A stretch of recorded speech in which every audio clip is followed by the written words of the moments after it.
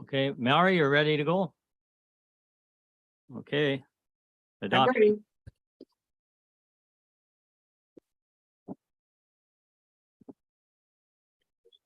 I think she missed, he's looking for the resolution for adoption of the agenda.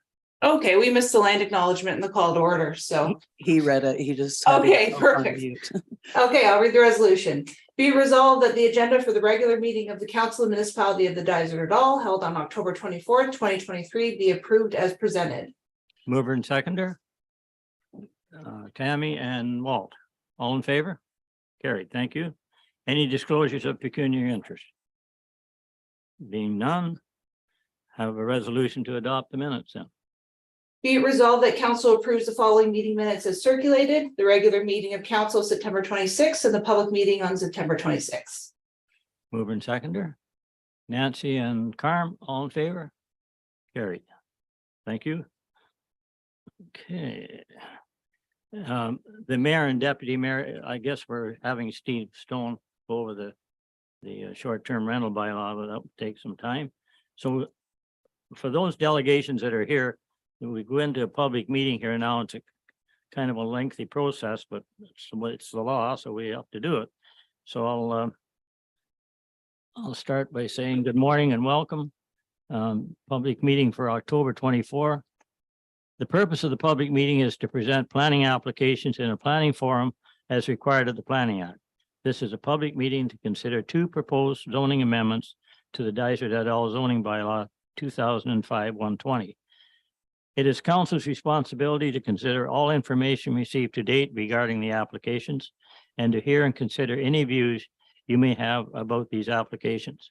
Every person present or registered will have the opportunity to ask questions about the proposals and voice their opinion regarding same. Please state your name and your relation to the application prior to speaking. Each person will have up to 5 minutes to provide comments or ask questions.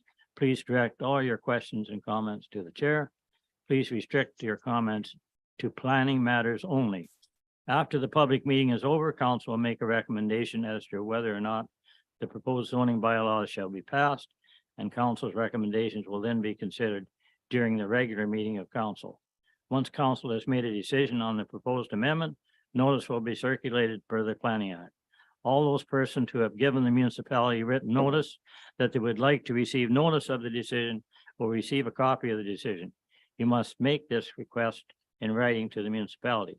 The Planning Act specifies that if a person or public body does not make oral submissions at a public meeting or make written submissions to the municipality of Dysart before the proposed bylaw is passed, the person or public body is not entitled to appeal the decision of the municipality to the Ontario Land Tribunal and may not be added to a party appeal process unless in the opinion of the tribunal rather that they are reasonable grounds to do so.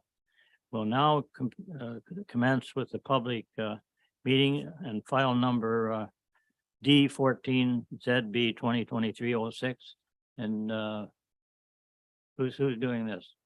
Marie, That'll be me. do you Sorry, mind go if I pass a resolution officially to go in? Sorry, Chris, to no go worries. into public Oh, to go into meeting? the public, I'm sorry. That's all right. I'll read it right now if that's okay. So be it resolved that council hereby adjourns the regular meeting of council at 9:05 a.m. To proceed into public meeting to consider both zoning bylaw amendment D14-ZB-2023-006 Lands of Petrini and official plan amendment and zoning plan amendment files D08 OPA 2023-001 and D14 ZB 2023-004. Mover and seconder, Barry and Walt, all in favor? Carried, thank you. Okay, now. Thank you. Good morning, everyone. So this is a returning file. So this is for the bylaw of Lands of Petrini. The bylaw was deferred during the September 26, 2023 council meeting to allow staff to recirculate the application to include a request from the applicant for reduced exterior side yard setback of 8.1 meters. The proposed zoning bylaw will also accurately define the environmental protection area on the subject property as delineated in the sketch attached with the report. The application was circulated to all neighboring properties owners per the Planning Act requirements on September 28th, 2023. To date, no comments have been received. The proposal is generally consistent with the provincial policy, the municipal official plan, and represents good planning, and is recommended that council approve the bylaw. And that concludes the summary of the application. So there should be no question about that. It's straightforward, I think. Okay, we'll move on to the next. We have resolution, I guess, there. Yeah, I'll read it.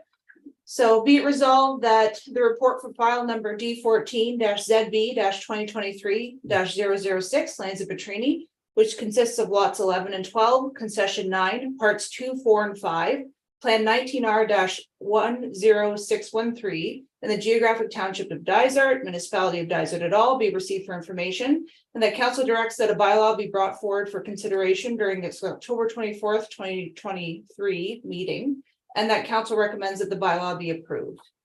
Okay, mover and seconder, Pat and Barry, all in favor? Carried, thank you. Okay, next.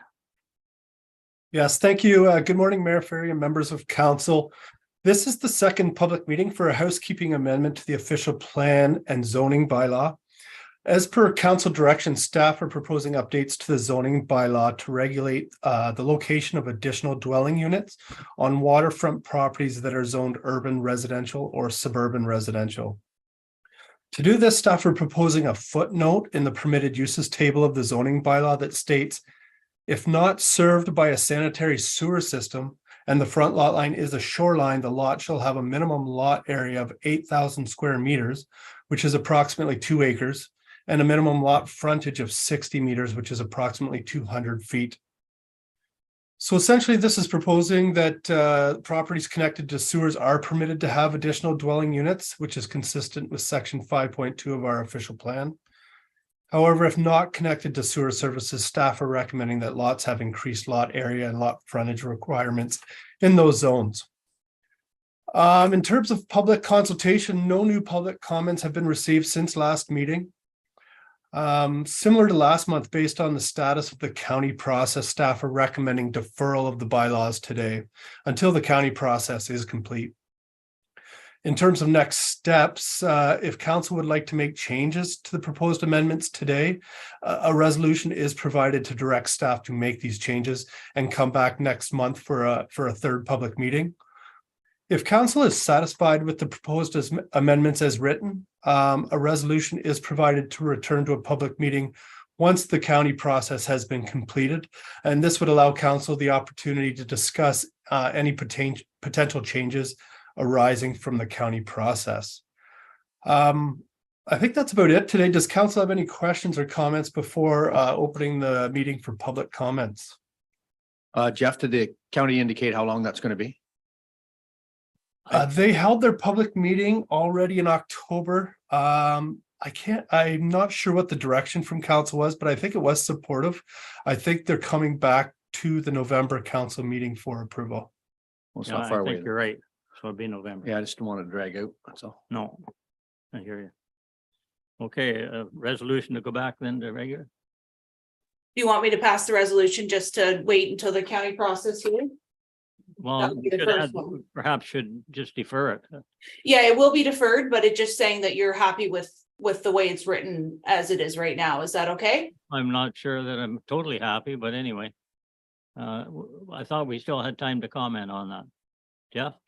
Yeah, and I could clarify. So the proposed resolution is a resolution to defer it and direct staff to come back to one more public meeting. But that public meeting won't be next month. Actually, it could be next month, but it won't be until after the county process is complete. That way you still have more opportunity to engage with the public and make changes to the policies. The one thing I would like you to look at is the size of those lots, like 2 acres and 200 feet on the road.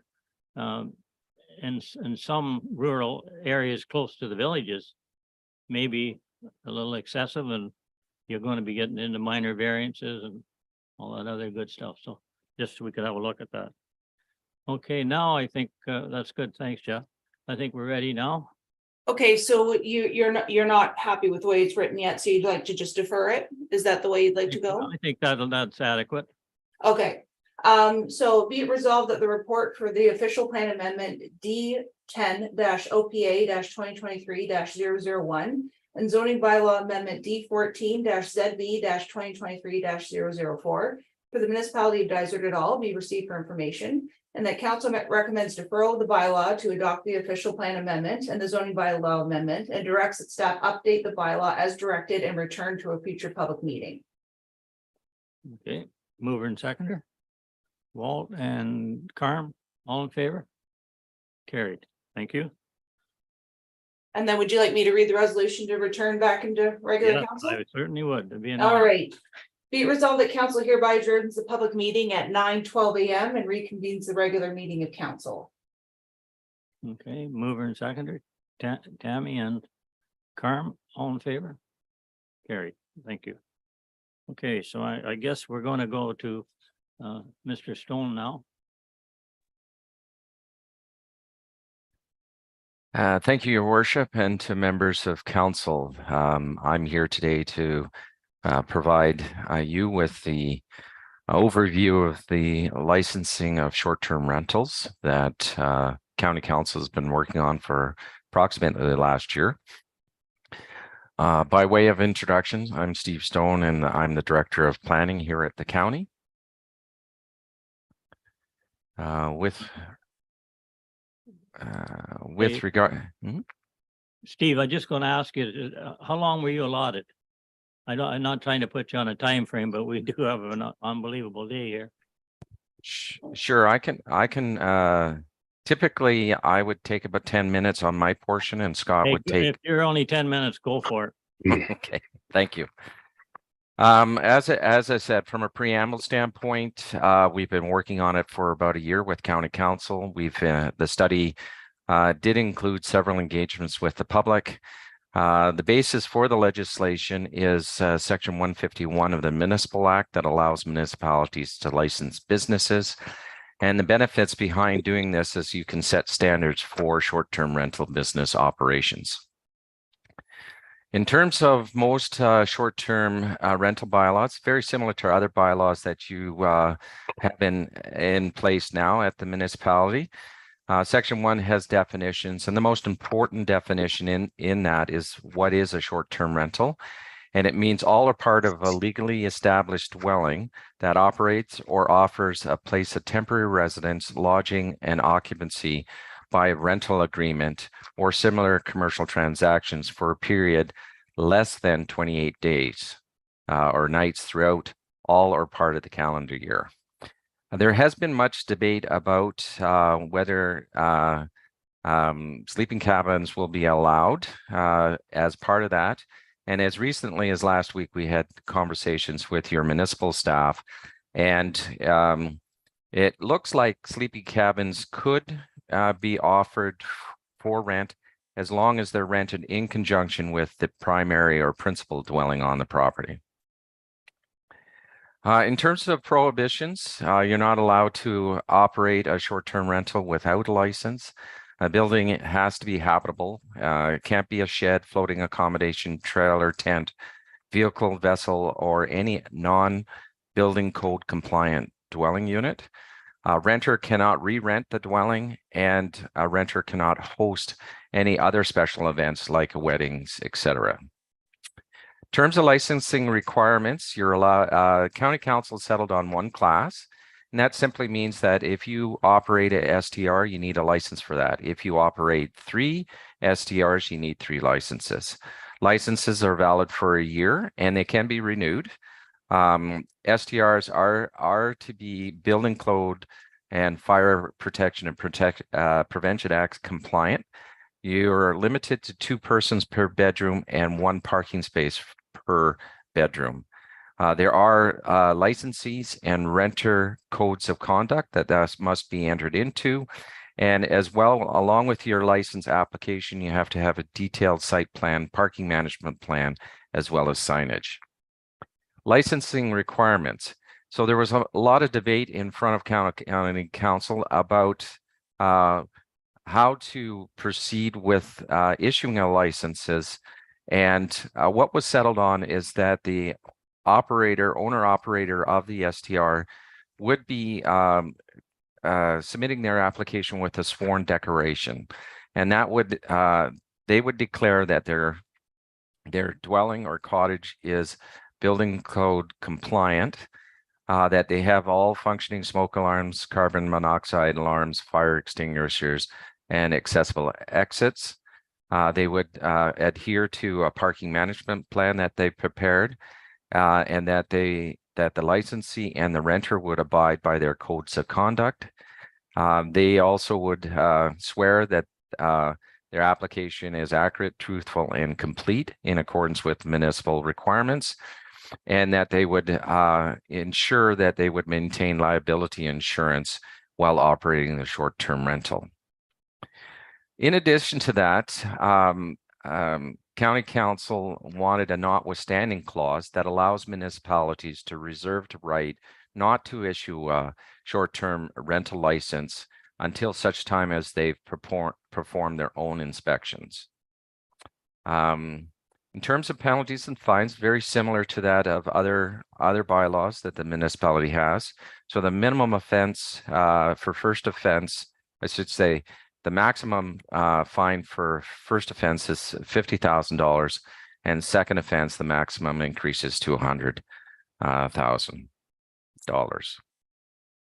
In terms of implementation options, the County Council would like all 4 municipal councils to endorse their own bylaw as soon as possible, and that would include local administration of the bylaw, but the appeals of any license issuance or any refusal to issue a license would go to the county for adjudication. And failing that, the County Council has thought that if there is no interest in administration locally, that they would entertain doing a bylaw for the entire county.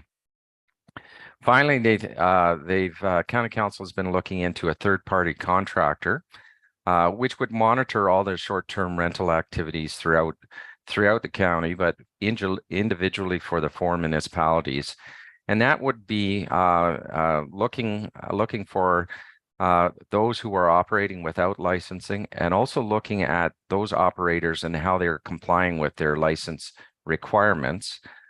They would also look at it, receiving monies for those on behalf of the municipality. And we're in the midst of issuing an RFP for that third-party contractor, and chatting with our purchasing officer. It will be out shortly. So that's an exciting thing to unfold. And I am now going to refer to my colleague, Scott, who will talk about municipal accommodation tax. Thank you. Good morning, Your Worship and members of council. I'll do my best to be brief. So just some context to the conversation is this was a discussion that staff brought forward to County Council last fall prior to the election, just to give them some background on municipal accommodation tax. As we progressed through the short-term rental program, we have had discussion about trying to link the implementation of both programs together if it were to move forward. Just making it simpler if it's all launched at one time. It's a little bit easier from a marketing and communication standpoint. So the tax was implemented, or the authority to implement a municipal accommodation tax was created in 2017. It is important to note that if it is implemented, it is a mandatory tax. So prior to 2017, if there was an accommodation tax in place, a guest could actually ask that it be removed from their bill, and the provider would be obligated to do so. In this case, if it is implemented, it's a mandatory tax, and it can only be implemented by lower tier municipalities. So for the context of today's conversation, the County of Haliburton would have no legal authority to implement one across the county. It'd have to be done in each township. I won't bore you with all the details of of the legislation, other than just to say that it does provide the opportunity to provide put exemptions in place. So we have seen in some instances in certain municipalities that they've actually exempted some properties or types of lodgings from being required to charge the fee.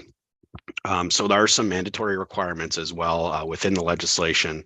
A couple key points, most importantly, at least 50% of the revenue collected by the local municipality has to go to another designated tourism entity. It must be a not-for-profit. So again, for today's conversation, the County of Haliburton, although we act as a DMO for the region, currently as it constructed, we wouldn't be eligible to receive that 50%. So it has to go to a not-for-profit. It doesn't just have to be a single entity either. It could go to multiple bodies. The funds must be used for exclusive purposes of the promotion and development and marketing of tourism. And last, and I always say this is the most important piece of legislation, there must be an agreement that is entered into between, in this case, it would be Dysart and whatever entity they were giving revenue to. This is the fundamental kind of core document that's in place, because within that document as well, you can put in language about what you want to see that money spent on when you're providing it to that other entity. So it may just be beyond marketing tourism. It might be things like tourism infrastructure, trails. You can have language in there about joint projects potentially. We've also seen in some instances, some areas they've included some economic development programming and marketing, just because similar to the Haliburton County, tourism is a key component of or driving component of the economy. So the key considerations when we were looking at this, when we presented to County Council, was who's going to collect the tax. And this is really, really challenging when it comes to short-term rentals. If you're just implementing it on traditional roofed accommodations, that can be fairly simple if you're only trying to chase, 10 or 11 operators and get them to remit on a monthly basis. When we're potentially dealing with, 1,500 to 2,000 different operators, that's a lot more challenging. A lot of organizations have gone outside to either a third party, as we've identified.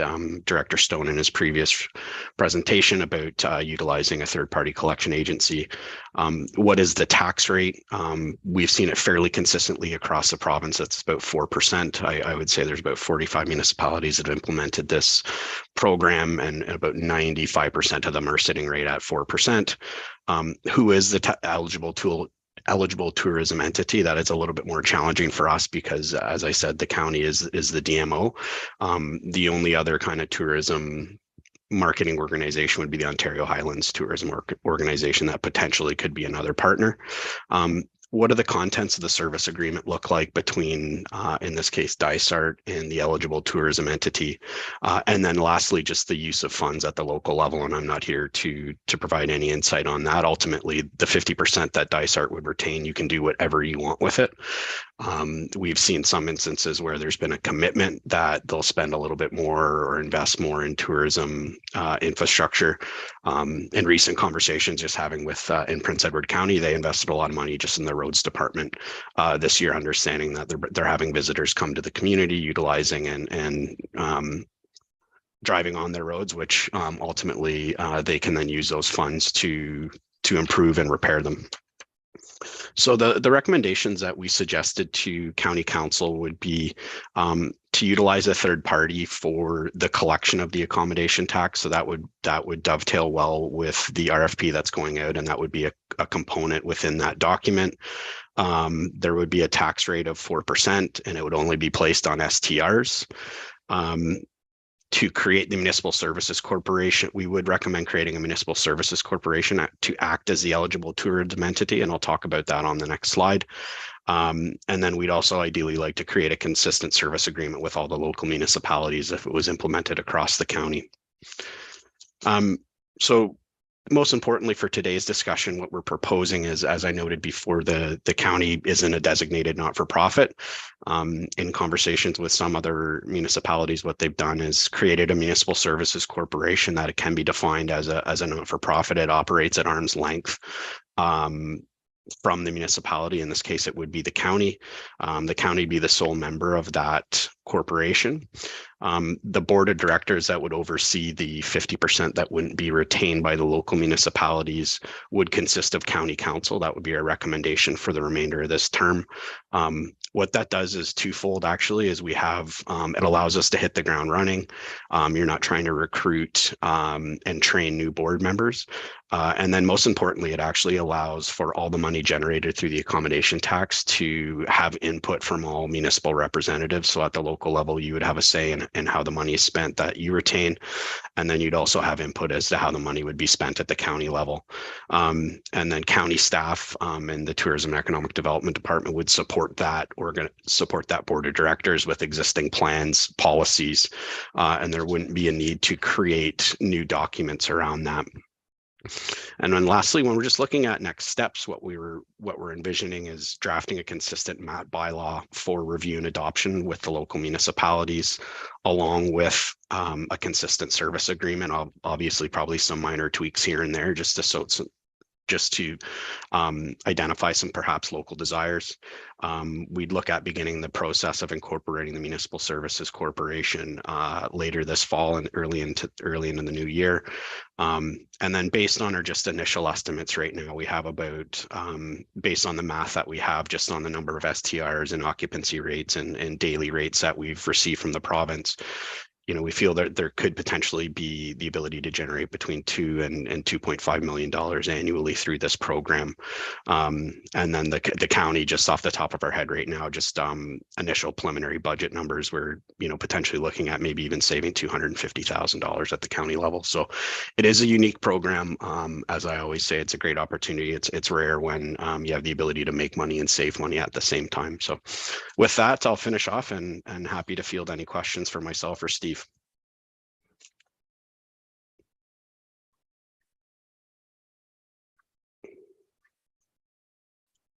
Murray, I have a question if it's okay. I can't hear council chambers right now. I don't know if you guys have your Okay, sound on. Oh, I can hear you now. so are there any questions, or can we submit them to the county if we have questions? Who's going to answer that? Steve? Most definitely, your worship and members of council. If you have, I've fielded a number of questions myself after the presentations, and even I know your municipal staff have been eagerly watching other presentations that have submitted questions to me, and that's been reflected in some tweaks to the bylaw. So thank you very much. Would be happy to answer your questions offline. Yeah, and I know one counselor in particular has questions, so we'll shoot that off to you. Any for Scott? We won't have any trouble spending the money, by the way, on roads and all. So thank you very much, Scott and Steve, and it was a good presentation. And I think we're all better off for it. Thank you. Thank you very much. Okay. Like me to read the resolution, Murray? Sure. Okay. Be it resolved, the council acknowledges received the presentation from Steve Stone and Scott Oval detailing updates to the County of Haliburton short-term rental review process. Mover and seconder. Walt and Pat, all in favor? Carried. Okay.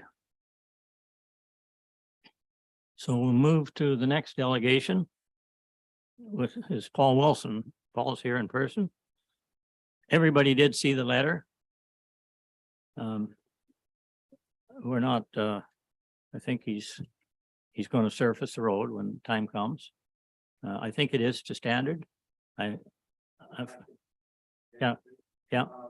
Oh, do you mind coming up to the speaker, because Mallory and everybody can hear you?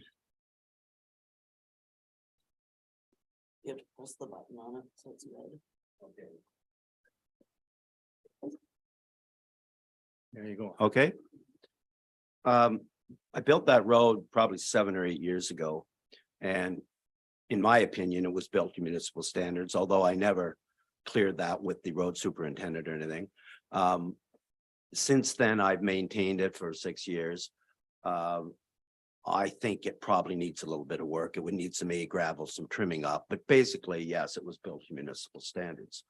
Um, I have entered into a subdivider. Do you mind if I elaborate a No, little no, bit? go ahead, finish. Yeah. I have entered into a subdividers agreement with the township.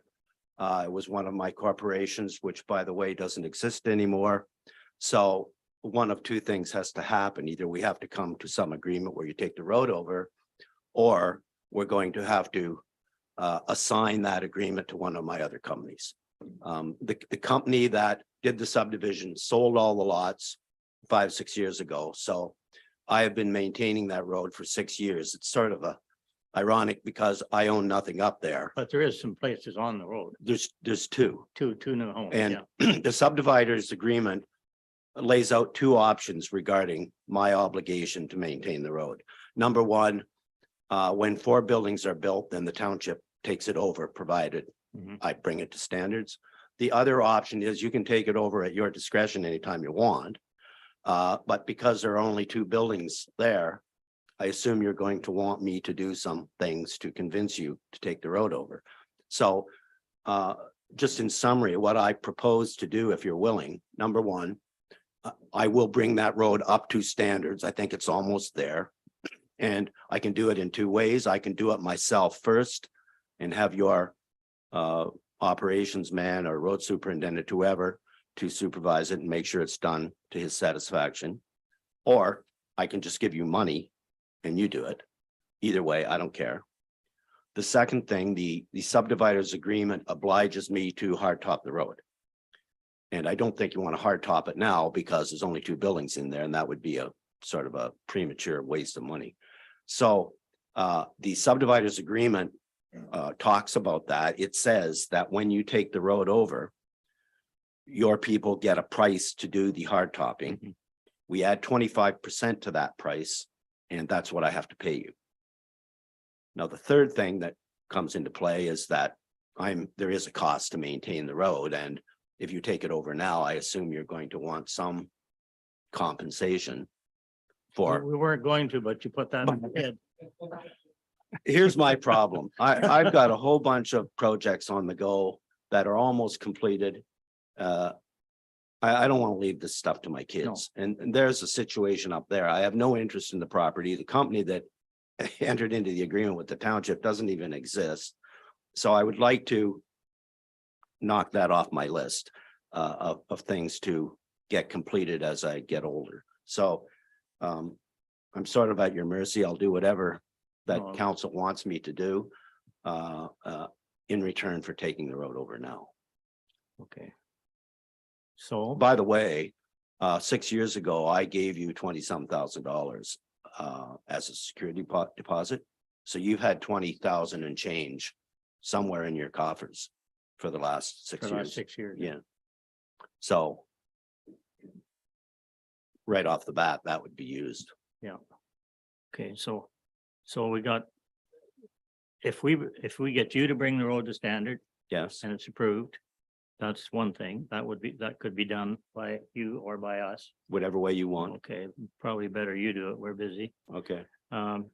The other thing is the money, it would be in trust for the pavement after we got an estimate and added 25%. Yes. That's right. Now that would be in trust. And I guess, so we've got the 20,000, we've got, so the only other thing is the maintenance. Yes. And do you know what it costs you to plow that or? I think it cost me $1,200 to do it last year. I never even went up there. I just hired somebody to do it. And I didn't do any other maintenance on the road. I didn't grade it or No. anything. I think probably should be graded occasionally, but before you do that, it's got to have a Yeah. bit of more gravel, which would be part of my obligation to bring it up to current Okay, standards. so I guess it gets down to what the maintenance is. Yeah. For the period until we service it. Murray, how long is it, Paul? 800 feet. Yeah, and it's right at the end of where we Yeah. go now. So Rob must have a figure that he has per foot or per kilometer or something that he uses for It's not even a kilometer, is it? It's No, 800 but feet. Yeah. he could. But he must have that figure of what it cost him for winter maintenance, right? Well, and plus where you turn around, the road's extended now that 800 feet. So I have a turning circle at the Yeah, end. we turned down there. I don't know. I I don't know where you turn around. You must have back up and turn We around. do. Whereas if you maintained my section, you could just turn around. You and go turn right around and get Yeah. out and hurry. Yeah. Probably faster to do it. Okay, so what do we want to do with this then? The only thing we should hear back from Rob on, Well, yeah, but First I of all- think we're all right with the financial arrangement, are we not? I know what the hard topping costs because I just paid for a mile of hard topping in the condo corporation at Halliburton Percy Lake is $8.70 a square meter. That's what we paid. So if you apply that to this project, I think it's $12,000 to $15,000 to hard top it, So plus 25%. yeah, so 15. Okay. Yeah. I'm not suggesting you use my figure, but that's probably what your guy is gonna come up with. Rob, you're on the screen. Do you have a square meter for maintenance, or I wouldn't know why you would, but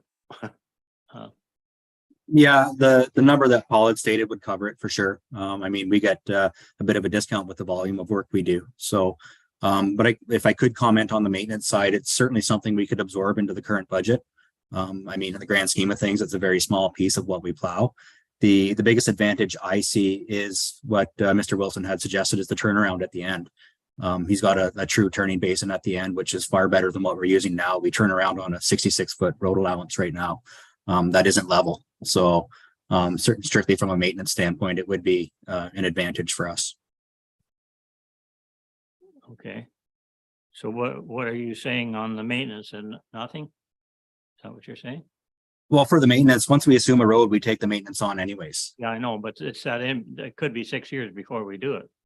So what about the maintenance now? That's what I'm trying to. By the way, if I could interrupt, it's not when you hard top it, it's when four are built on. Yeah, when four are It's built your, on. when four are built on, it's your obligation And to I take think it they're anyway. sold too. The lots are all Oh, sold. they're all sold.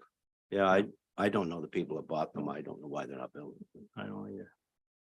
Okay, so even, it doesn't matter whether it's four built on or we. Well, when there's four built on, you would have to take it over You have anyway. to assume it, yeah. Okay, so what do you say the cost for the winter? 800? I paid $1,200 to plow it last winter. Well, somebody say something here. We gotta move on. well, I think, what do you think, Rob? Like, what, it's kind of, are you happy with just the turnaround thing? Like if it's $0 because you're gonna make it easier to turn, I know 800 feet to go 800 feet in a plow truck's really not much of a deal, especially if you're getting a better spot to turn around. So. Well, and that's just it. We did something very similar on Hillman Road a few years ago. Is we assumed a small portion in that subdivision just so we could turn around at the intersection of Brook Trout Run. It was to our advantage to turn the snowplow around. And to me, it's a very similar situation. For the sake of 800 feet, I mean, if the road's brought up to standard anyways, the maintenance costs are going to be very minimal. And say our truck's up there anyways. To go 800 feet for a proper turnaround, it's a no-brainer for me. And I totally agree with the turnaround. That's a real plus for us. So basically you're saying zero cost for maintenance. Say once it's ours, it gets absorbed into our annual operating budget anyways. So it's going to be minimal maintenance costs once it's brought up to standard. Okay, so I guess, is that a consensus? So we're going with the money that we have had for years. Bringing the road to standard you're doing. I'm gonna do it. Okay. Yeah, and then get a price on. Got it. Somebody's gonna have, you guys get a price Yeah. on the hard topping. Yeah. And we add 25% to that price and I Yeah. have to pay that as well. You have to pay that as well. But of course, you've already got 20,000, so. Well. Yeah. Murray, do you want me to read a resolution and see if you want me to add anything into it? Sure, that'd be good. Okay, be it resolved that council acknowledges receipt of the delegation from Paul Wilson detailing his request for the municipality to assume maintenance of the roadway servicing the subdivision on the west end of Bridgewood Road as described in Plan 19M-14.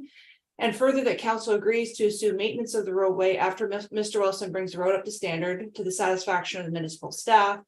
And further agrees to the proposal that Mr. Wilson will pay 25% of the cost to hard top the road. Does that summarize everything? No, that's not correct. Not 25. It's the cost plus 25. Cost plus Cost 25%. plus 25. We'll pay the cost to hard top the road plus 25. Yeah, Yes. Okay, that would have been a deal. Yeah. yeah, it really would have been. Okay, so you've read the resolution, mover and seconder? Pat and Carm, all in favor? Carried, thank you. Okay, that's great, thanks, Paul. Thank you very much. Okay, Turn that off. Miss Chris Porter.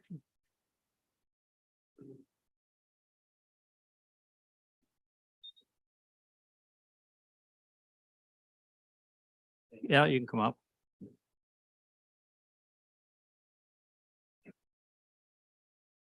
Good old Cache Agawigam, right? You betcha. Yeah. Good morning, Mayor. Yeah. I think just going to hear the staff first, because I think they're going to make your job easy. Who's going to speak for this? Jeff? I can speak to this. I didn't really prepare anything, but I did review the submission, and based on the information submitted, the building does appear to have been constructed prior to 1977. So if that's the case, its location would be recognized by the official plan. So that would solve your problem, right?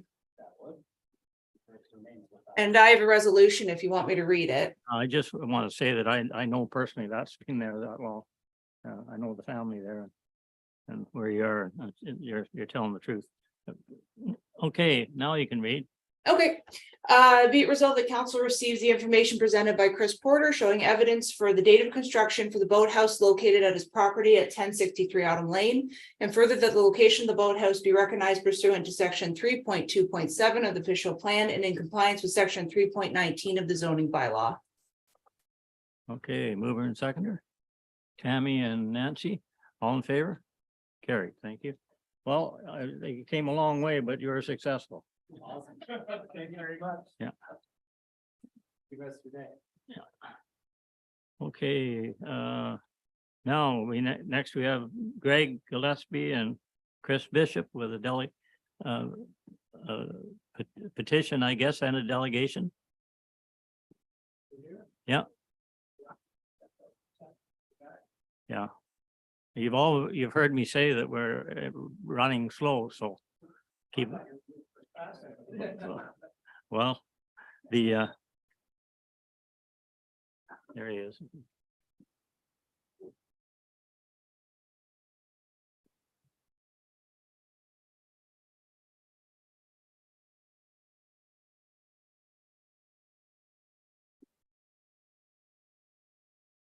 Okay.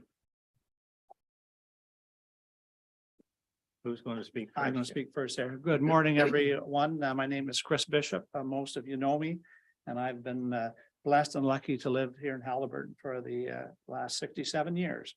I am one of two presenters here today, including Greg Gillespie. We represent a group of locals who have formed the Stop Feeding the Deer Coalition. We want to thank council for letting us present to you today on an issue that is very important to us and many other local residents, and this is the issue of deer feeding within the town limits and surrounding areas. We all appreciate the work that went into creating the original bylaw, but we're disappointed when the bylaw was drastically altered at the July meeting. We're here today to present to council our reasons for amending the current bylaws and with facts and signatures. Here's what we would like to see in the bylaw that is not much different from the original drafted bylaw. We would like to see that bylaw 2033-44 be expanded to year-round ban on feeding. Expand the coverage area back to the original plan plus highlighted areas, including additional coverage on Harmony Road and out Highway 118 west to the municipal work terminal. Require deer feed vendors to post this bylaw and map as originally set out, and include information on the consequences of feeding deer and bylaw on websites, mailouts, etc. And maybe it could be included with the tax notice. Signage within the village would certainly help, but public awareness to this bylaw is critical. And I'm going to give you some information, the consequences of feeding deer in urban areas. Now, there is significant documentation on the subject prepared by biologists and scientists. Wildlife experts across North America strongly discourage the feeding of deer. People who feed deer believe they are helping, but the negative consequences of deer feeding are well documented. Commercial deer food is nutritionally inferior to natural food and can cause gastrointestinal problems when the gut bacteria of deer can't adapt quickly enough to a change in diet. Deer instinctively reduce their food consumption in winter. Their metabolism slows and they move around less. It's normal for deer to lose up to 20% of their body weight during the winter and remain healthy. Artificial feeding disrupts this normal adaptation by speeding up the metabolism of deer, causing them to use up their fat reserves more quickly. Deer do starve in the winter. This is a natural process that helps keep deer populations at long-term sustainable levels. Deer are beautiful wild animals, but we rob them of their wildness when we feed them. They become dependent on easy food sources, reduce consumption of their natural food, and younger deer don't learn how to forage. Deer lose their fear of humans, approach people for food, and can become aggressive. High deer concentrations at feeding sites can lead to competition between deer, stress, and possible injury to subordinate deer, and an unequal sharing of food. Feeding sites are the primary routes for transmission of potentially serious diseases and parasites between deer, and increase the chances of deer transmitting via their saliva, urine, and droppings pathogens such as E. coli and Giardia to people and pets. Increased number of deer means more ticks that could potentially carry bacteria that causes Lyme disease. Higher deer densities in the village have resulted in an alarming increase in deer vehicle collisions, causing more deer to suffer injury and death and risking the safety and expense to drivers. The overpopulation of deer in Halliburton Village has caused extensive damage to both natural and planted vegetation on private property and public spaces. Many residents and businesses have lost thousands of dollars in destroyed landscaping and gardens. Many properties and public spaces are almost unusable because of excessive deer droppings. There are increased sightings and encounters with wolves and coyotes within the village boundaries. Contrary to some beliefs, wolves did not chase the deer to town. The increased number of deer has attracted these predators. People who enjoy their pets have to install fences to give their pets a place where they can be outside and not on a leash, because they will chase the deer if left alone, not to mention the excessive barking. I am one of these people who experiences this on a daily basis. I've got some information from County Rose, who is the garden center out on 118 going west, as to the expense that they've incurred this past year due to the increased number of deer and the damage that's caused to their business. And it's almost $10,000 that they've spent this year on plants and fences they've had to put up and sprays and things that they've had to plant to try to create a protective barrier area. I've personally lived most of my life in Halliburton and have resided in the same neighborhood for the last 22 years. 10 years ago, deer were not a problem, but the increased number of people feeding deer has created a real problem, to the point where I experience a minimum of 10 and a maximum of 24 deer per day on my property. 25 years ago, I might have seen 24 deer per year. Thank you for listening to me, and Greg Gillespie will now present to you on a petition that was created. And just before I get to the petition, I have some information to share. I'm a resident of Halliburton Village. I worked for the Ministry of Natural Resources for 30 years before retiring in 2004. For 20 of those years, I worked exclusively as a Fish and Wildlife Manager. In the early 1990s, I was the operations manager for the Loring Deer Yard, the largest deer wintering complex in Ontario. So I have firsthand knowledge and experience with emergency deer feeding. It was an expensive management tool meant to be used in undeveloped areas far from residential areas and busy roads and highways, and only when very severe winter conditions were present. The current MNRF does not feed deer anymore and strongly discourages recreational feeding of deer by the public for all the reasons given by Chris. To ensure the accuracy of the information that we have and are making public, I vetted our background paper, Consequences of Recreational Deer Feeding in Urban Areas, through staff biologists at the Ministry of Natural Resources and Forests, Bracebridge, Minden, Parry Sound District Office. I have a written reply stating that all of our information is accurate and represents the ministry's position on supplemental feeding of wildlife. Now, it has been suggested by the pro-feeding folks that wolves not feeding is the reason for the large number of deer living in our village. They claim that the wolf hunting and trapping ban imposed by the province in 2001 in townships adjacent to Algonquin Park has resulted in a large wolf population. This seemed a little odd to me, so I reached out to Dr. Brent Patterson, who is the MNR's senior wolf and deer research scientist, and he's also an adjunct professor at Trent University, for his thoughts on this allegation. Here is his reply. Over the past few decades, we've seen a large increase in the recreational feeding of deer, both in rural areas and municipalities. This feeding has contributed to pronounced shifts in the winter distribution and abundance of deer. Most deer in northern climates traditionally migrate to winter yards, which are areas of dense conifer cover and hence lower snow depths, but which are also close to mixed and hardwood stands which offer forage. Recreational feeding of deer removes the incentive for many deer to undertake their traditional seasonal migration to wintering areas, and many traditional deer yards now receive little or no use by deer. In contrast, many deer from the current catchment areas that formerly traveled to these yards now stay near houses all winter on account of recreational feeding, which is now very widespread. This phenomenon is being documented and studied in many northern jurisdictions, so is not unique to Ontario.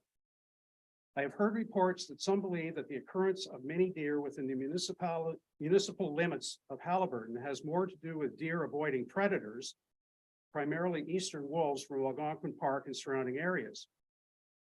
Although some animals, including deer, may sometimes live close to humans and develop areas to avoid predation, it is noteworthy that wolf populations in Algonquin and the surrounding Ban area have not increased in number in over 15 years.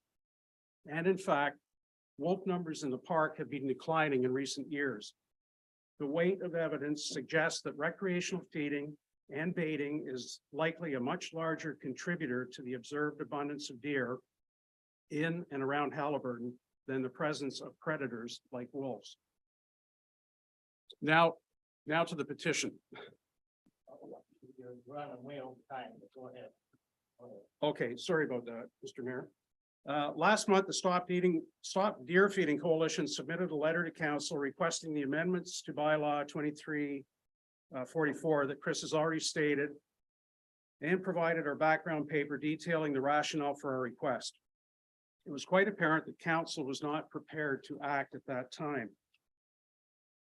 So we've returned to council today with a petition that will leave no doubt as to how many local residents and businesses are fed up, no pun intended, with this overpopulation of tame town deer. You will note that in the interest of time, we have withdrawn our request for an increased fine and support the $150 POA ticket and the $100 administrative penalty for each offense.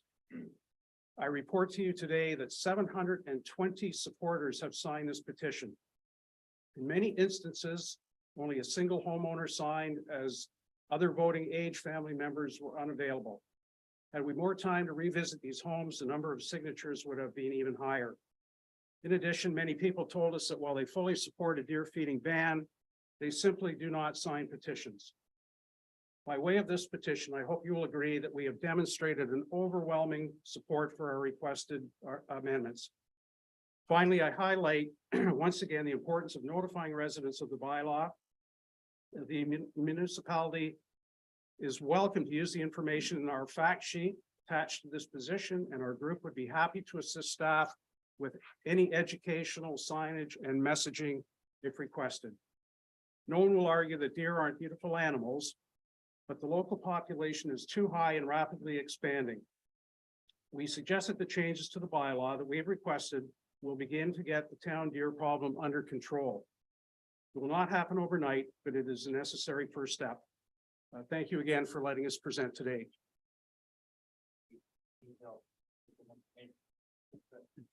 Thank you. And we'll be talking about this bylaw. We can't hear Murray if you're talking, Murray. Your mic might not be on. Yeah, you're right. Okay, perfect. I said we'll be dealing with this later in the day. In the bylaw department's report. Thank you. Now we're going to hear the other side. So I'll read the resolution to accept this one, okay? Before we go to Lori. Be it resolved, the council acknowledges receipt of the delegation from Greg Gillespie and Chris Bishop regarding the deer feeding bylaw. And further, that council acknowledges receipt of the petition created by the Stop Deer Feeding Property Owners Coalition, which details the list of requested amendments to the deer feeding bylaw. Okay, moving seconder. Pat and Tammy, all in favor? Carried, thank you. Okay, next delegation, Lori King. Good, you don't have a bunch of papers. I don't have a lot to say. Yeah, you're good. Thank you for hearing me out today. I can't disagree with anything those people just said about the harm of deer feeding and the statistics, but the fact is that it is a problem, and there are people like me who sincerely love the deer, and this is going to be really difficult for us to watch this abrupt ban. I have lots of ideas, and I would like you to support me starting a committee to awareness is the biggest thing. It's the irresponsible deer feeders that have created the problem or made the problem worse right in town, and will continue to, because I've already heard of people who have private backyards who have no intention of stop feeding. And well, right now I see the hunters, the unethical hunters, loading up their trucks with carrots and corn. That will go on till the middle of December. By then, the deer will already, their metabolism will be ruined. They'll come into town, they will be starving. And I mean, if your mandate is to call the numbers by starving them to death, then go ahead and do this ban and have neighbors tattle on their neighbors, and you'll make lots of money in fines, I guess. But I'm asking for 1 year, 6 more months to let us get the media involved, the radio stations, the newspapers, to get people to stop feeding them on their own without just. It's not our fault that they're not involved. We've been dealing with this for 6 months in a row. So the press should know about it. Well, I think they need to, I think I can convince them to take an active role in just helping the people understand and do this because they want to, because it's what's best for the deer, rather than this one abrupt ban that is going to be really hard to watch. And I mean, none of us know how that's going to play out. No, but none of us do. and it's very possible that there will be a lot of deer that fall asleep in your backyard and just don't wake up in the morning because they haven't had enough food to fuel them.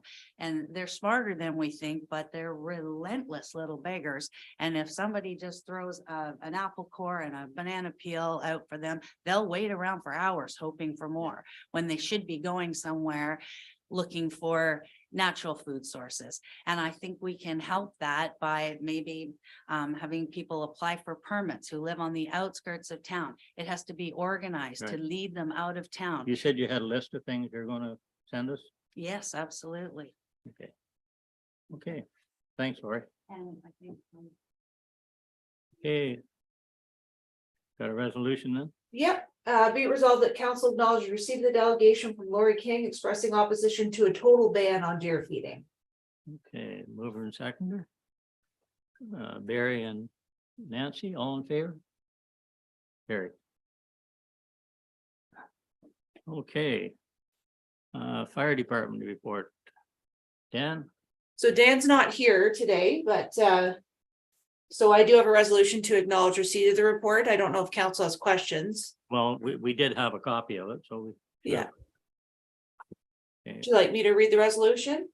Is there any questions before we do the resolution? Pretty straightforward, I think. Okay, go ahead. Okay, be it resolved the council acknowledges receipt of the fire department report for September 2023. Mover and seconder. Pat and Walt, all in favor? Carry. Okay. Andrea. Parks Recreation.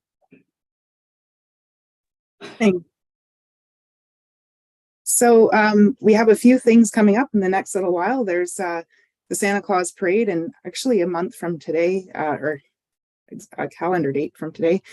So we're staff are putting together a float, and we're volunteering our time to represent Dysart. And if any counselors would like to join us, please let me know and we can arrange for that. So that's on the 24th of November at 6 p.m. We have the Jolly Jog that same weekend on the Sunday. It's the 10th year the event's running. It's a family-friendly event. So it's for anyone to come out, have some fun, festive spirit, to walk, jog, or run. And there's 3 different routes available. So that takes place starting and ending at the Haliburton Highlands Museum. And then we've got our public skating, shinny, parent and taught skate, adult skating all underway at the arena. We've got the schedules posted on our website, and people are coming out for those. And then plans for, last year we did it 28 Days of Fun, changed the name to Fun in February, and have been working on the booklet and everything. There's going to be more than 28 activities listed. There's a really good list generated within the office, and that will be something for people to get out, explore Dysart at all, both indoors and outdoors, and a chance to win prizes. So, and if you have any great ideas of something that should be included, take a look at the list, see if it's not there, and let me know, because we can maybe add it in. So we'll get those to print soon. Okay. Any discussion about that? Andrea? Pardon? Resolution then? Be it resolved, the council receives the recreation programs and event update as information. Okay, mover and seconder. Barry and Tammy, all in favor? Carrie. Okay. The boat And we launch. have, yeah, boat launches. So we have 27 different boat launches in the municipality. They have different levels of service. The Wilkinson boat launch was brought to attention, and there was money put aside in the budget to do repairs. Staff had hoped to be able to do the repairs in the spring, but the water level never got low enough. So in September, they were able to do the repairs to the boat launch. There are pictures attached on the report showing the state of the boat launch prior to the repairs and then after. We've heard good comments from people. It opened a day and a half earlier than they had hoped, so that was always good too. So that one's been repaired, and then they did some minor repairs to both boat launches at Haliburton Lake and then one of the boat launches at Drag Lake. So it's something that's ongoing. One thing we do want to say is that the water levels fluctuate. So whoever is putting their boat in or out, to always make sure to take a look at the launch prior to backing your trailer in, because things change, things shift around. And then you will see in our 2024 budget request to do repairs to the Red Pine boat launch. The dock there is in rough shape. It gets shifted around because of the water. So there will be a request to replace that dock, and that will be coming forward. So we're just giving you the heads up. Okay. Okay. Any discussion? Resolution then? Be it resolved, the council receives the Dysart boat launches report as information. Mover and seconder, Tammy and Pat, all in favor? Carrie. Okay. Okay, building and bylaw. Right back into the deer feeding. Okay. Carl.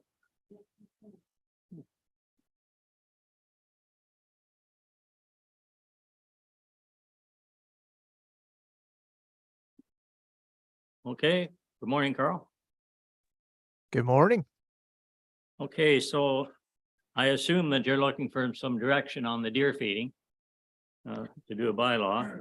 Yeah, definitely. Now the petition, the information on the petition, it contained a couple of items that we may not be able to put into the bylaw or require vendors to do. Then those are just a couple of things that I want to touch on right now before we get some direction back. Sorry, let me just open the petition. So one of them is requiring deer vendors, feed vendors to post attached bylaw notice. So the Municipal Act allows us to do certain things. So something with our fireworks bylaw, the Municipal Act, right in the Municipal Act contains a provision that we can require vendors of fireworks to provide notice. But there's no such thing for any other vendors, and I don't believe that we have the authority to require vendors of deer feed to post such notices. I know it was an early provision of the bylaw that was proposed, and it was we did look into it and I don't think that's something that we can do. The other item of providing an appendix or preamble to a bylaw, it's not something that we do, but we can add it as basically educational information on our bylaw page of our website, for example. Presuming that we get the letter from the MNR saying that this is basically all acceptable information, we would want to add that as well, because it's the MNR that we would look at as basically being the deer experts. Staff are not deer experts, and we don't want to basically push anything that might not be true information either. So that's something that we can do rather than adding it as a preamble or appendix to a bylaw. Otherwise, anything seems to be up for grabs. Okay. So do we have a proposal or some movement on this? Okay, well, I'll start the discussion. How about Ward 1? That's the first thing that came up here.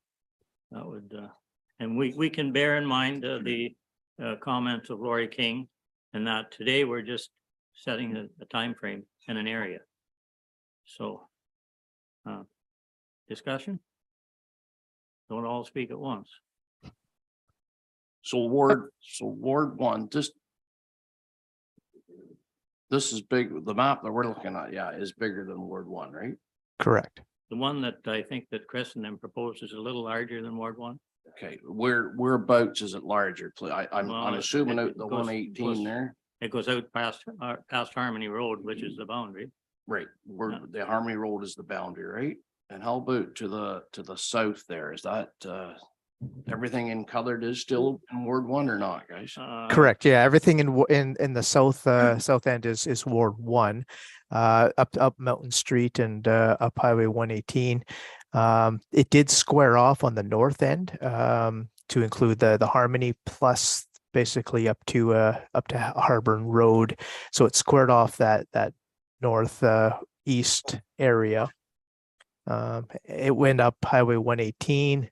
And it also includes the settlement area, which is down 118, Wigamog Road, Wonderland Road, those areas as well, which was an early rendition of the mapping and what was proposed by the coalition of people against deer feeding group. Also, Carl, can you kind of explain to me 4.6 there, the delete and replace? Oh, I can explain that. In an effort to remove any sort of restrictive dates, I did follow up with the MNRF regarding that section previously allowed between October and December for baiting for the purpose of hunting whitetail deer. So just to clarify that and remove any reference to dates in the bylaw, we've just replaced it with you have an exemption for the purpose of a lawful hunt, essentially. Okay, so basically you can hunt then, you can. Yes. Hunt then. Yeah. Okay. Deer, yeah, and the regular open season. Okay, gotcha. Thank you. Okay, so did you say we're down Wonderland Road down? Correct. Yeah, it's basically our whole settlement area. So anywhere where the sewers run, that's essentially where we're where it's being proposed at this time. Okay, There's a lot of columns down at that end, like that. I get it right in town. I'm not so sure about down there. Like that's kind of getting out of town. I don't know. Are we hearing from a lot of people in that area or not? I haven't, but pardon? We won't be until the deer move down there. Yeah, and then they'll move out of town for sure. Okay. Well, we're moving right along here. Well, Murray, just Ward 1's my ward, and of course, we thought we had this all figured out here a bit ago. And, based on why we're elected, we listen to the public and try and make the best decision for everybody. I know we're not gonna be a winner, no matter how this lands, but I've said this to different people, and this is an exaggeration. But you wouldn't set up a bear bait in town to attract bears and all that other stuff. And I know deer are far cry from bear, but same note, we definitely do have to do something. I agree with the settlement area. It's my own opinion, of course. Anyway, that's.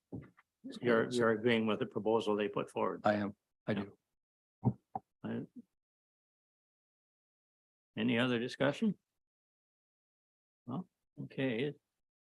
Mary, I got one question. So on this map, okay, for example, out towards the heart, municipality sheds, they got you not wanting to feed on the one side of the road, but the other side you can. So what's the point of moving it towards the junction if you can't feed in?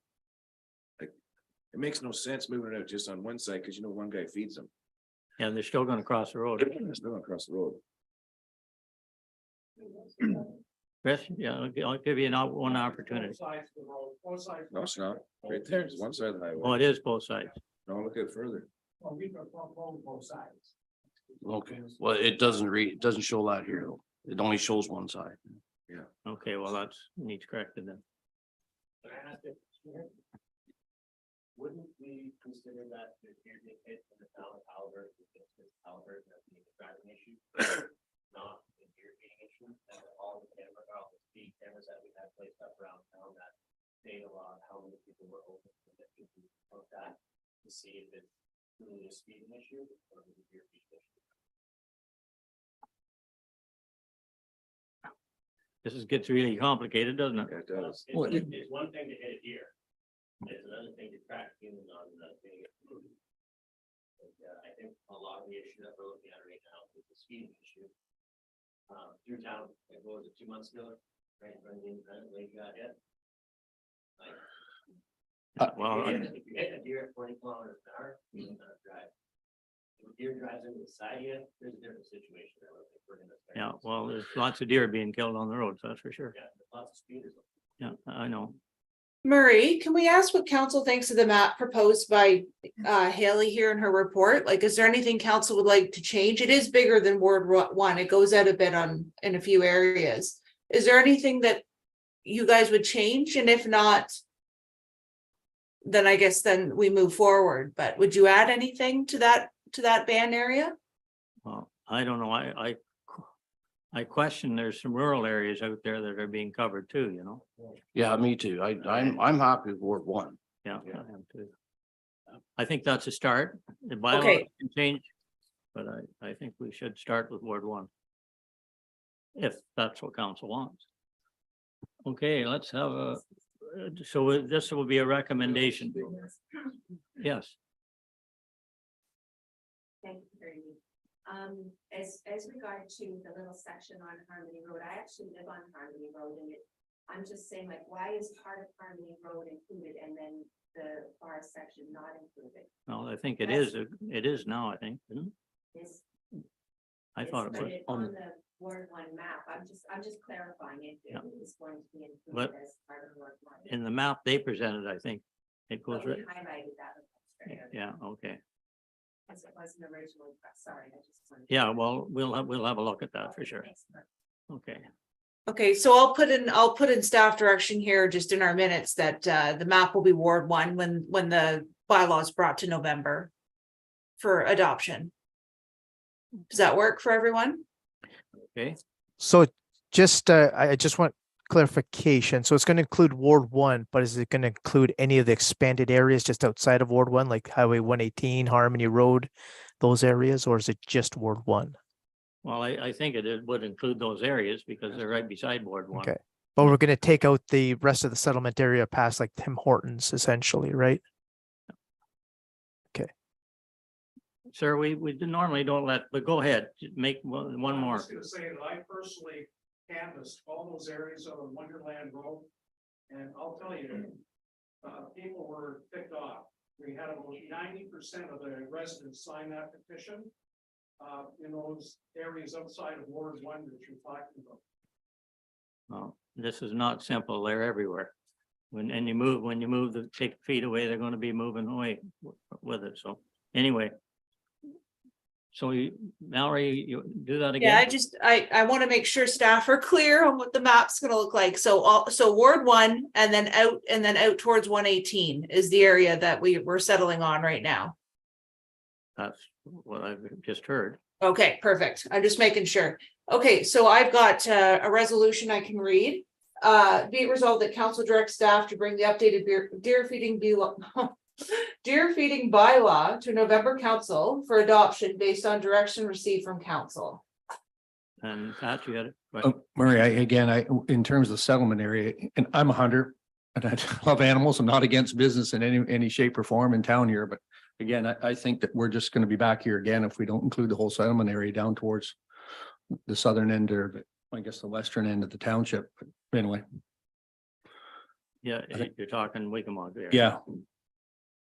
So Because there- it's high density along there, and of course, their access to all the bush and everything along that, on that lake shore.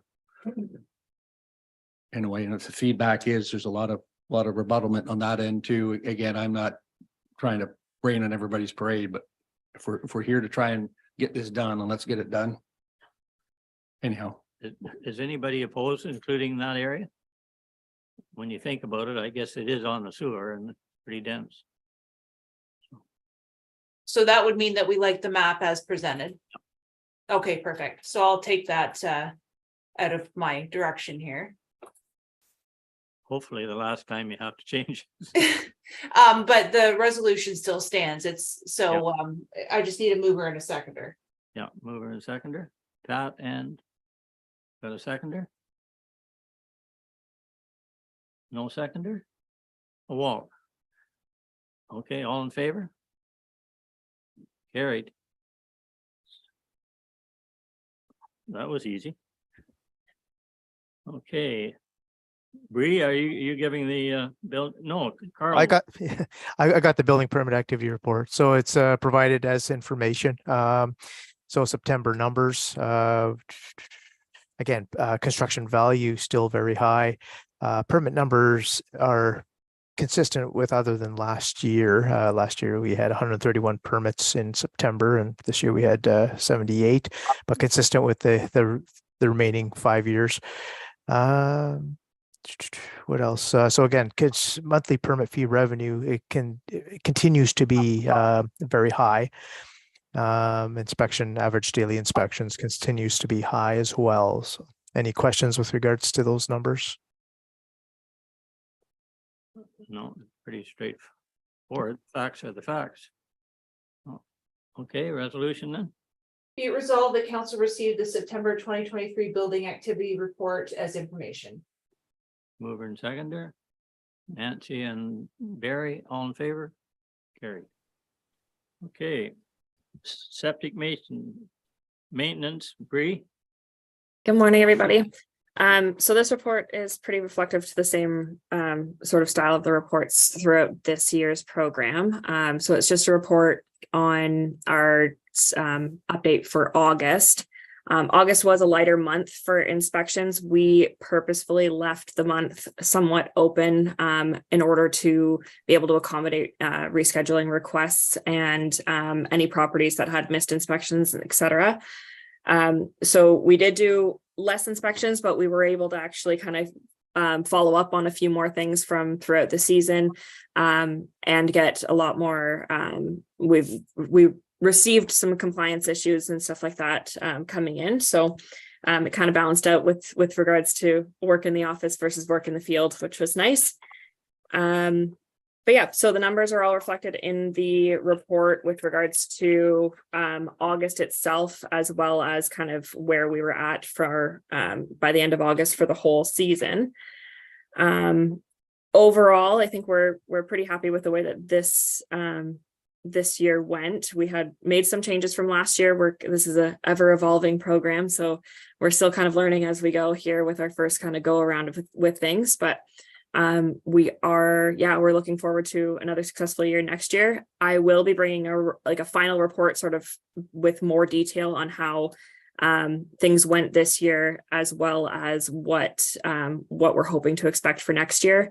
With that being said, we are hoping for a working group or some kind of committee of council to put together some information along with staff with what we are hoping to see for changes for the program next year.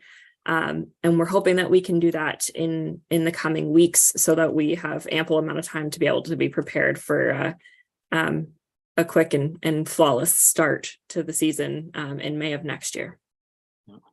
It's interesting to look at the report and see the lakes that are still with a lot of high risk. But you've got a lot of them corrected. Sounds good. Resolution then? Be it resolved that council acknowledges receipt of the August 2023 update for the septic maintenance inspection program. Okay, mover and seconder. Carm and Pat. All in favor? Carried. Okay, so. Bylaw update.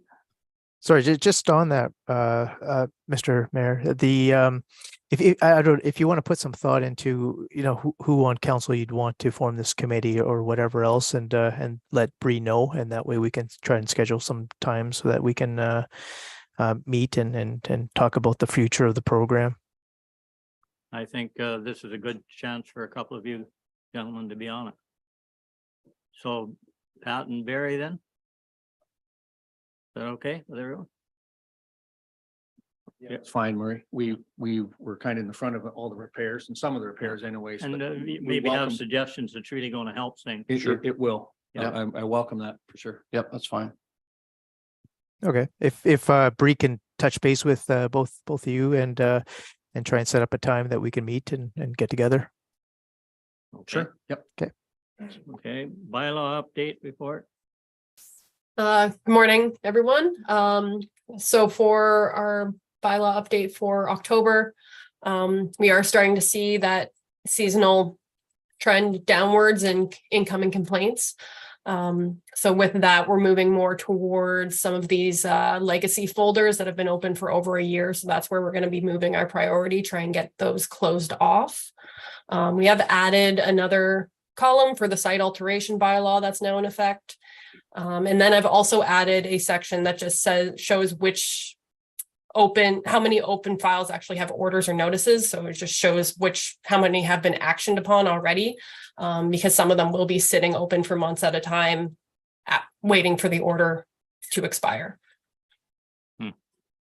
Quite a process, isn't it? Yes. Any discussion? No? Move it. Okay, resolution then. Be it resolved that council accepts the bylaw update report for September 1st to October 17th, 2023 as information. Okay, mover and seconder, Tammy and Pat, all in favor? Carried, thank you. Okay. Parking meters, it comes up every month or so. I think we need to either put it to bed or take them out. If that's the choice. I know that the BIA wants them there, or a lot of them do. I don't know, but on the other hand, it's $400,000 to replace those sidewalks down there. And we're doing that damage, trying to pick the snow up around the meters. Murray, have we ever looked at what revenue the parking meters bring in versus what it costs us to enforce them? Yeah, and pay for it? Barbara would have that number. It's I think it was $30-some thousand, but that included it might have included the medical center. But you got a staff member down there too. We did, yeah. So sorry if I can just provide some information. We did provide a report to council last. It was with the last council, but with regards to the what the cost of operating the meters are compared to the revenue.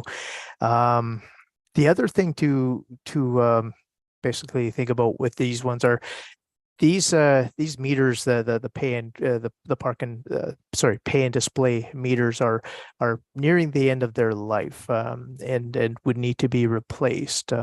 So those are things to consider as well when we're talking about hey, do we keep the meters or remove them?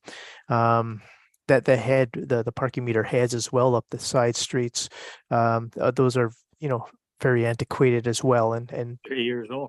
exactly, we'd be looking at either updating or replacing those ones as well if we could keep these meters. So that's another thing to consider as well when we're looking at the total cost of what these parking meters bring in, as well as controlling parking. And that's why the BIA wants them, is to control the amount of time that people park on that street, and just, people don't park there all day, and, allow turnover so people can shop at the stores. So.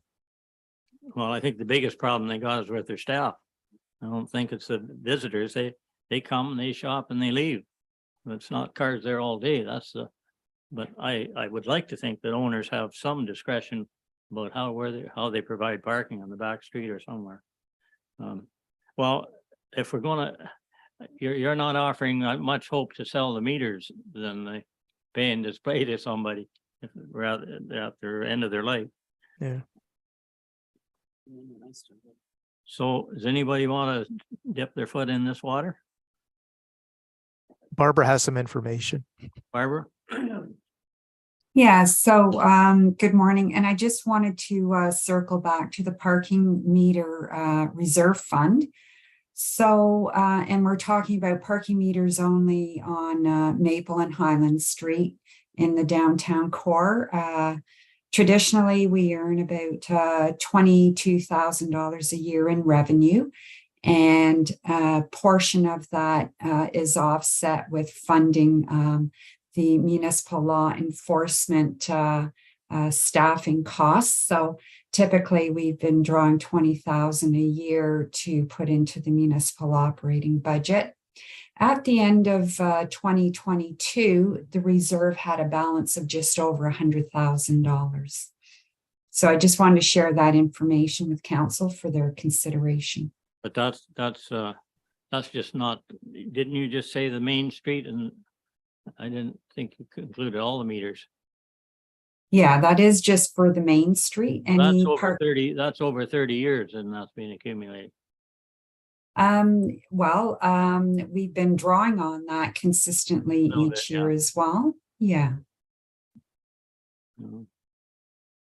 So you compare that to replacing the sidewalks every 4 or 5 years.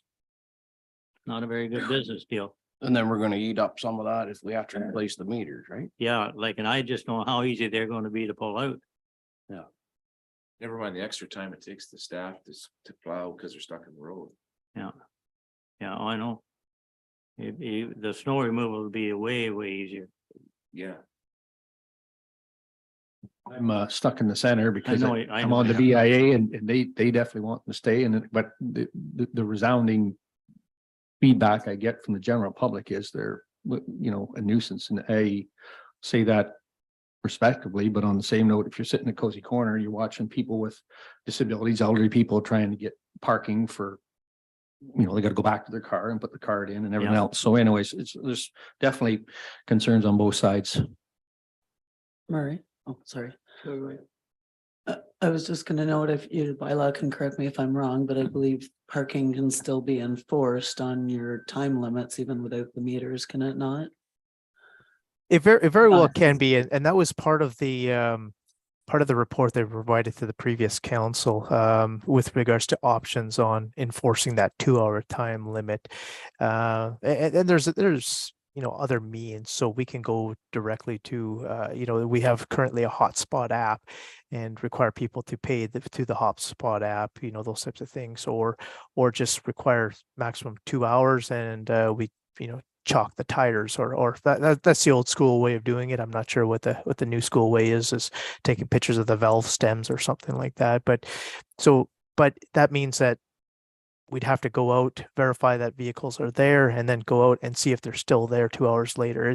It's not a very effective means by any means.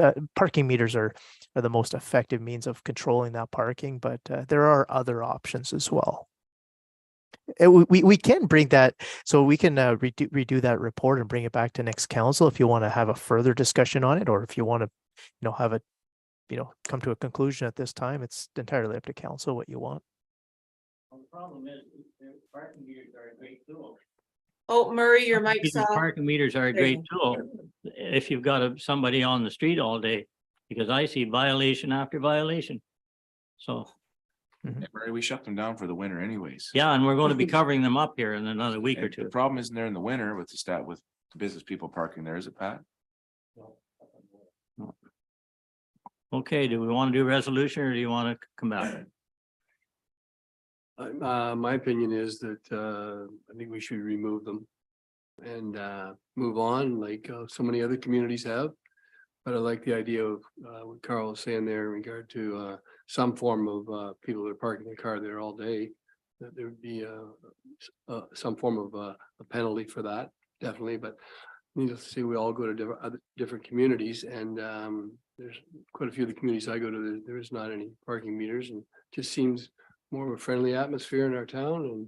And like you say, you see people struggling, and they're you don't want leaving here with a bad experience because of a silly parking ticket, as far as I'm concerned. It's and if the owners, staff are taking up the parking spots, that's on the owners of the businesses. Common sense should prevail there. Thank you. I agree. And I think too that maybe the BIA, we can kind of smooth it over a little bit with them too by saying, we'll get the snow removed quicker. Yeah, and they're the ones complaining about it all. Exactly. So I'm thinking, as far as I'm concerned, they can go. I agree with Barry, but in the BIA's, I guess, a defense for them too, is if it just is echo what Walt said, if there's some sort of a means to penalize somebody that's taken advantage of that, whether it's an employee or a shopper in town, then Let's do it. Let's do it. Yeah, and that has to happen. Yeah. Because some people will park all day. 8 hours. Okay, so are we doing a resolution then, or are we not? Do you want me to read one? Sure. For the possible removal? Yeah. So, be it resolved that council directs staff to take all necessary action to remove the parking meters in the village of Halliburton and include the removal costs in the 2024 budget. And further directs that staff return to a future meeting with an updated parking bylaw reflecting this change. So we're not taking them out till next year? No, it's just that we have to budget. We have to have a budget. Put it in. Well, the you budget. gotta, I'd say I'd take some of that 100,000 out of reserve. We're not gonna have that anymore anyway. Okay, so just remove the part where it says include the removal costs in the 2024 budget. Or does Barbara need something that says that you'll use the reserve for that purpose? We'd have to get a price first of all, I think. Do you want me to just say that we're taking them out and then staff will tell you how we got the price, or how would you like to do it? Well, I guess staff will get the price, and unless we can do it ourselves, I don't know if we can. Well, if you direct us to that you want them removed at this point, we can figure out those details. And if there's anything that's outside what we can do, we can bring it back. Okay, so the resolution's still the same, it's just taking out exactly where we're taking the money from, that's all. Yeah, we'll deal with that later. Yeah, Okay, thanks. I just need a mover. Excuse me, like, I think that we should take them out. We're kind of in agreement to take them out. But to leave them there for another winter and the aggravation of getting around them and ruining the sidewalks even more, like the sidewalks there are some pretty big chunks out, and I just think that we should move on it and let's do it right, and let's do it right now. Like before it snows. I mean, can't be that. I mean, it's sure it'd be a big project getting them out, but. See, I think there's cement below on a lot of them. And there's electrical connections, so we'll just have to look to see what. I'm sure there's possible, some work, but- quite a bit of work involved, but let's move forward. Okay, How many are we talking? oh, What are there, 5 or 6 of the big pay and display units on the main street? yeah, the 5 or 6 of the play and display. Yeah. Maybe 25 or 30 others. Something along those lines. Yeah. I was just also wondering, does council want us to come back with a report of how to enforce the 2-hour parking if the meters are being pulled out as well with options? Yeah, you give us options and we'll try and pick the one that. It's pretty, I think there's some cameras now that'll shoot pretty near that whole block. And you can see if a car's been there, timers on it. That may, anyway, you'll come up with those alternatives. Yeah. I think Kaylee has something. Sorry.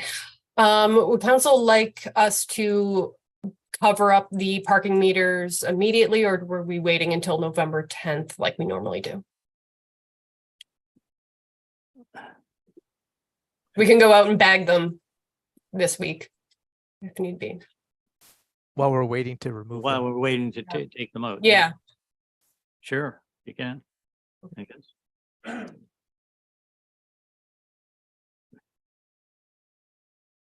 Okay, You want me to read another bylaw or I've Sure.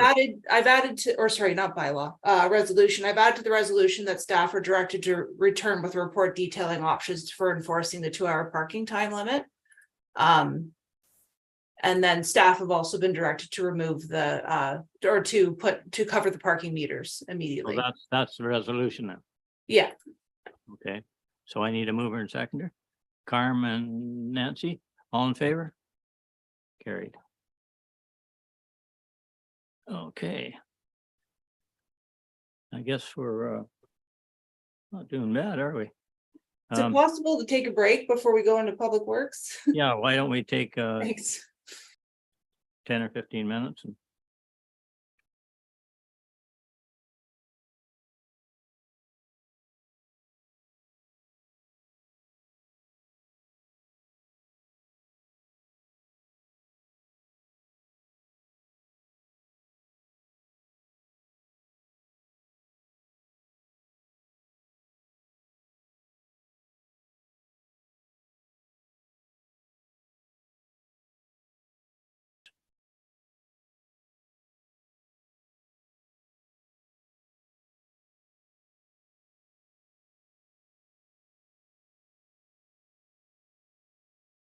okay, then we'll start with the roads report. I don't know who's doing this. Dave will be doing this, I believe.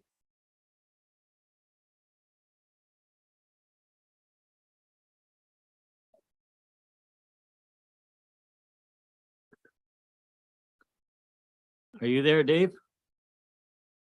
He's coming. There's not much in it, so.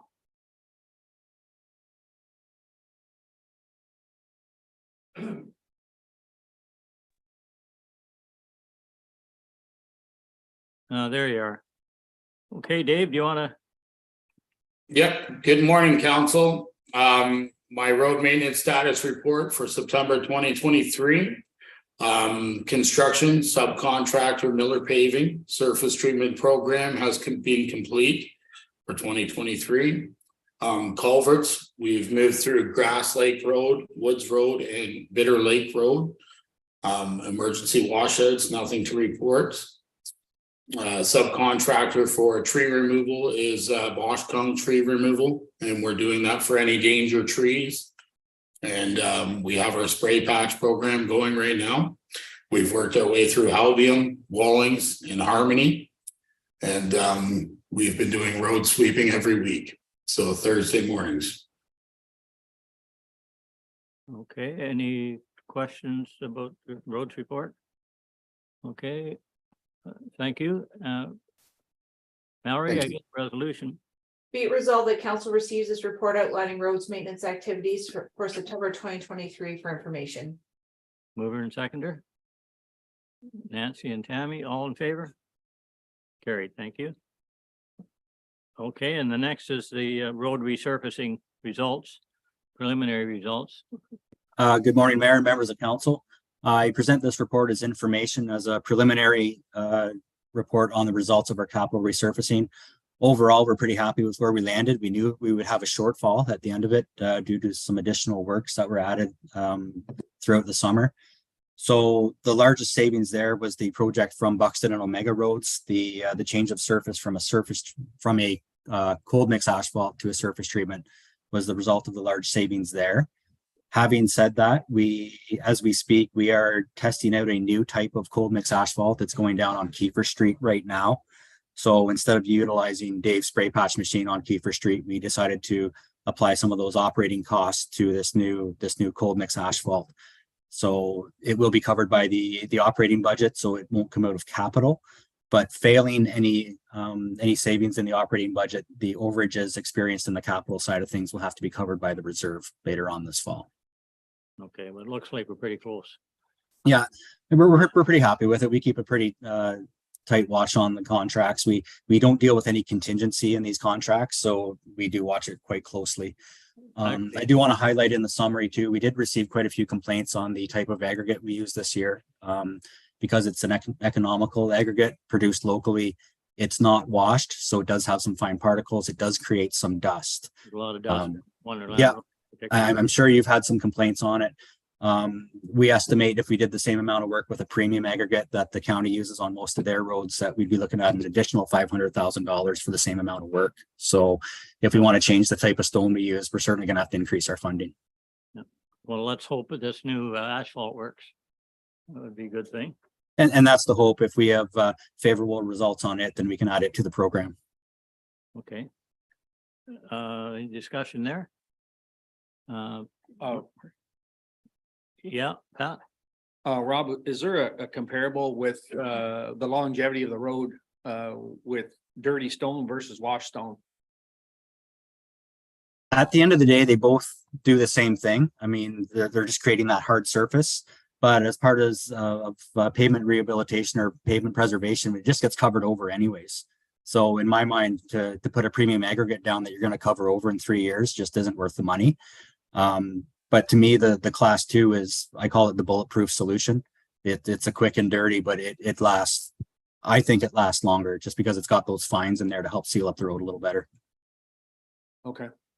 Cause I do know up in Harbor, and I don't know if they did a double layer or whatever back in the day with 3/8 or whatever it was, and it seemed to last forever, especially in the harbor, and was a lot of traffic, but anyway, yeah. You know. I agree, and we're using that's a similar product. I don't know if that was a class 2 or not. It could have been, but it's very similar to what we're using now. Okay. Well, thanks to Buxton Road, we're able to do some other work at Albert Lake. Okay, resolution then. Be it resolved that council received this report outlining the preliminary results of the 2023 road resurfacing program as information. Moving seconder. Pat and Walt, all in favor? Carried. Okay, connecting link. That's a proposal coming from you, Rob. Yeah, so every year the Ministry of Transportation opens up the Connecting Links program applications. It's an application based, it's competitive. So all the municipalities in Ontario that have Connecting Links can apply for this. They can get up to 90% funding for a project that they're applying for. We have applied to this several times in the past. We've been successful once, which was for a detailed deck condition survey of the Drag River Bridge. So if you look at the report, I look back at the last couple of years, and less than 1% of these applications are successful for detailed design, which is at the phase we're at right now. So as opposed to wasting time and money applying for this grant, I'm recommending that we submit costs into the 2024 budget to get ahead of this detailed design phase. And when we're ready for rehabilitation, we start applying for that, which, you know, could be $2 to $3 million at the time by the time we get approved. So if we can have it shovel ready, I think we'd be in a good position to start applying for this, you know, several years down the road. Do you have an estimate what the design will cost? I'm just working on that right now, but we will present it as part of the 2024 budget and for consideration. Good. Well, that's a positive thing to be ready. Okay, Mallory, resolution.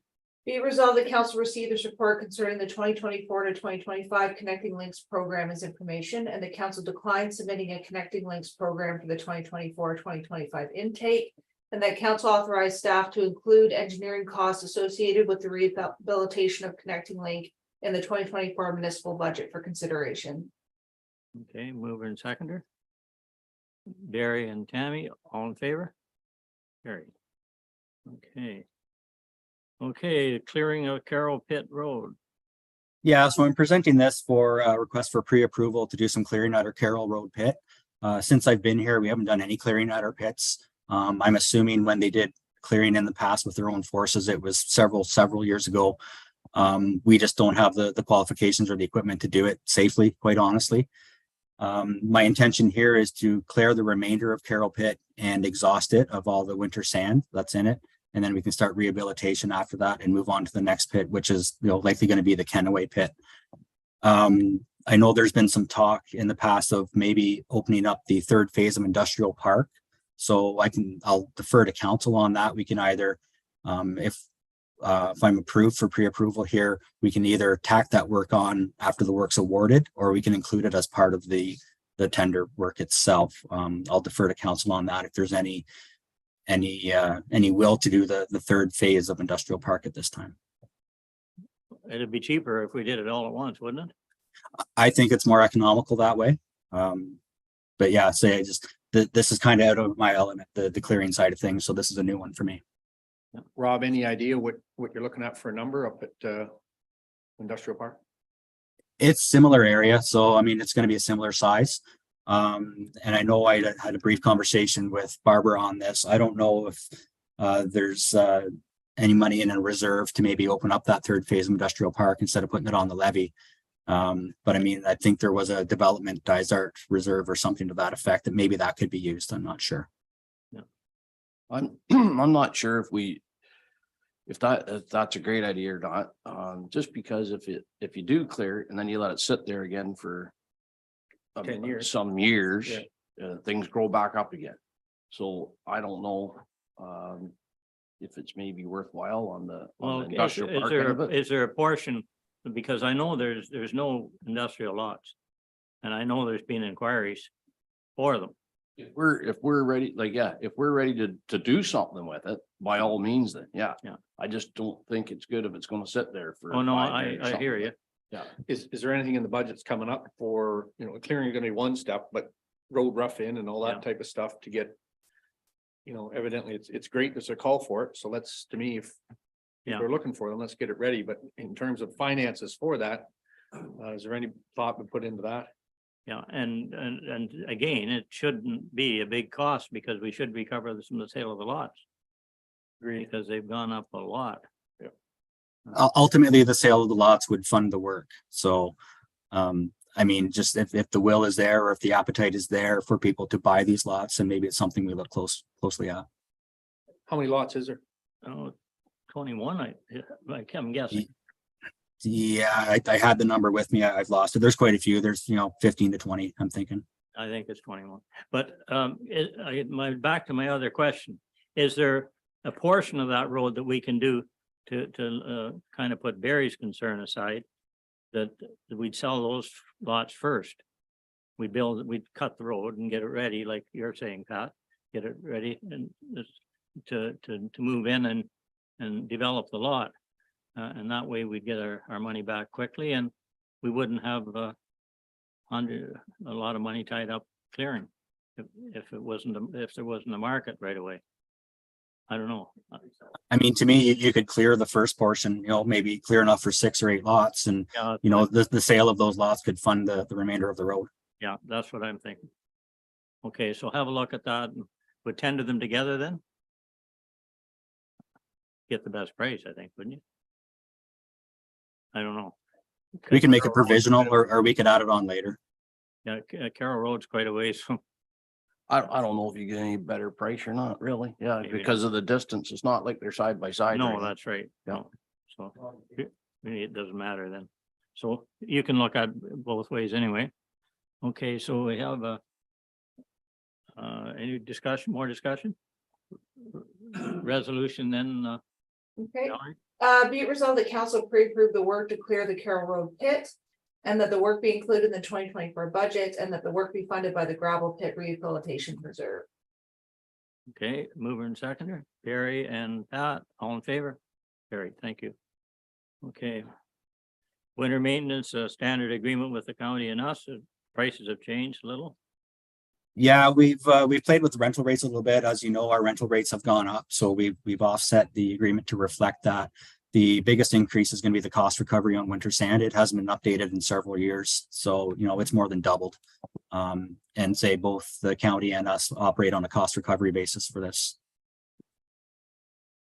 Well, that's the difference. So everybody had a chance to read that and look at that. Okay, resolution then, Mallory?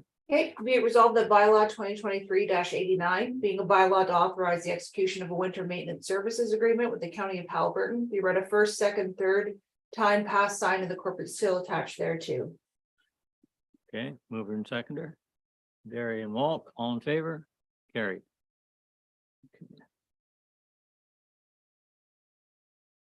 Okay.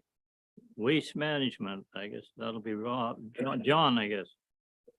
Good morning, Council. My first report is for informational purposes and is the waste management summary for August and September of 2023. In terms of vehicle counts, we had an 8% increase in vehicle traffic in August 2023 compared to August 2022. We had a 1% increase in vehicle traffic in September 2023 compared to September 2022. We managed 14% fewer metric tons of blue box garbage and construction and demolition waste in August 2023 compared to August 2022. And we managed 25% fewer metric tons of blue box garbage and construction and demolition waste in September 2023 compared to September 2022. We received 24% more revenue in August 2023 compared to August 2022. There was a 9% decrease in blue box garbage and construction and demolition waste hauling and processing in August 2023 compared to August 2022. We received 54% more revenue in September 2023 compared to September 2022. And there was a 19% decrease in blue box garbage and construction and demolition waste hauling and processing in September 2023 compared to September 2022. That's the conclusion of that report for our summaries for August and September 2023. Okay, so money went, the volume went down and the price went up. That's a strange combination, isn't it? Anyway, okay, so any discussion on that? Mover, okay, Mallory? Be it resolved that council received the August and September 2023 waste management summary for information. Okay, mover and seconder. Barry and Pat, all in favor? Carried. Sorry, Nancy, I missed you there. Okay, next, John.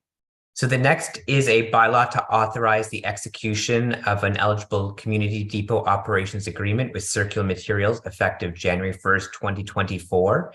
As council is aware, we've been working towards a blue box transition with Dysart transitioning to the new regulation on January 1st, 2024. Council has reviewed the previous or the eligible community depot operations agreement at our last council meeting and authorized staff to prepare this resolution for council to execute the agreement. So what's being presented today is the bylaw to execute that agreement to come into effect on January 1st of this coming year. Yeah, and that's what you recommended last month, right? Correct, yes. Okay, okay, resolution then, Mallory? Okay, be it resolved that bylaw 2023-90, being a bylaw to authorize the execution of an eligible community depot operations agreement with Circular Materials effective January 1st, 2024, be read a first, second, and third time, passed, signed, and the corporate seal attached here too. Okay, mover and seconder, Nancy, and seconder, Tammy, all in favor? Carried. Okay. Okay. The next report is about garbage hauling and processing. Our current agreement with Mid-Ontario Disposal ends on December 31st of this year. Because of the blue box transition and no longer needing to haul and process blue box materials, it was felt like a suitable time to unbundle the hauling and processing agreements for garbage and construction and demolition waste while offering a longer term agreement that could be appealing to bidders. This agreement that's being presented to you is just for garbage hauling and processing. The construction and demolition waste hauling and processing agreement would be presented at the November meeting of council. In September, staff issued a request for tenders for garbage hauling and processing. The tender closed on October 6, 2023. Via email, staff had emailed Mterra Group, Garbage Disposal, GFL Environmental, Mid-Ontario Disposal, Miller Waste Systems, Walker Waste, and Waste Connections of Canada, informing them about the bid, which was posted on Bids and Tenders. It was also shared through a number of industry associations. 2 bids were received, and the pricing is included in the council report. The low-cost bid of the 2 bidders would be Mid-Ontario Disposal, which is our current vendor. With the prices that they are proposing in 2024, there would be a 9% increase to haul a single 40-yard bin an 8% increase to haul 2 40-yard bins, and an 8% increase in the cost for disposal per metric ton disposed. The contract would be for a 5-year agreement, taking us to the end of 2028, and each year there'd be a CPI adjustment included based on a specific information from StatsCan. Staff are recommending an agreement with Mid-Ontario Disposal be executed for garbage hauling and processing from January 1st, 2024 to December 31st, 2028, and costs would be included in our operating budget. Have you got a ballpark what that 8 and 9% means to us for budget purposes? So if we take our current costs, which are summarized in that summary report, 8% more essentially. I can be interested to know how much more we got a budget, that's all. Yeah, and that will be included in our budget when we formally present it to council. Okay, that's good, John. That, Personally, I think a 5-year stretch is quite a long time. I could see 2 years, but if our landfills are gonna evolve, we're still gonna have to take material in and out, garbage, whether it's C&D, but we don't know what C&D is gonna be either. So my own opinion, we narrow that down. Instead of 5 years, it's 2 or even 1. I know it's a pain in the ass for everybody to retender it every year. Anyways, I appreciate that you've sent it to every contractor that come to mind on it. It's a shame we only got 2 bids, but anyway. I guess would there be a concern that if it's just 1 year, that they might just blow it by? Can we live with 3? Can we go past 3, Murray, seeing that's the next council's decision? Well, I think we're all right there. Okay. Are you 2 or 3, whatever you want? But I think we have to go to 2 for sure. I'd feel comfortable at 2 myself. Well, you got any to say? Was the tender issued for that time frame though? Or like, what are we breaking here by just amending the time frame with the company after the fact? Yeah, if we accept that we advertise 5 years and then They might not be as attracted to it if we, and it's not what we advertise for either. That's the only issue. Yeah, good point. And it might not be, they might say they'll do 10 or 12% instead of 8%. Yeah, then what do we do? Yeah, I don't know. It's I would be inclined to go with the proposal that John's just made. You would have to retender, would you not, if you changed any of the terms of the contract? So You would be able to get out of a tender, wouldn't you, subject to some conditions? I think we could put something in there that if We went back to them and said, what do you think about a 2-year deal? yeah, or talk to them on the phone. I think you would have to technically go out to all the companies though, because you're changing the terms of the tender. Yeah, the RFT was issued for a 5-year term because it was felt it was a more appealing prospect for bidders to have to know they would have a length of time that they could be hauling and processing from one municipality. In the past, when we've issued RFTs, we've only had a single bidder. So the fact that we had 2 this time actually speaks that people felt the term of the work was a suitable investment for their time and efforts. Yeah, if I was bidding on it, I'd definitely look at 5, but I would look less at 2 on that note. So anyway. So where are we now? With the contract, I guess? leave it, I think. Leave it, okay. Okay, resolution then. Okay, be it resolved that council receive this report for information about the 2024 to 2028 garbage hauling and processing. And further be it resolved that bylaw 2023-91, being a bylaw to authorize the execution of a 2024 to 2028 garbage hauling and processing agreement with Doug Rowe Enterprises Limited, operating as Mid-Ontario Disposal, effective January 1st, 2024. Be read a first, second, and third time passed, signed, and the corporate seal attached here too. Okay, mover and seconder. Have we got a mover and seconder for that? Carmen Berry, all in favor? Carried, thank you. Okay, and next, John. This report has a long story to basically say an agreement that we have in place with the Automotive Material Stewardship. They've issued an amending agreement, and we are working to authorize the amending of our agreement with them through an amending bylaw. Basically, Automotive Material Stewardship is responsible for designated materials under the hazardous and special products regulation. They look after used motor oil filters, for example. We have an agreement with them in place that came in effect in 2021.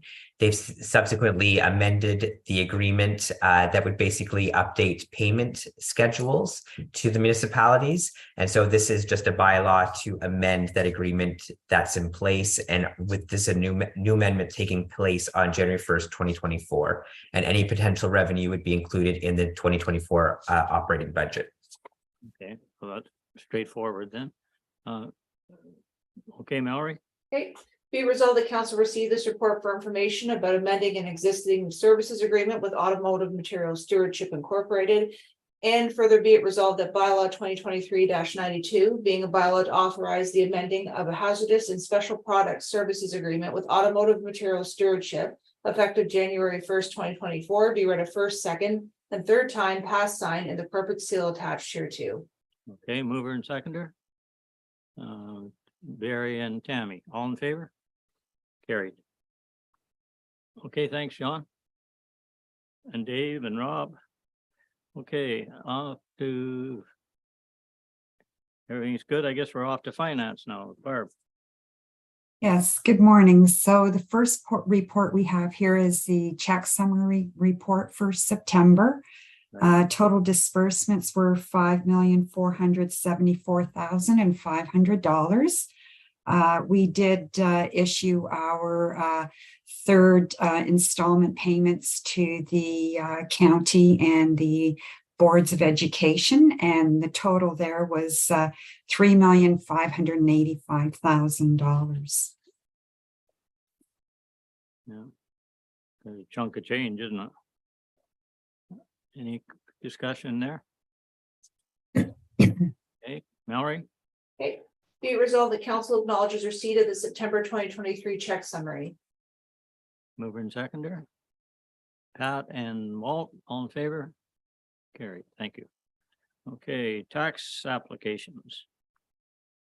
We have here the section 357 write-offs, and there's one write-off for a demolished structure. Total municipal portion for write-off is $163.46. Unfortunately, there's not more of that. Anyway, that's pretty straightforward. That's the law. Okay, mover and seconder, or Mallory, better have a resolution. Sure. Be resolved that council authorizes tax adjustments for applications made under section 357 of the Municipal Act as amended as follows: municipal portion 163.46, county portion 121.96, and education portion $79.12. Okay, mover and seconder. Carm and Pat, all in favor? Carried, thank you. Quarterly metered sewage usage. Yes, so we have here the metered sewage up to September of 2023. The current run rate is just up a little bit over last year, about 2.5% in terms of usage. Okay. That's pretty normal then. Okay, Mallory? Be it resolved that council acknowledges receipt of the quarterly metered sewage readings report for the period ending in September 30th, 2023. Mover and seconder. Walt and Barry, all in favor?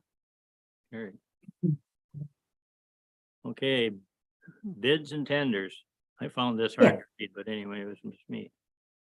So this is just a follow-up to the July 23rd 25th council meeting, where it was suggested to research taking the bids and tenders account from a non-subscription to the municipality paying for the annual subscription. So one subscription would cost $3,500 annually. And so basically, this means then that anybody wishing to download a bid through the bids and tender would do that without a cost. So essentially, the cost is being transferred to the municipality. And how would all the contractors know about that? Because we're trying to help local people out here. And I think that that was the request there, is because there was a cost involved with the $50 of downloading it, that was one option, is if we pay this $3,500 and no bidders No, have to pay that. to Right, I get the understand that. documents and- But how do they know about it? That's the issue. And there's been a couple big tenders let out that nobody really knew about. I'm not saying it was done covertly, but local contractors didn't know about that, and about $400,000 worth of revenue went outside of the township when it could have stayed locally, could have. On that note, so I'm wondering also if there's another platform we could use to put it in the paper. I don't know, it's a pain in the rear end maybe for someone to do that, but it's gonna make a suggestion, anything over $5,000, whatever it is, put it in the paper and.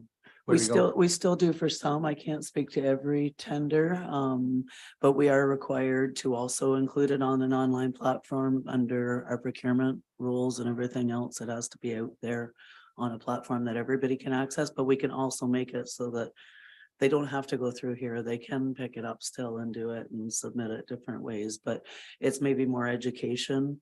I know there could be an opportunity to go out to home builders or something like that, put some ads and like information out in the paper about it. Unless I'm wrong, I think Minden does that. Like they'll reach out to the Home Builders Association if they're building a boardwalk or whatever they did there before. They We put it- do that with individual projects, like building projects we've done. I send the information directly to Aggie to send out I to the see. members every time. So I think if we had my own opinion, like have both internet based and newspaper based, and I think yeah, that would make. Yeah, it was too, like the Winter's Hand, for example, it was too complicated for a lot of local guys to bid on it. to bid on it, and We're not used to that's a the system. shame. Yeah. It's That's a lot of money that. well, and you're seeing trucks from Peterborough go through here like crazy, and Yeah. the money's like Pat says, the money's going out of town. I Yeah. don't get it. I don't we understand. we can also set up an education session. I think we may have offered that before through different avenues to have Contract. people come in, like we know any new vendors too, if they've expressed it's like if they come in and said it's confusing, we said, come in and we'll sit down and work you through it But- and get you set up and. But the things like year, that. like the year previous years, the year before that, it wasn't like that. So what we do different? We've been on bids and tenders for about 4 years now, I think. For most of our But big I can projects. guarantee you that it was not like that a year ago. It might be on both, like you might have Yeah. seen it in the paper and people would have seen Yeah, it there. If it's but- in the paper. Yeah. Local people. Well, we just had to fill out a form and bring it back into here, and bam, that was it. The way it was set up this year, you had to go through, you had to, if you didn't understand your computer very well, then you were beat. Yeah, and I think that's where staff can help though, like especially with a setup of if somebody's new to doing it and are having complications, we can set something up to help educate on that side. So too. could we, so in terms of the older way we used to do it, where tender went out, you brought in your bid, you handed it in, and that's that. You filled it by hand, away it went. So are you talking about a totally online submission process then, or both? I think we've been doing a hybrid of both for the whole time right now, just because we do recognize there are people that do struggle with the technology as well, but in terms of meeting all our procurement requirements and keeping things open and accountable, so the information's all up there and I know it's an extra step, but for my outlook on it anyway, both would cure the problem. And it does need to be a big ad. You see it's a tender. sometimes it's just an ad saying there's a tender, go to bids and tenders, and Yeah. here it is. This is how you get it.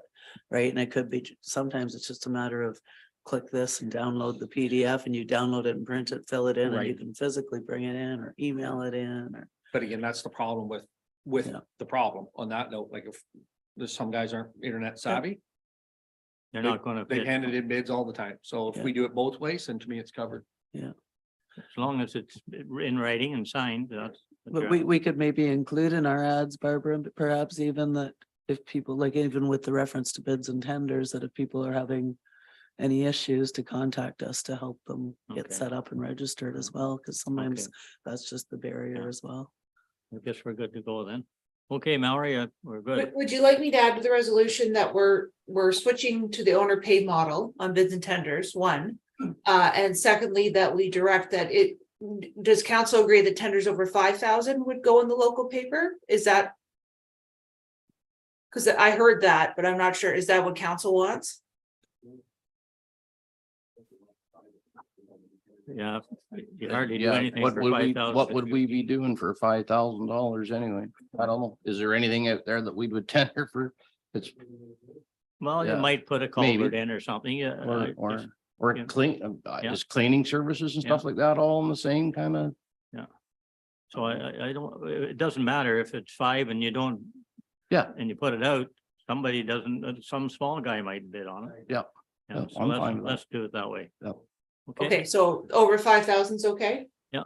Okay, so I've got, be it resolved that council receives this report regarding the owner pay model for the municipality's bids and tenders account for informational purposes.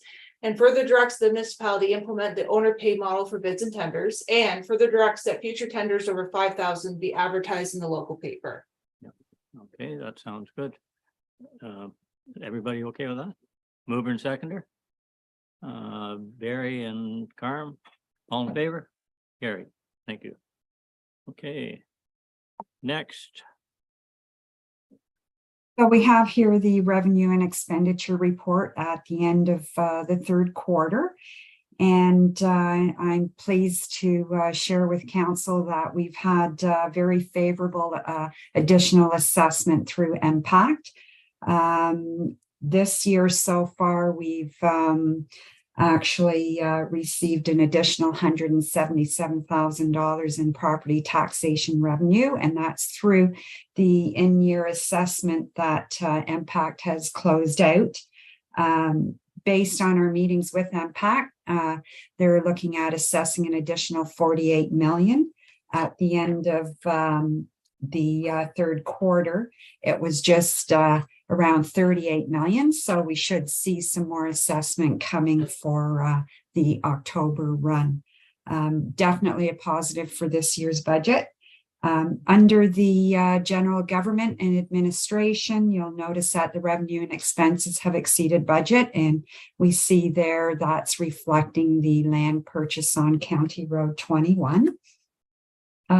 Overall, there are no material deviations from budget. There will be quite a bit more activity coming through now as we close out a lot of our larger capital projects, particularly in transportation with our construction and some of the other projects that are happening within other departments. So that concludes the report there, and I'd be happy to take any questions. any questions? It looks like you're around the 60-some% is where you should be right now with the unexpected costs coming. Right. Looks like you're pretty well online, other than that purchase, which we knew about. Okay, any discussion? Okay, Mallory, Okay, be it resolved, the council acknowledges receipt of the revenue and expenditure report at September 30th, 2023. okay, mover and seconder, Walt and Carm, all in favor? Carrie, thank you. Okay, a few more items and then we'll get into planning. This is information only from the Catherine Fife from MPP for Waterloo. It's a nice idea where everybody that went to long-term care would be able to take their partner with them. But I don't know where the finances of that would come from. That's a provincial matter anyways. Yeah, they're looking for local council support for it, but it's up to council if they want to just receive this letter, or if they want to, express support. That's really all you're doing at this point, because again, like you said, it's a provincial matter, but. And how in the world would the province afford that when they can't afford the healthcare system now? I don't know. I personally can't support it. I think it's over the top for a request. Great idea, but not practical.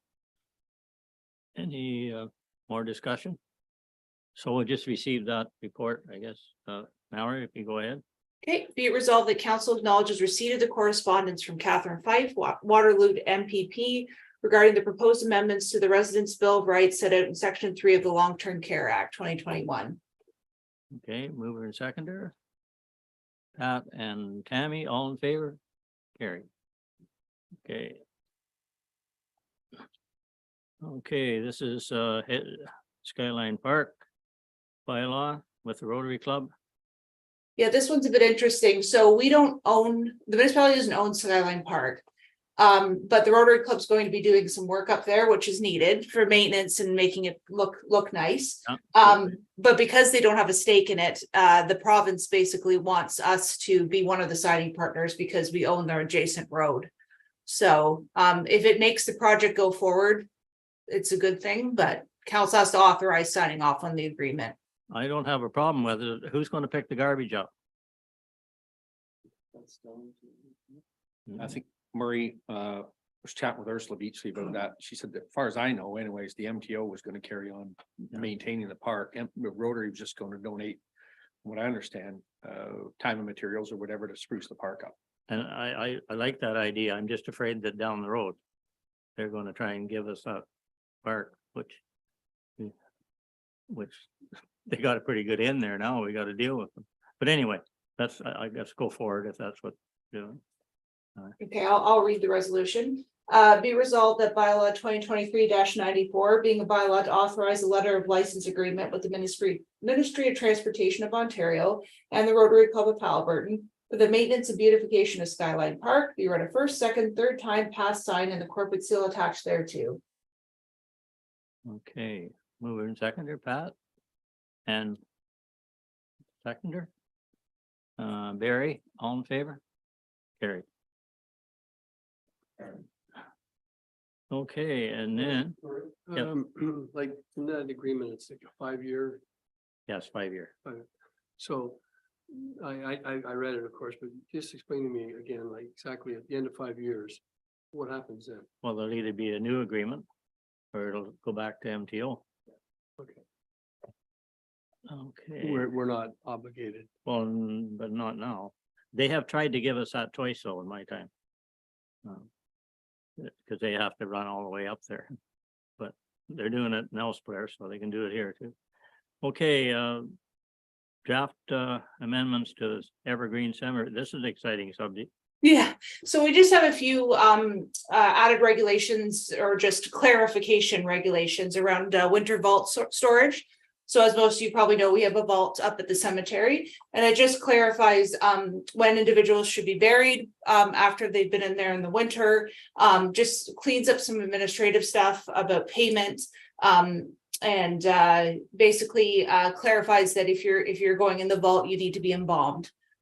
So just some administrative changes, but of course, cemeteries are regulated by the bereavement authority. So it's quite a process when you go through this. So we'll approve it and then we'll notice it and then we'll send it to the bereavement authority and then they'll let us know if it's okay with them. That's kind of the process that we go Has through. there been consultation with the people that manage the cemetery so they can meet these timeframes? And Yes, so Lori has been in contact with, so Lori's our cemetery administrator and she's been in contact with our maintenance people as well.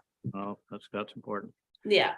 Okay, so I guess we're ready for you, Mallory. Okay, be it resolved that council accepts the draft amendments to the Evergreen Cemetery Maintenance and Management Bylaw as written, and further that staff are directed to bring the revised bylaw to the November 28th meeting of council for adoption.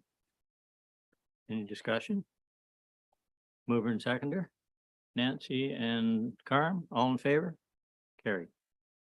Okay. Now, this gentleman right in front of me here, have you got a planning? Is that what you're here for? Or? Okay. Yeah. Because you've been here a long time, so if we can bring Jeff and Chris in here, what's your name? Number 10B. Jones, yeah, okay. Okay, this is the one that Haliburton Forest is on the other side of you. Okay, I got it. Okay, is Jeff or Chris? Yeah, there's Chris. And there's Jeff. Okay, we're doing number D because these people have been here since 9 o'clock. and they're tired as we are. Anyway, do you wanna, who's gonna report that? I'll report on that one. I'm just looking forward to see which one D is. That's Maren, Stu, and Yep, okay, thank you. Yeah, so this item is a bylaw to close and convey a shore road allowance in front of the lands of Marinescu and Jones, which is on Redstone Lake. It's also an application to close the road allowance on Plan 619, which is a plan of subdivision, which this road allowance is located to the rear of the Marinescu and Jones property. The applicant and the neighboring property owner, which happen to be Halliburton Forest and Wildlife Reserve, have not been able to come to an agreement. So municipal policy requires that when we're selling an original road allowance or a road allowance on a plan of subdivision, that have to be offered to the adjacent property owner. So Halliburton Forest opposes the closing of this road allowance. They outline that it will deny superior access to portions of their land. They did note that if council does choose to proceed with this process to sell the road allowance, they would like to purchase the half abutting their property. and assuming that the other people would buy the other half. Correct. So the applicants, Mrs. Marinescu and Mr. Jones, who I believe are there today, they questioned whether closing that road allowance would deny access to the Halliburton Forest property.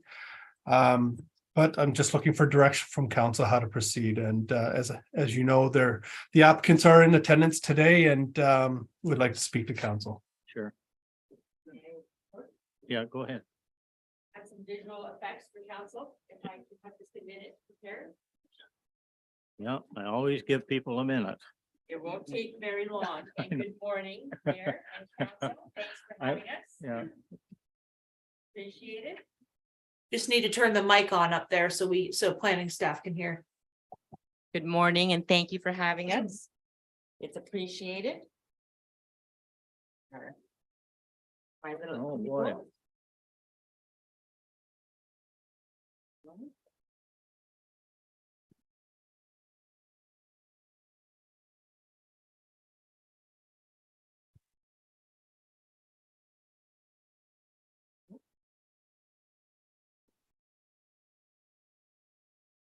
Okay. So last year, we applied for a purchase of the road allowance in between our property and Halliburton Forest. Unfortunately, we were unable to come to a resolution with Halliburton Forest in respects to why they adamantly object to us buying this to be able to build a garage. The reasoning. Oh, sorry. Probably pretty steep there too, is it? Pardon me? Pretty steep there. Well. Hold on. Okay, so you're right, it is steep, but the steep part is the Dysart property and the Jones property, because this road allowance was moved, actually. This was the original, or this is the road that comes through there now, your Boyce Bradley.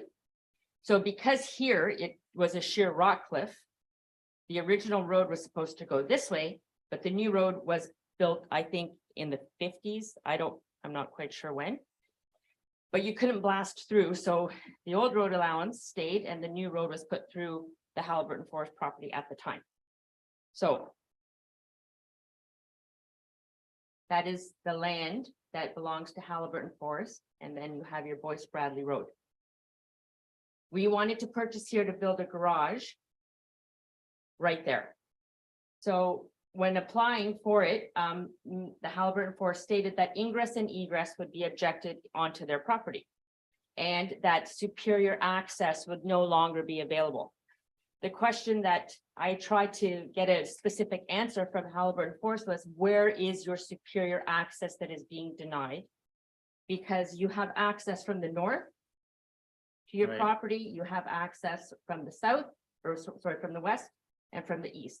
South access, to get to south access, currently Halliburton Forest has to walk through their property to get to the bottom of their land.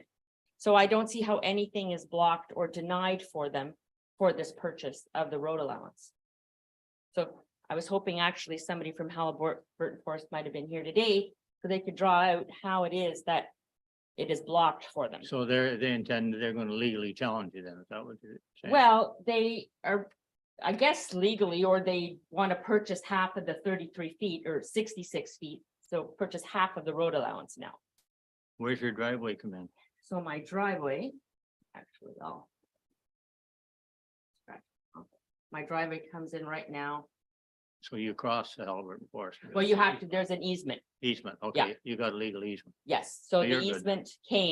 easement came when this land, the road was switched back in the 50s, I think. Otherwise you couldn't have got to your lot. No, you could, and all the 4 lots, so that's the other aspect. The 4 lots that are adjacent or to the west, they all have the easements as well. That were provided when the township swapped the land or swapped the road. Well, I can support you, what you're trying to do. I don't think it's gonna hurt Halliburton Forest. So they'll probably buy their half, that. They probably They need have that the 33 legal- feet, yes. Yeah. And so we'd have to get an appraisal and go through the process here, but that would let you work if that's what everybody's thinking. You know this property pretty well, Barry. Yeah, it's everything she said is basically true. The road was built in the 80s. Oh, sorry, thank you. That's okay. Anyway, it was owned by a different owner at the time, wasn't Halliburton Forest and Wildlife. They bought the property after that, Yeah. long after that. And yeah, I think we'll have to offer them their 33 feet, but no, they don't. I cannot see where they would need it to access their property. I don't really understand that at all, but anyway. Yep. So I guess we're good here. We're good? There's 3 more lots involved if we're gonna sell the whole road now. Not very big anyway.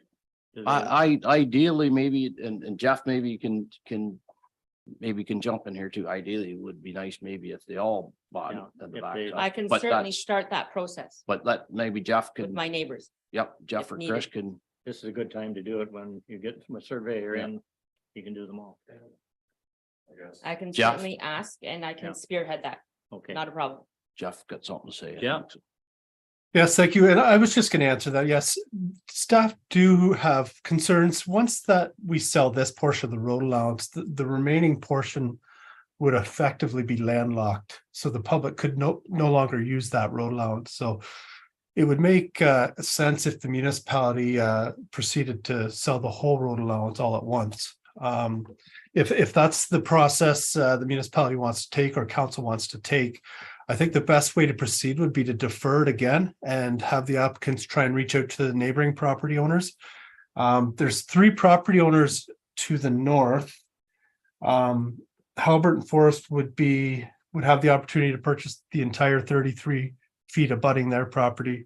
And then those 4 property owners, including the applicants today, could purchase the 33 feet adjacent to their property. There would be savings on application costs, survey costs, legal costs, and administration costs. So it does make sense from both sides, but it's up to council how they want to proceed. May I comment? Sorry. Okay, the reason I asked the question, I asked one of the neighbors already and they said absolutely they don't want They don't want to do it. it. They And- said, just jump on it, but they don't. Well, one guy can stop you basically, the other 2 aren't going to buy, he's not likely. Well, and in addition, we've been waiting now, it's going into our 2nd year. Yeah. And I didn't want to bring this up. My husband was diagnosed with an aneurysm. I really would like to speed up the process of this. So you'd like to do it yet this fall, would you? I would. I've been waiting a long time now, Mayor, and I would really like to move forward. If Halliburton Forest want to buy the 33 feet, I mean, it's Yeah. entirely up to them. It's their right. But I would like to move forward. Okay, I can, each lot owner has to do an individual survey, application, yeah, payment. it's going to take months. Yeah. It's gonna take a year at least. And they might not want it. Yeah. I can certainly approach them if they would like to, but I really don't want to stop this process No. for an unknown. It's going to be slow enough anyway, time you get a surveyor, That's right. lawyers involved. That's right. So, yeah, I think we're in support of it. We'll see here. So we're just one thing to clarify, if Halliburton Forest doesn't want the 33 feet, can they They- purchase all 66? They can purchase it. Yeah. Okay. And that would be the plan if they wish not to. But I do have one final request. Should Halliburton Forest wish to purchase the 33 feet, could they do it in an or suggest an expedited manner? So we know where the line is and where we build, so they don't hold up our process. Can you put a time frame on it? Perhaps? I think as soon as you can get a surveyor with his feet on the ground, you'll have the stakes. Okay, so then that's, and then I can do with my half Yeah. as they wish. You'll know where your half is. Yeah. And when will I be able to find out if they are buying or not? What's the process there? They got 37 days or something? If I may, Mayor Ferry, they've already provided notice that they would like to purchase their half. And the time frame for the actual purchase is So there a the time frame? So there are some steps that need to be cleared first. So now that it will be a joint application between you and Halliburton Forest. The two applicants will then have to get together and get a survey. Once we have the survey, we can make arrangements for an estimate of market value, come back to council, set the sale price. If everybody's in agreement with those sale prices, then we can pass a bylaw and send it to the lawyer. So when, Jeff, sorry, when we purchased the block in between us and the neighbor 2 years ago, everything was done separately. I mean, the application went in jointly, but we had our own separate surveyor, our own separate payment. Everything was separate from our neighbor. Is that not the case now with this road allowance? I would have to go back and look, but I don't believe that was the case. In order to earn the benefit of the savings from doing a joint application, you have to go through the process together. So it's a joint application, one survey, one estimate of market value. I suppose you could go ahead separately, but there wouldn't be any cost savings if you did that. Well, it's just the relationship is not amicable. So I'm just looking to see how I can move forward. And I understand the joint application, but I do know for the block purchase, we had our own surveyor, and we did everything else after the application independently from our neighbor. And that's just the way it was. And that was a very amicable purchase. Mayor Ferry, can I suggest, council's done their part now. A lot of this might be discussion between planning staff and the applicants at this point that can happen after the meeting, I agree. think. I think we can approve and then you can contact Jeff, Jeff, who would they contact after? Given the history of this file, they can contact me first. Perfect. And then keep it rolling in the background, because I think there's a few questions that will come up as it goes along. So I do have a resolution if council's in agreement to approve the processing. Go ahead. Okay. Be it resolved that council approves for processing an application by Jones and Marinescu and Halliburton Forest Wildlife Reserve to purchase a portion of the road allowance on Plan 619 adjacent to property in part lots 28 and 29, concession 13 in the geographic township of Guilford. These lands are declared surplus. Okay. Thank you very much. Okay, mover and seconder. Carmen Berry, all in favor? Carried. Okay, thank you. Thank you, Mayor. Thank you, council. Thanks. I didn't need it. Okay, well, is there anyone else here for planning?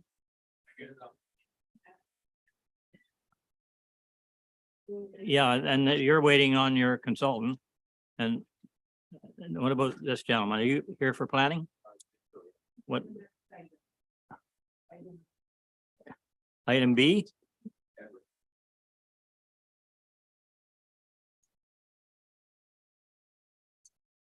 Okay. Okay, who's going to report on that? Do you want to come up here?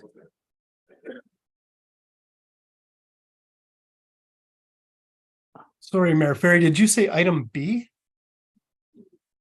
B. B, is that what you said? What is it? D. B. E, that sounds better. What's the name of the gentleman sitting at the front? Do you mind introducing yourself? Doug Davy? Yes, my name's Doug Davy. Oh, perfect. That will help staff. Thank you. Yes, I can take this one too. So Doug and Elizabeth Davy have made joint application to purchase the shore road allowance in front of their two adjacent properties on Kinesis Lake. As per the staff report, there are some compliance issues related to a gazebo and attached deck and an attached deck, which are located on the shore road allowance. Pursuant to section 3.2.7 of the official plan, a condition is recommended to remove these structures or bring them into compliance with the zoning bylaw. There's also a few other compliance issues on the property, or on both properties, but these compliance issues are not located on the shore road allowance. And given that they're not on the shore road allowance, staff have provided a resolution directing bylaw staff to review these compliance issues. But Mr. Davy is in attendance today, and he would like to speak to you. So unless you have any questions for me, feel free to, we're looking for some direction. Okay. Mr. Davis? Well, when I read Jeff's report, I thought I'd better come and just clarify a few things. My in-laws bought the cottage at 4981 in 1974. And my wife grew up there. And then when I started going out with her, I started in at the cottage there about 1980. We lived next door to that cottage, lived Gord and Marie Brown, who were in the cottage at 4979. Anyway, we had always told the Browns that if they were ever interested in selling, that we would like to buy it, myself and my wife. And when Gord Brown died in about 1988, I think, Marie lived there and they lived there all year round, lived there for another few years. And then in 95, she told us that she wanted to sell it and gave us the chance to buy it. So we did, just basically 2 weeks after that big storm that happened then. Anyways, at the time we bought the cottage, and the reason I wanted to bring this up was all of the deck, this lean-to they refer to on the garage, the roof that was on that was all there when we bought the cottage. So I just wanted to say that it's not something I've put up. I'm not a scofflaw or anything. As I say, those have been there for the 30 years that we've been in the cottage. And as far as I can remember, they were there for the years before that as well. And they did, I sent a couple of pictures in to show what I could see. I'm not sure they showed those. So the older pictures I had that did show the decks there at the time. So that's all I wanted to say, is just that I'm not. Was there permits for those buildings, do you think, or? Well, from what I had no idea. Because if there's permits, they might. There was a permit apparently for the original building, right. But what Jeff told me is there wasn't a permit for the deck. Which, but as I say, the deck has been there for 50 years, as far as I know. In fact, I don't know how else you'd get into the cottage. And there's something besides the deck on the shoreline then too? No, I don't believe so. Well, there's a gazebo. We put a gazebo on the top of the deck, which is up off the ground. Which is up off the ground, yeah. Yes, so that's there. There was an issue with a wood shed, like a little wood shed on the other property, which I removed. Just took it down. So that's, that was really what I wanted to say. So you're closing the road allowance in front of both properties then? Yeah, I really, to be honest, the first thought was 4981. The old cottage has been there for some time, and Liz and I thought maybe what we'd do is probably look at tearing it down and putting a new cottage up. So I came in to ask about the permits and what you're allowed to do. And that was the first time I even heard of the shore allowance, and they mentioned the shore allowance. So I said, okay, well, then I guess we should buy it. And then I thought, well, we got the cottage next door, probably saves money to do the two at once, which in the end may not have been the best idea I ever had. But do you want to go back a few days? I would like to be honest. Anyway, so that's how it happened. I just thought, well, I could save on a survey, which I did. So yeah, so that's the story. Okay, so the issue then is the gazebo. Is that what the issue is? Yeah. The gazebo and the attached deck. Yes. So the deck is within it's been there for forever, and it's within the 66 feet though. The deck. Correct. So we have no record of a building permit for the attached deck, and it doesn't comply with the side lot line setback. The gazebo, it doesn't comply with the side lot line setback or the water setback. Oh, boy. Well, if he tears the deck off, how's he gonna go step outside his cottage? Yeah, sometimes, Well, staff worded the condition that it be removed or brought into compliance. The applicant could apply for a minor variance, and if it was approved, that would bring it into compliance and he wouldn't have to remove it. is it in good shape? Yeah. Well, yeah, it is. I actually put a new floor on it, Okay, just before COVID, actually. Because the original was starting to kind of to go, but it kept it exactly where it was. I did put new stairs up to it. so you can get a minor variance, but that takes time. Again, too, but I guess you could start the other by the time you get a surveyor, it's not gonna be quick. Well, I've done the survey. Oh, yeah, it's all done. Yeah, well, we you're did all ready all to the survey. Mhm. You're ready to go. Oh, I yeah, thought you I had did to see do that this. too. That's I right. had to do the survey to put the application in, I was told.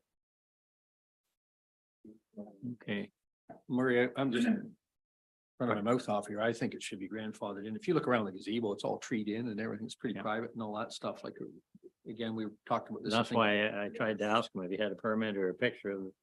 I did put pictures. There are pictures. There's pictures there. attached to this. Yeah, Yeah. but I mean, Also- pictures that would say it's before 1974 or whatever that. That may be. I don't have anything No. from that old. As I say, my in-laws moved in 74. Yeah. And as far as my wife remembers, there's been a deck there Yeah. from day one. Oh, I imagine. But I don't know how else they would have got into the cottage without a deck. So but I don't. I don't have, the earliest picture I found that shows it from 1987, maybe. Yeah. Or 82 or 80, there was, Gordon used to have a Model T. And there's a picture with, in the background, you can see a deck. Well, if there's no permit, then we don't have a record here either, so. Part of the house is on it, too. Well, I don't know, I'm. Well, I agree with Pat there. I have no problem with saying his grandfather. yes. Looks great. Thank you.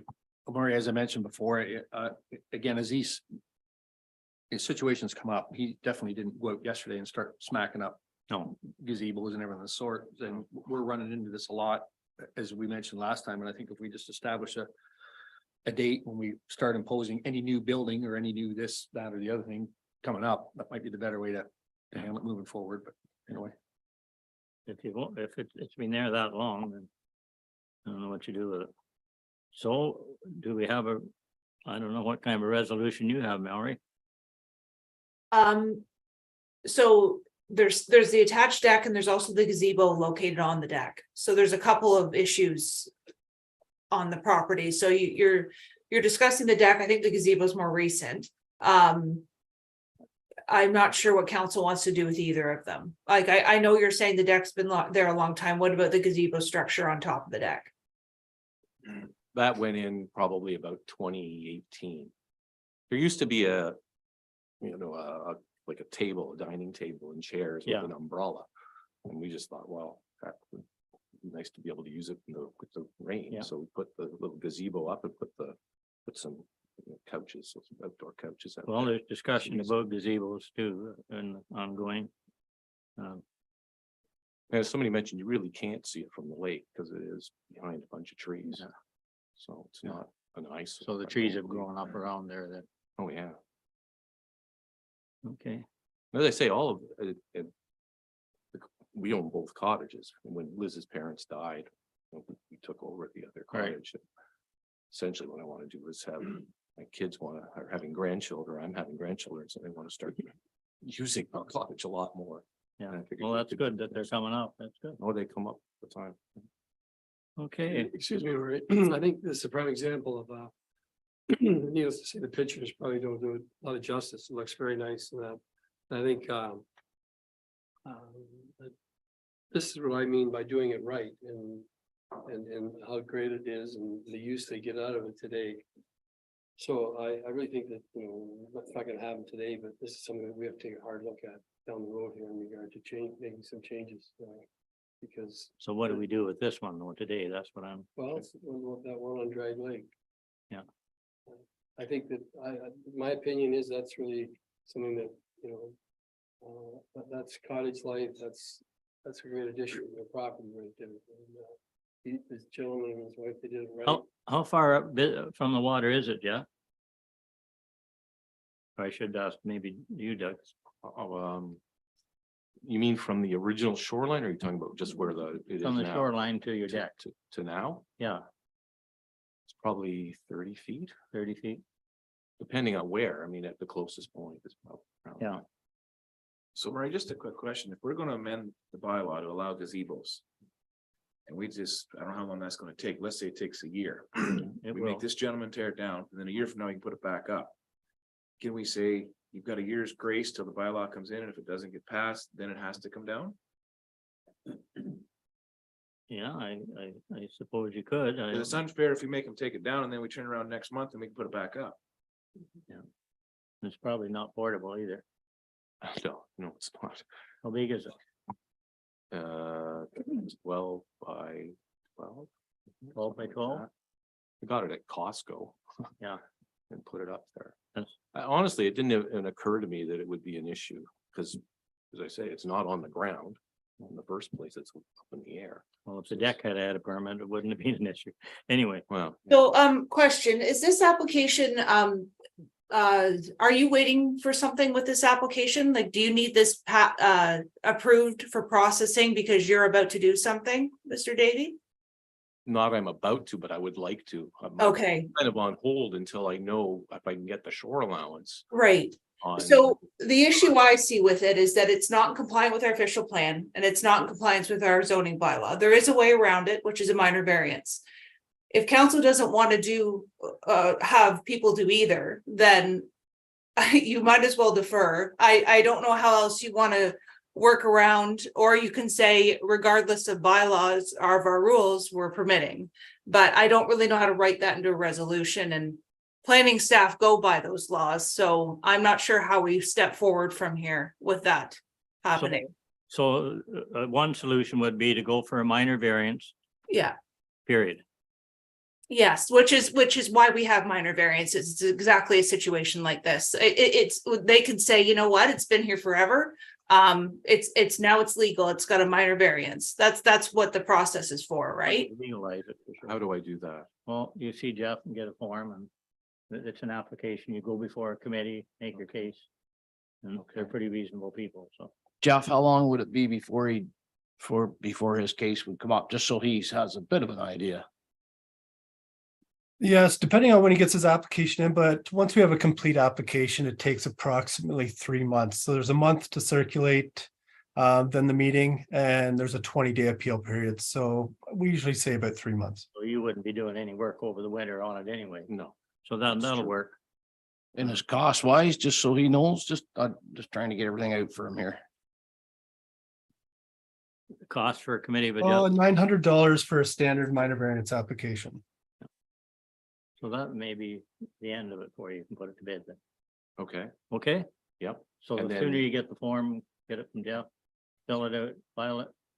And that gives us a reason to wait for the committee without Okay. enforcing anything. Yeah, and then I'll say, given that we know that a minor variance application is coming, do we want the bylaw department out there? Or do we want to remove that part of the resolution? I'm not sure. I'm asking. I don't know that we need them out there. Okay. You got enough to do. Sure, that's true. Okay? Yeah. Thank you, sir. That's great. So I should see Jeff about getting a minor Yes, variance. get the form, get it in. Okay, and, thank get you all moving. very much. So I'll read the resolution as it stands, and it does note those sections, but we know now that they're gonna apply for a minor variance, so.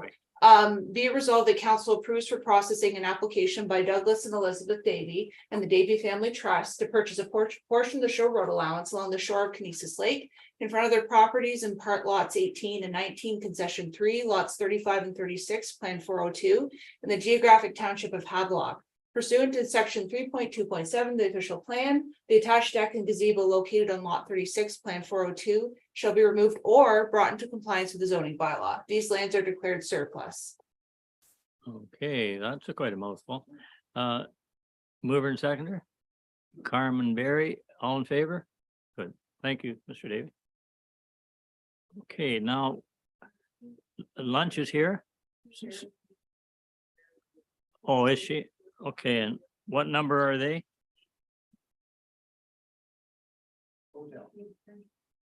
Oh, Lands of Woods, yeah, okay.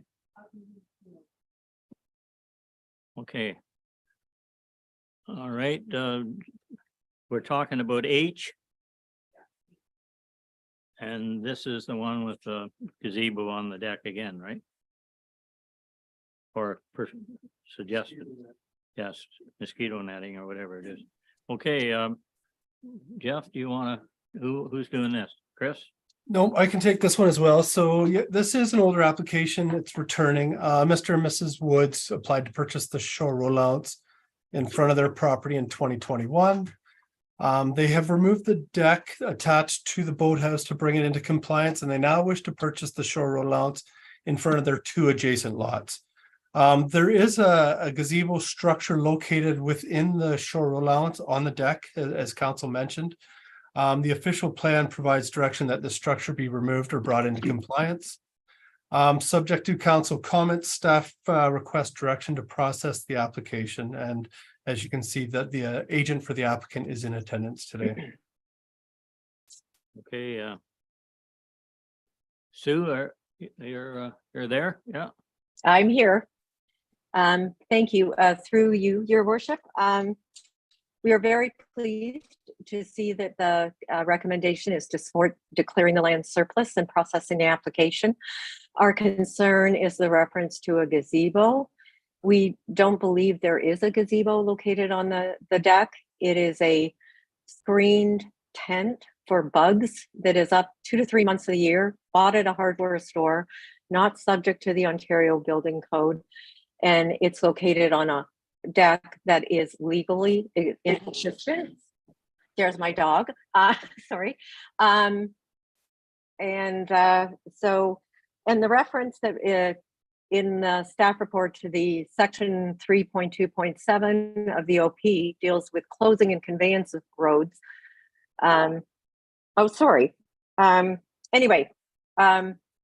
Yeah, so we don't agree that it is a gazebo. We think it's just a screen bug tent that gives them refuge from the bugs in the season. And as I said, the deck exists legally. So we are just asking that the council remove that reference so we can get on with proceeding with the applications.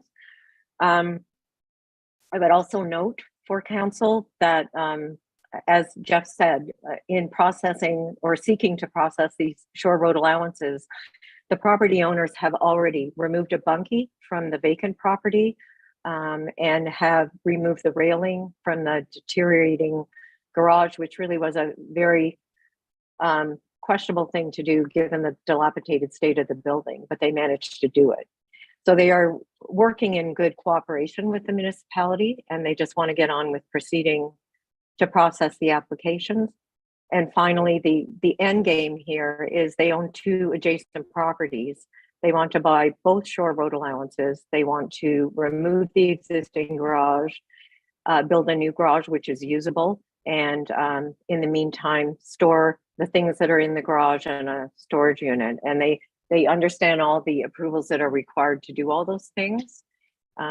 So we're just asking for consideration to remove that one reference.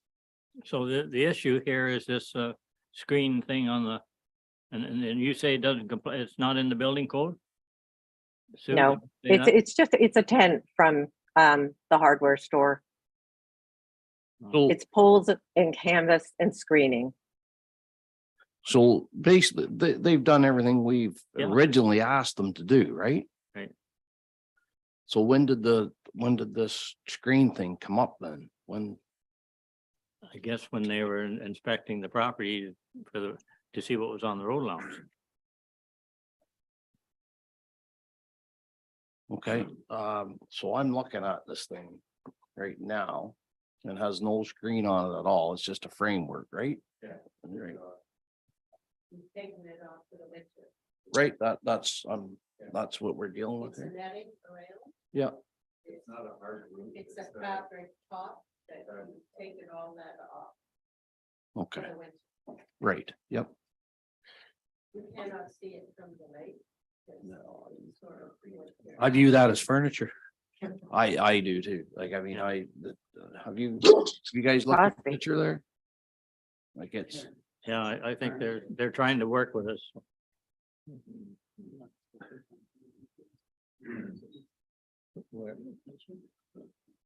I personally, I didn't know that it was even if you could remove the roof and that on, that it was okay, but I'm not. But it's Yeah. not- But it's not a structure, like it's, not- I don't, no, it's not a permanent structure.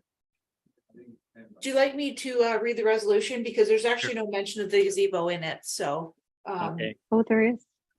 There Yeah. isn't in Lands of Woods, the current resolution I have doesn't. Oh, it's been updated. Sorry, Jeff. Oh, I've got an earlier version of the resolution. Yeah, you speak, Jeff.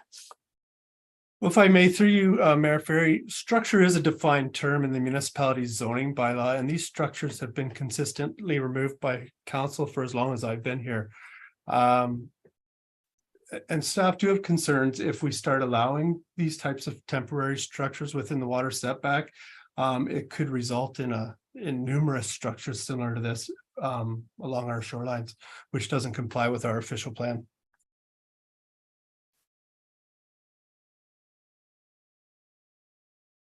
may I address that?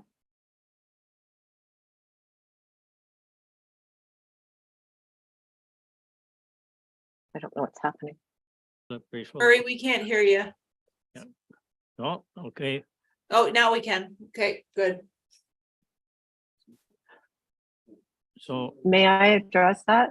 yes, When you go through the zoning bylaw, there is no definition of gazebo. There is a definition of accessory structure, but it says it's something that's constructed, and the definition of constructed in the zoning bylaw says it requires a building permit. This does not require a building permit, to my knowledge.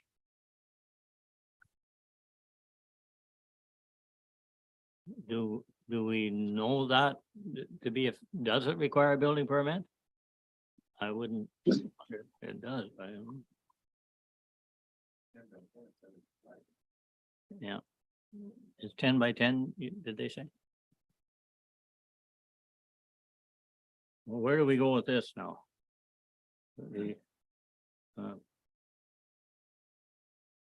The whole question is, if we don't consider it a structure, then it's not an issue, right?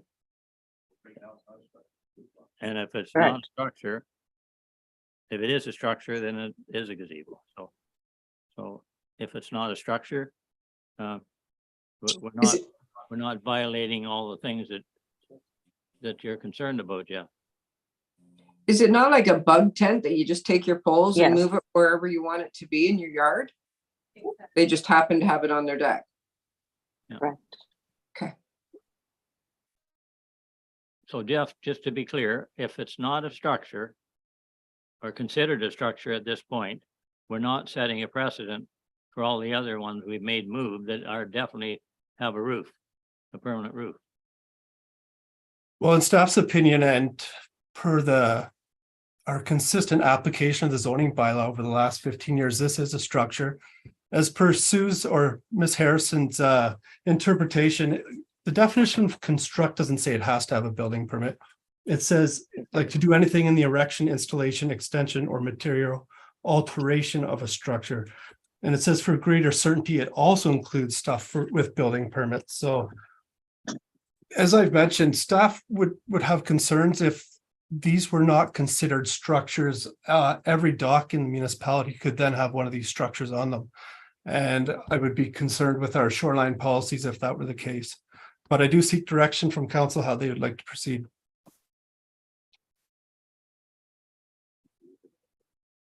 Yeah. Sue, you have another question?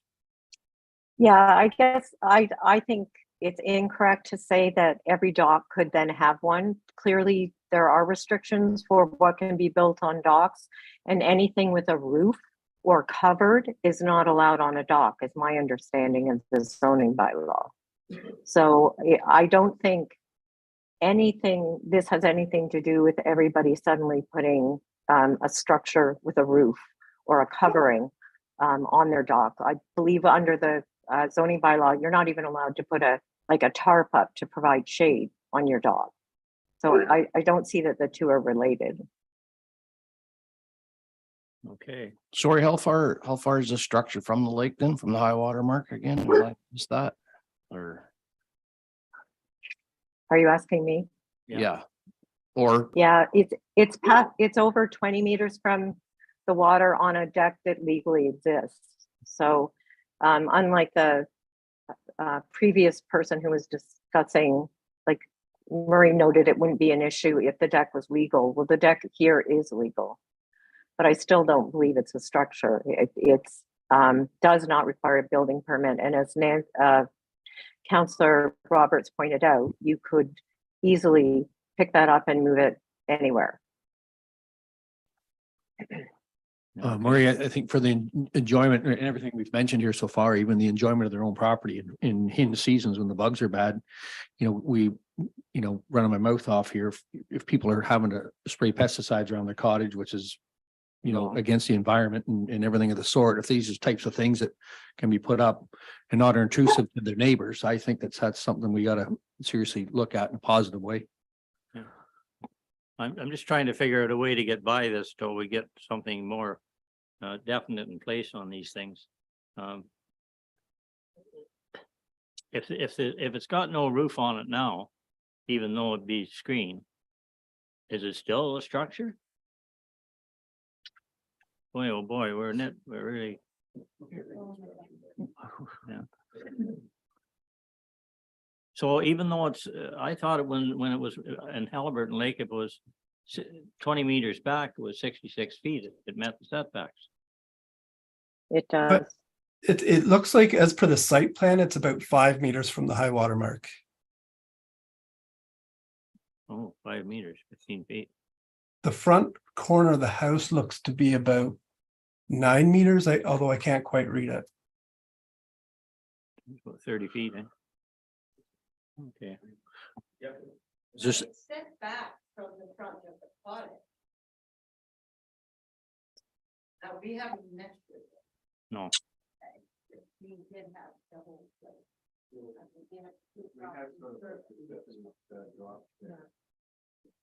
So the shoreline is not total even, if you want. I understand that. But it's on the deck that's sort of on the side of the cottage. And it's right in the back. That's where the emphasis is. Jeff, is there anything there in regards to a mobile structure? Like, is there anything, like, it's not affixed by look of it, it's not affixed to the deck. Is there something there we could work with that if it's movable? I wonder. It's something staff could go back and look at. This is how it's been interpreted, like I said, for the 17 years I've been here. It's something that we could go back to staff and look at, making different internal interpretations of our zoning bylaw. But as per the definition of structure, it's just any other constructed thing that takes up location on the ground or on something attached to the ground. Go ahead. Sorry, and I just wanted to add to that too, that typically when a zoning bylaw is silent on the type of structure or type of I guess in this case, the removable tent, then it's not a permitted use. So if it's silent, typically, then it's not a permitted use. So that's just some further clarification when you think about the interpretation as well. Jeff, you got your hand up again? Yeah, and I think I may have found a way to move forward here temporarily. So the structure appears to be within the water setback, but it may not be located on the shore road allowance. So council could have the discretion of removing that condition. It wouldn't legalize the location of that, but given that it's not on the shore road allowance, it'd be more of a bylaw enforcement matter. So how would we know that without a survey? Well, we do have a survey in front of us on the agenda. So we can look at it here and decide that. My original interpretation that was in front of the cottage, between the cottage and the lake, but based on the comments from the applicants, it looks like it's beside the cottage. So if that's the case, it's not on the shore road allowance, so it's not something we usually address during shore road allowance applications. It would still be an illegal structure that bylaw could enforce, but it's not something we have to address today. Okay, so can we come up with a resolution, Mallory? Can I ask a quick question? Jeff, so if somebody has some of the, and there's quite a few of these I know around, one of these large umbrellas that you have to secure to your dock or deck area down by the water, and is that called a structure? No. Well, what would be the difference between, so if I hung some screens off my umbrella, would that be called a structure? Oh, I don't want to answer that today. You can look at the definition of structure, Councillor McKechnie. It says a building or any other constructed thing, the use of which requires location on or in the ground. I'm just trying to explain to council how it's been interpreted here internally by all staff. If council wants us to interpret it differently or change that definition, we can. Well, I think your suggestion with the road allowance and the shoreline allowance, maybe it will let this go ahead for the time being until we get something, building department or somebody else, okay? I've got a resolution if you'd like me to read it. Yeah. Okay. Be resolved that council approves for processing an application by Mr. and Mrs. Woods to purchase a portion of the shore road allowance along the shore of Halliburton Lake in front of their properties in part lot 18, concession 10, lots 12 and 13, plan 348 in the geographic township of Harbour. These lands are declared surplus. Okay, mover and seconder, Carm and Walt. All in favor? Carried. Thank you. Okay, so I think we could shut down for, can we have, you're okay?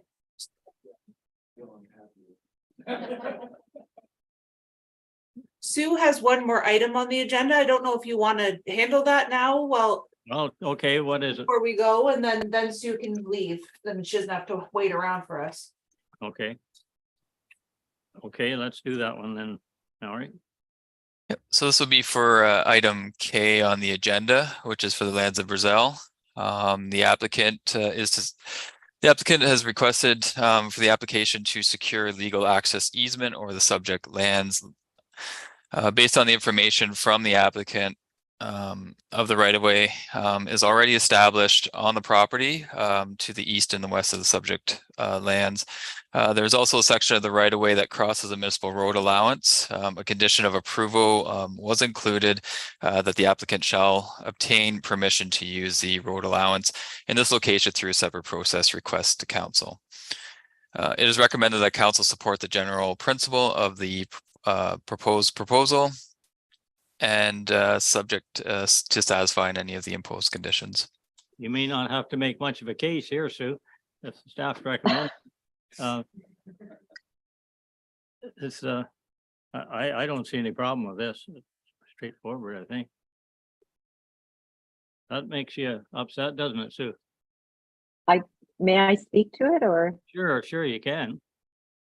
But it's going to pass. We just have one little concern. We're trying to, we love that there is support to process the application. We just had a meeting with Chris and with the county and with David Shapiro about condition number. It's the condition that requires, condition 2, sorry, that requires us to get permission to cross the municipal road allowance. Years ago, there was a severance agreement that was drawn up, and it included permission from the municipality to cross this municipal road allowance.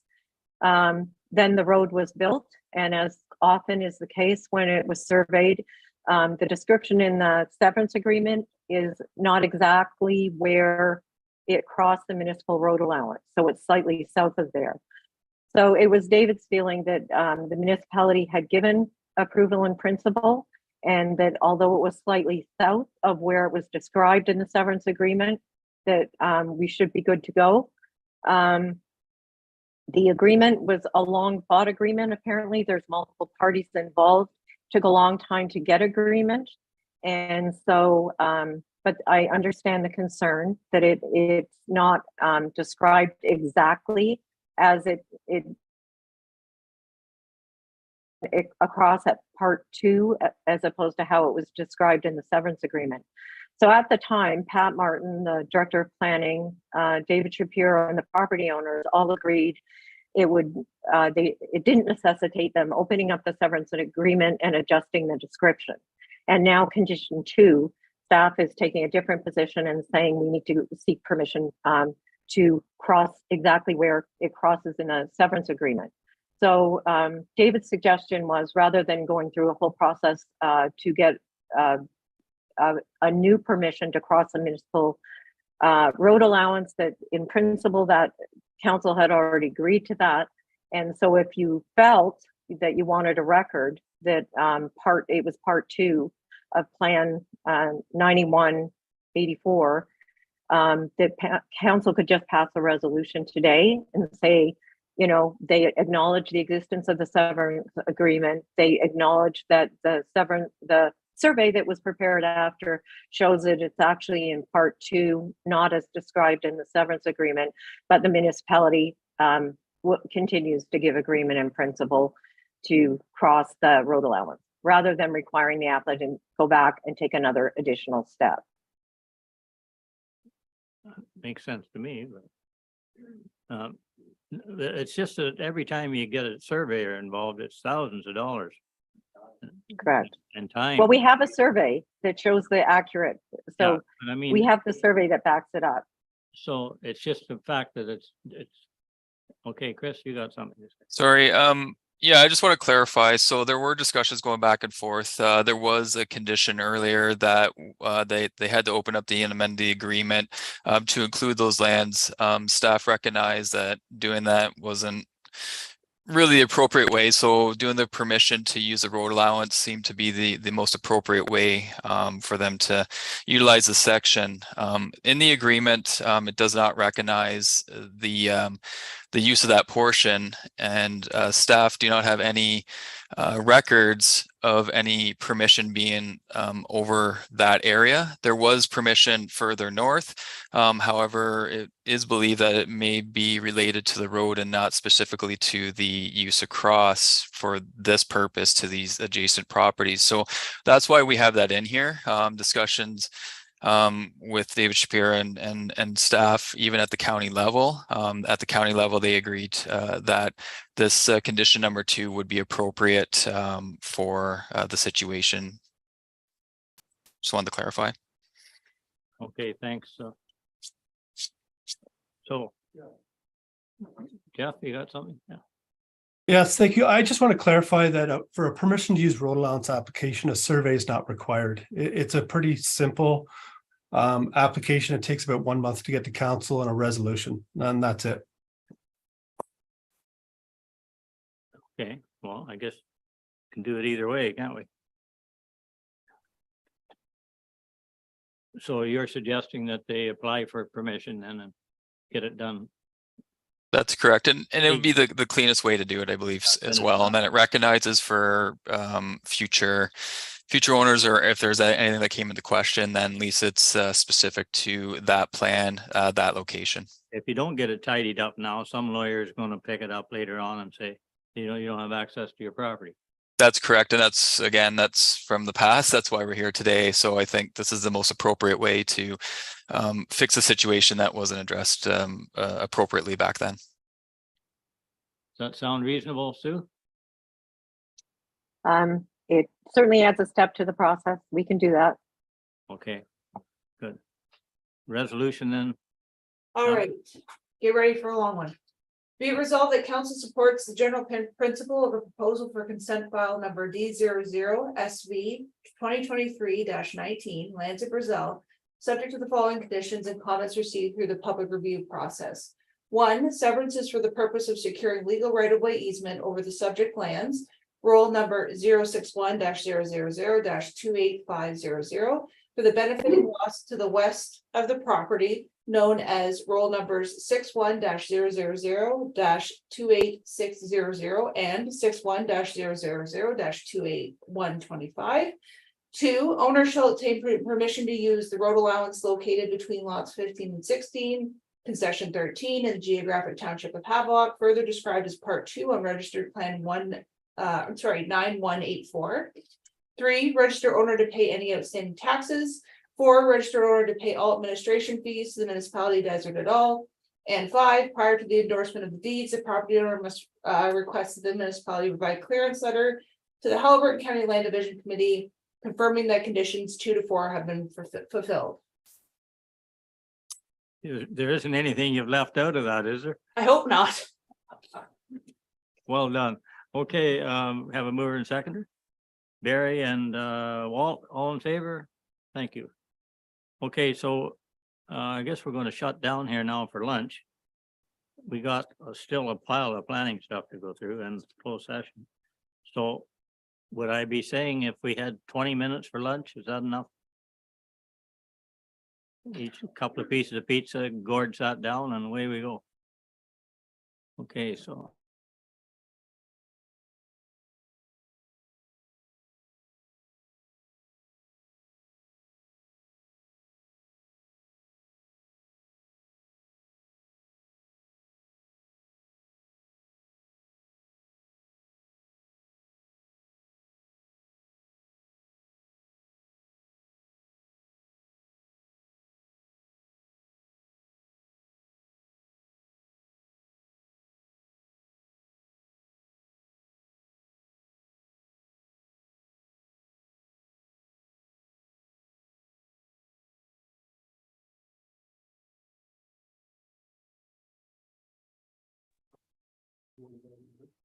Pardon?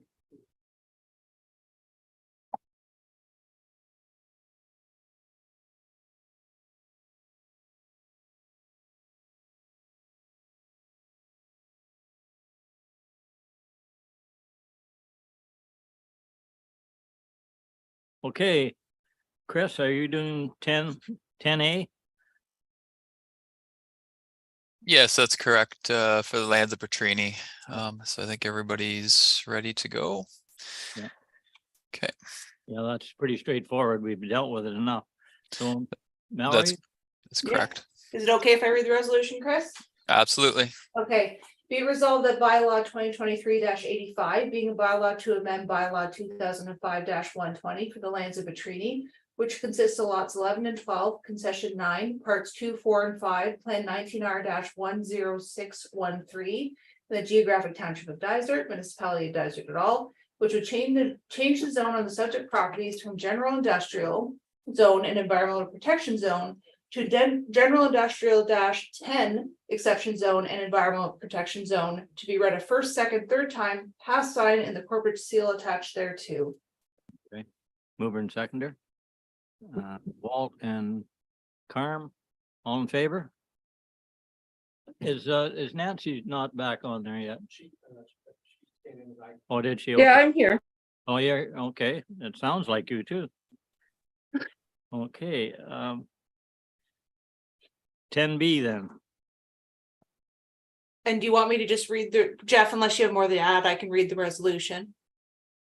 Yeah, and if I may, I just have one request. So following up on the discussion this morning, staff are looking for clarification in terms of the lot area and frontage requirements that council would like for waterfront properties in suburban and urban residential zones. I that's a pretty big lot, 2 acres. I think. Maybe I'm alone on that though. This is waterfront properties though, right? Just in the village. So last month, just to provide a bit of background, how do I came to that value? Council received some delegation last month and noted that it should be permitted on properties where there was sufficient size. So the current standard waterfront lot requires 1 acre and 200 feet of frontage. So what was proposed today was 2 acres while maintaining that 200 feet of frontage. So just double the minimum lot requirement for a waterfront zone. Yeah, those just- would be, I don't think there's hardly any of them left. I don't think there is in the villages and hamlets either. The way it's worded too, this would not apply to lots connected to sewers. Sewers would still be permitted additional dwelling units. It would only apply to the properties zoned urban and suburban residential, which I think last month, I can't remember the number I put on it. It was probably around 70 or 80, but I don't think any of them have over 1 acre and 200 feet of frontage either. They're old lots. Oh, no, and they'd be really a lot smaller than that. Yeah. Well, I don't know, if, I don't know why we'd. So what was, originally it was 100 feet and 1 acre, right? Is that what you said? 1 acre and 200 feet of frontage in the waterfront zones. The zone area or the lot area and the lot frontage requirements in the suburban and urban residential zones vary, but are quite a bit smaller. Yeah, like they're 66 feet. Yeah, again, I don't know where these lots would be, Jeff. So there would be some across from Stuart Baker Elementary School, some up by the museum on the north side of Head Lake. So these are properties in the village. That's all public land out there on. Yeah, so it's the waterfront properties that are within the village that are not connected to sewer. So Geez, I don't think there's very much. Well, what's everybody think?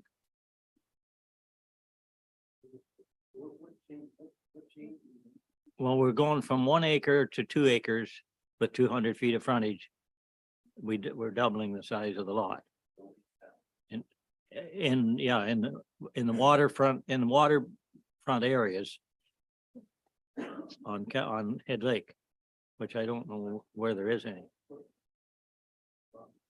What is there a bit of background to that yet in terms of the necessity or what brought this forward, I guess? yes, so there was some delegations received last month from the Kashagawig Lake Organization. I think that's what it is, KLO. And as well as Miss Langdon, who had concerns to permit additional dwelling units as of right on lots in the waterfront that were zoned suburban residential and urban residential. So the bylaw and the official plan will not permit additional dwelling units on waterfront lots. The way we've addressed that is anything zoned waterfront residential would not allow an additional dwelling unit. But there's these lots within the hamlets and the villages that kind of fall through the cracks that they're concerned about. And that's where I'm seeking direction from council. And I believe last month council said, as long as there's sufficient lot area, then it should be permitted. Yeah. So that's why I proposed what I did today. My own opinion, I don't have a problem with the first thing you're talking about, 1 acre and 200 feet, like especially if we're on town sewer, number one, because that's the environmental aspect of it, but also it's going to have to, any new lot creation is going to have to abide by the 100-foot setbacks from the lake anyway and proper septic. So that's my own opinion, unless I miss it.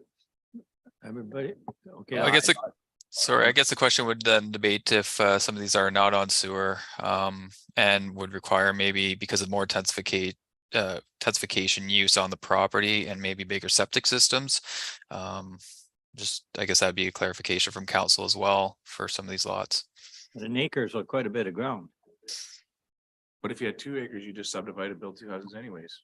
Well, if you had the frontage, you gotta have 200 feet of frontage. Yeah. Yeah, or if you have 2 small lots and you merge them, Merge them. the other option.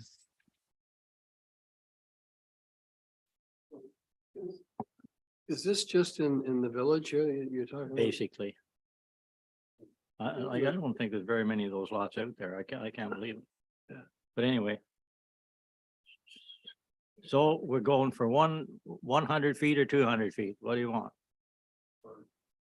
Sorry, it's it's the acreage, isn't it? Yeah, 1 acre and 200 feet of frontage. Sorry. So the 200 feet isn't changing. It's either 1 acre or 2 acres, right? Yeah, I think 200. Is that feet. Jeff? Is that correct? You can change either. That's where I'm seeking direction from council. So Yeah, I think 200 feet's a lot of frontage too. If it was 100, it would be reasonable to me. Silly question, that's 200 frontage on municipal road, not lake, No, yeah, it's Is it on the lake, lake frontage. but it's not on sewers. Okay. So this could be a lot, what we're saying now, with 100 feet of frontage and 1 acre of ground. Which would sustain a tile bed normally. Or two. Problem, like if the code and everything else reverts itself back to having the square Well, area. They still have to meet every Absolutely. thing. Yeah. Yeah. So are we good with 100 feet and 1 acre? Yes. Walt, did you have a question?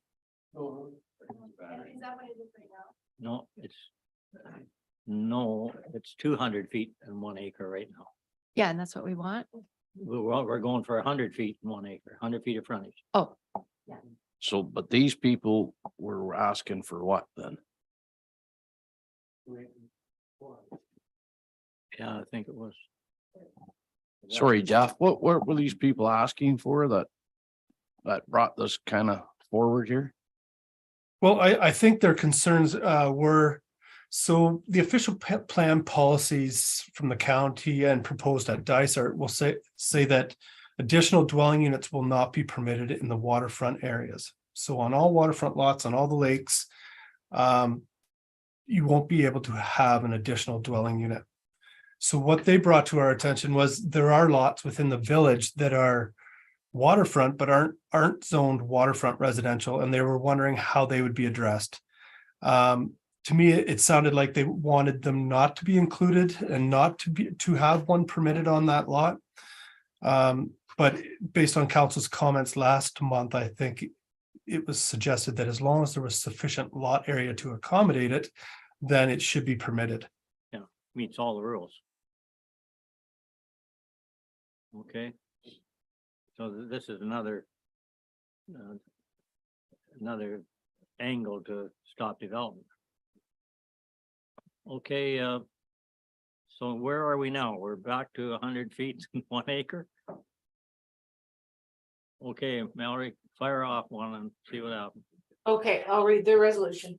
So be it resolved that the report for the official plan amendment D10 OPA 2023-001 and zoning bylaw amendment D14 ZB 2023-00004 for the municipality of Desert at all be received for information, and that council defers the bylaws to adopt the official plan amendment and zoning bylaw amendment and direct staff to update the bylaw as directed and return to a future public meeting. Okay, mover and seconder, Nancy and Tammy, all in favor? Carry.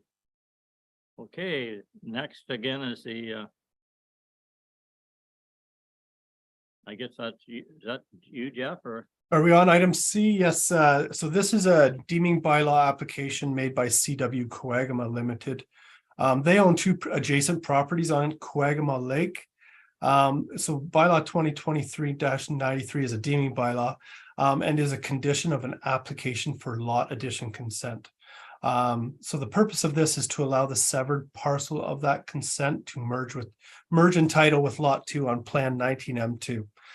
Staff recommend approval of the deeming bylaw. Okay, and that's the work that you did on the official plan amendment. It was pretty good stuff. So anyway, can we have a resolution on that? Sure. Be it resolved that bylaw 2023-93, which is a bylaw to deem lots 2 and 3, registered plan 19M-2 in the geographic township of Havelock, not to be within a plan of subdivision for the purpose of section 50-3 of the Planning Act as amended, be read a first, second, and third time, passed, signed, and the permit seal attached thereto. This bylaw is intended to allow the severed parcel of application for consent H-006/23 to merge with on title with lot 2, plan 19M-2. Okay, mover and seconder. Carm and Pat, all in favor? Carried. Thank you. Now we'll move on to F. Bishop Geyer Surveying Incorporated has made an application on behalf of their client, Mr. Bartucci, to purchase the shore road allowance in front of his property on West Lake. Staff have no concerns and subject to council comments, recommend approval to process the application. No, I don't know. There's no reason we'd have concerns, is there? I don't see any. Okay, fair enough. Resolution? Okay, be it resolved, the council approves for processing an application by Bishop Geyer Surveying Incorporated on behalf of Michael Baratucci. Purchase a portion of the shore road allowance along the shore of West Lake in front of the property in part lot 2, concession 3, lot 20, plan 571 in the geographic township of Harbour. These lands are declared surplus. Okay. Any discussion? Mover and seconder? Nancy and Barry, all in favor? Good, carried. Okay. Next is Benson on Eagle Lake or Moose Lake, I'm not sure which. Yeah, so they've made application to purchase the shore road allowance in front of their property on Eagle Lake. They would like to demolish the dwelling and clear title to their garage. The location of the existing garage and seasonal dwelling are recognized by the official plan. As per the report, the shoreline is manicured lawn. As per the official plan, directions provided that the shoreline should be repaired to a natural state. Staff seek direction in this regard and permission to process the application. Apparently he's agreed to all of that, right? I don't know the answer to that off my head. I would have to talk to Noella about that. Well, I understand he has, but he's gonna take the boathouse down. Isn't there a boathouse there? They would like to demolish the dwelling. I think they want to keep the Dwelling, garage the old there. house, okay. Yeah. Reverend Benson, remember him? Okay. The shoreline back to a natural state, what would be involved in that, Jeff, please? So I think they would just have to stop maintaining it. Right now, it's Really? manicured or they mow it right to the shoreline, so they would just have to stop maintaining it. Stay 15 feet back then. Yeah, in compliance with the site alteration bylaw and the tree bylaw. So you are allowed buffers around buildings. You're allowed a 5-meter path to the lake. You're allowed buffers around your decks and docks and stuff like that. So it would have to comply with that site alteration bylaw. I don't know whether they'd want to or not, but say they went back 10 or 15 feet and brought it back to what you're saying in natural state. Could they still have the rest? Because that's been like that for a long time. Yeah. For a long time. Like, could they still have that grassed area? Are you asking me? Sorry. Sorry, yes, I am. Yeah. Oh, sorry.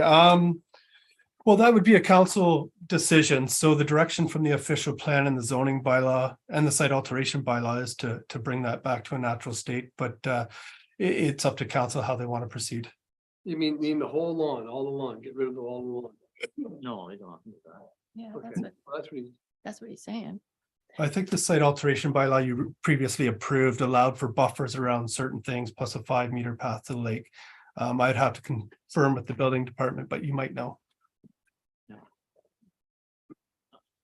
I think he could stay back, like you say, a reasonable amount from the shore with his grass. Let it grow. But When, yeah, But- like when, Oh, I don't want that. Yeah, sorry, I might have missed something there. So when we're talking about him going back 15 feet or we're talking about getting rid of his grass completely? well, that's the question, but I thought the ribbon of life was 15 feet. Is that not what I? So which is it? Yeah, sorry about that, but No, that's all right. So there's a couple, so there's 3 different pieces of policy or legislation that are coming into play here. So the zoning bylaw requires a shoreline vegetation buffer of, I think, 20 meters or to the legal non-complying setback. So I'm not sure what that setback is for the dwelling right now. The official plan gives council the discretion to include conditions as they deem appropriate. So the official plan says that it should be repaired to a natural state. So this is an opportunity for council to do that.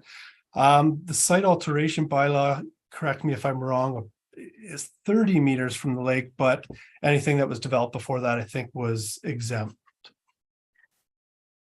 Can I ask a question? Just by looking at this, and you said that this has always been like this with the rock on the shoreline. And if you look across, there's rock everywhere. So isn't this a natural shoreline?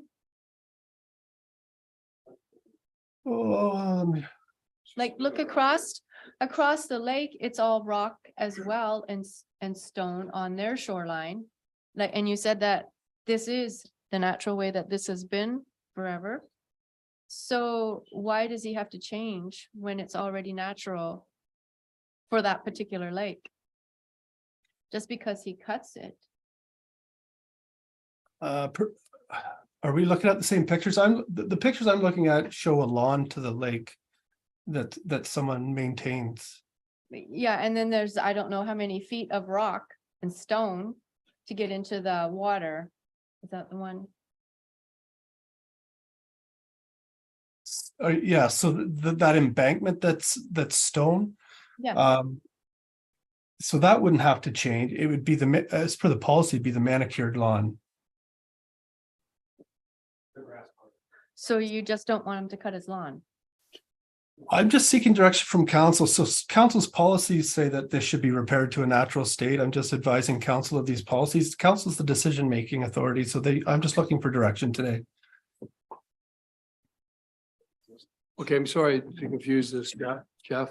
So if he put 15 feet of rock in, like is behind the garage there, and then the rest was all grass, is that acceptable? Like rock and natural vegetation? Sorry, could you say that again, Councilor McKechnie? So if he put in 15, say he went back 15 feet from the high water mark and put in the river rock with natural vegetation, and then the rest could be grass if you wanted. I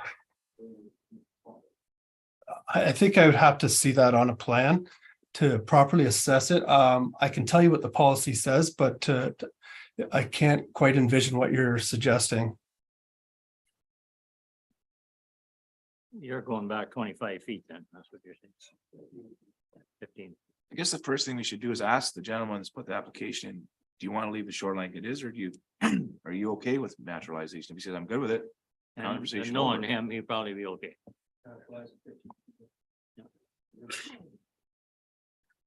So. Which, So I know. So what we're saying, we defer it and talk to them about what they're prepared to do? Save us going around something we don't need. Yeah. Okay with to do that? Okay. Mallory, you're going to defer this.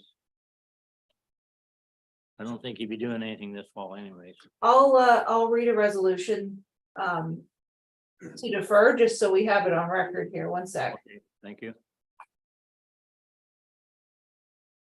Okay, be it resolved that council defers for processing an application by 1699995 Ontario Incorporated, Benson, to purchase a portion of the shore road allowance along the shore of Eagle Lake in front of his property in part lot 30, concession 5, part 1, plan 19R-8108 in the geographic township of Guilford. Okay. Does Move in anybody know second. if this is, like, is he in a hurry to do this, or it doesn't I matter? wouldn't think he is. He won't restore his shoreline before it starts to freeze here now anyway, so.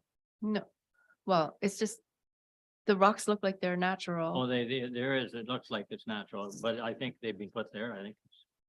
like even across the lake, it's the same kind of rocks. Oh, okay. I know, but the 15 feet would be, like, I'm just saying, does it have to be in, Where the grass starts. but then that's, I don't know how, like, is there 20 feet of rocks here, 15 feet of Oh, no, it rocks? wouldn't be that much.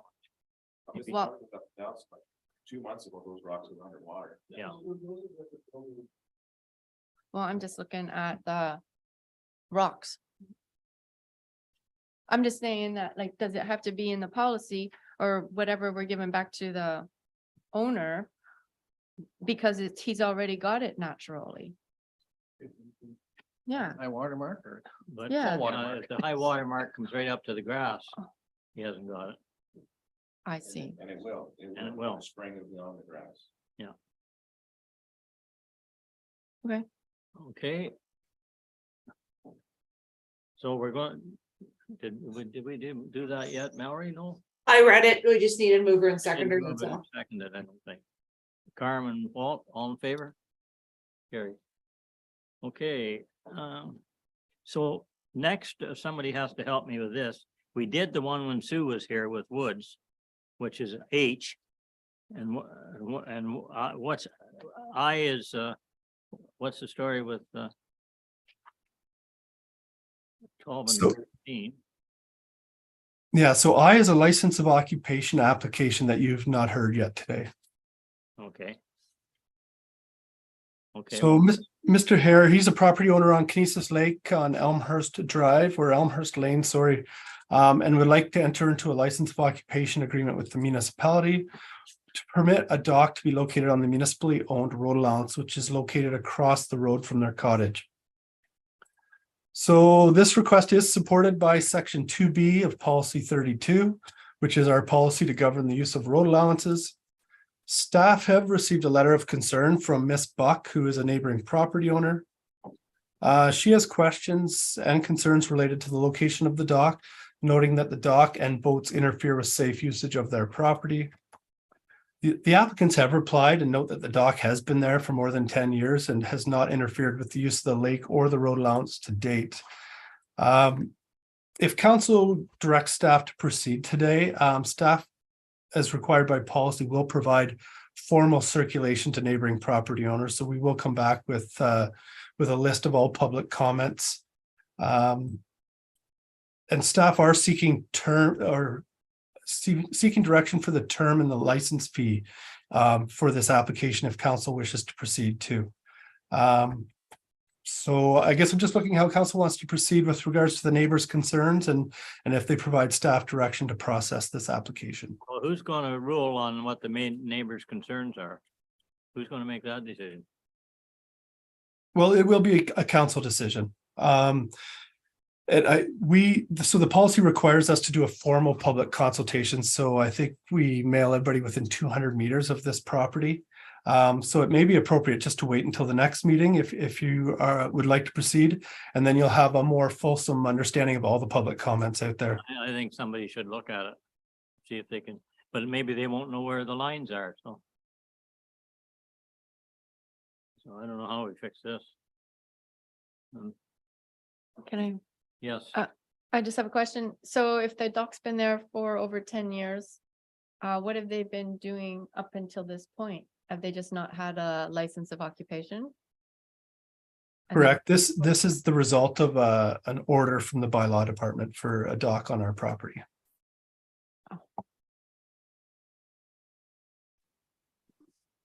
well, So this is gonna be no different than any of the other license of occupations we've done over the last year, where we've had a set fee and a set time frame.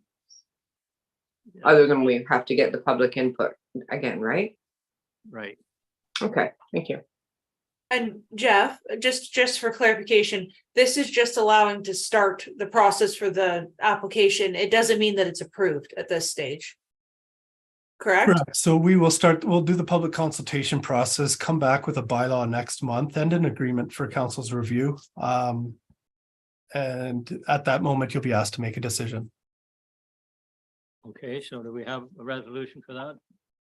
Mallory or not? We do. The only thing is that there's a fee that that staff's asking council to set and a term. So how many years? Well, what have we been doing the last 2 months? It's $500, isn't it? And it's is it 3 years or I can't remember. If I may, Mayor Ferry, it was for the term of council. Yeah, term of council and $500, right, for each person using it. Is that right? Okay, Okay, so two more years? Sorry, I'm looking at the way this is, because you wouldn't say term of council, would you, in your agreement? Well, we wanted it over before, so it should end in 2005. So whatever lease. So, okay, so 2 years. Sorry, Jeff, go ahead. Yeah, so within the department, what we're trying to do is have all licenses of occupation expire in May of the year they expire, so that they all come up for the same renewal at the same time. So when council said for the term of council, what we've been doing is putting that the date that it expires the May after the election.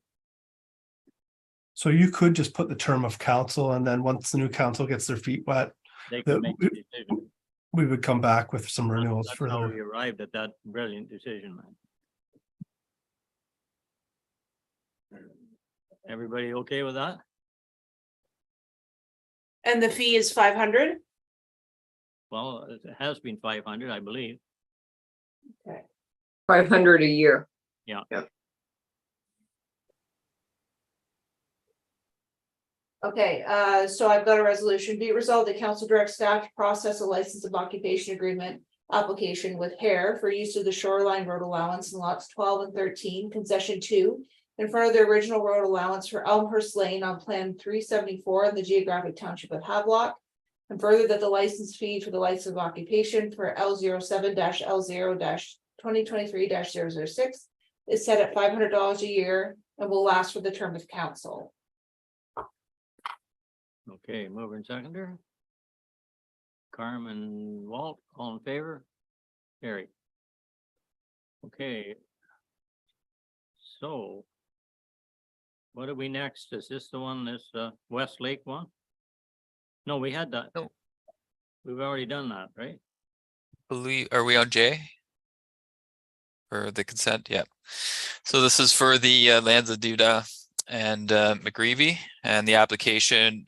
So the applicant would like to sever a portion of the retained lot known as 138 Maple Ave and convey it to the adjacent benefiting lot known as 140 Maple Ave to provide additional area for entrance to the main dwelling located on the benefiting lot.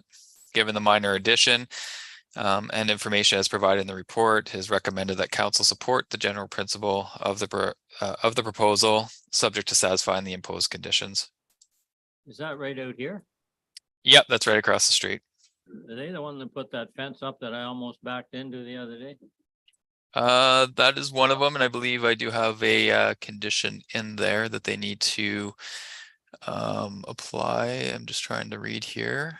That they have to address that encroaching fence, which is the structure. Yep. Yeah. Okay. Okay, so that's J.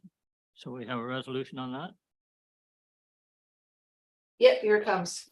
Okay, be it resolved that council supports the general principle of proposal for consent, file number D00-SV-2022-014 for the lands of Duda and McGreevy, subject to the following comments and conditions received through the public review process. 1, the consent is for the purpose of a lot addition to the property known as roll number 012-000-25100. 2, a copy of the draft reference plan will be submitted to the planning department of the municipality of Dysart at all for review and comment prior to the registration of the plan.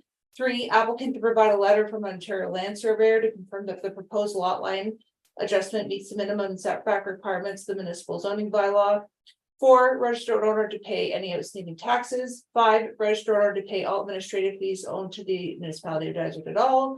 6, the registered owner of the retained lot known as 138 Maple Avenue shall submit a license of occupation application in order to address the encroaching structure located on the municipal property. And 7, prior to the endorsement of the deeds, the property owner must request that the municipality provide a clearance letter to the Haliburton County Land Division Committee confirming that conditions 2 to 6 have been fulfilled.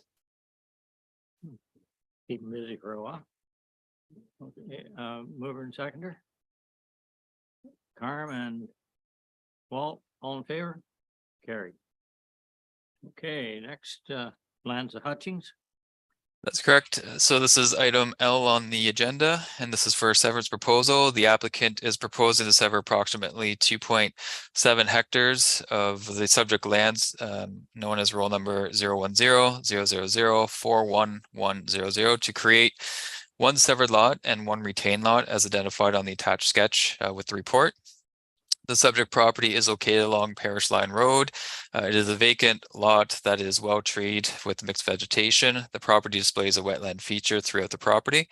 And it is recommended that council support the general principle of the proposal, subject to satisfying the imposed conditions. So he has to do an environmental impact, does he, or? You'll have to do one just to address, as per the policies of the official plan, just to address the wetland features throughout the property, just to demonstrate that the proposed lot severance isn't going to affect or negatively impact the wetland. So it's a scoped EIS as opposed to a full EIS. Not a full one, okay. So No. I would say it's Vic Hutchings and probably not that well. Is Vic still around? I can't remember. Okay, so we all good with that one? Nice rural lot for somebody? Maury, is that study necessary? If, like, it shows the EP, we're kind of right halfway back, like he's a long ways from that. Is there any setbacks, or is that something he has to do, or? So this is a policy within the official plan. It is up to council essentially if they would like to remove that condition. That is up to council. But based on the official plan, when you're within a certain distance of the wetland feature, then it triggers the study to ensure that there is no negative impact to the wetland feature. So what's the distance, Chris? I don't have it in front of me. I would have to confirm that or have the applicant confirm that. That's I believe it's 60 meters from the property boundary. Sorry for interrupting, but if there's anything on site, it's the county policy that requires us to get that. Yeah. Okay, so even if we said, don't worry about it, the county could say they want it anyway, right? Correct. Correct. Yep. I think it's more than 60 meters or 60. I think it would meet the distance. I do too. Yeah. And you know, And don't get me wrong, if it was abutting, if it was abutting in EP zone, like right tight to what the severance requirement was, or what they're asking, then yeah, I think it definitely would make sense, but he's a long ways from that. And just for clarification, in the official plan, it states, and that's why it triggered this, is that the wetland shown on the county Halliburton mapping. So anything that's on or adjacent within 120 meters. so it's different on a different map than maybe. Are those 100-acre parcels? They must be.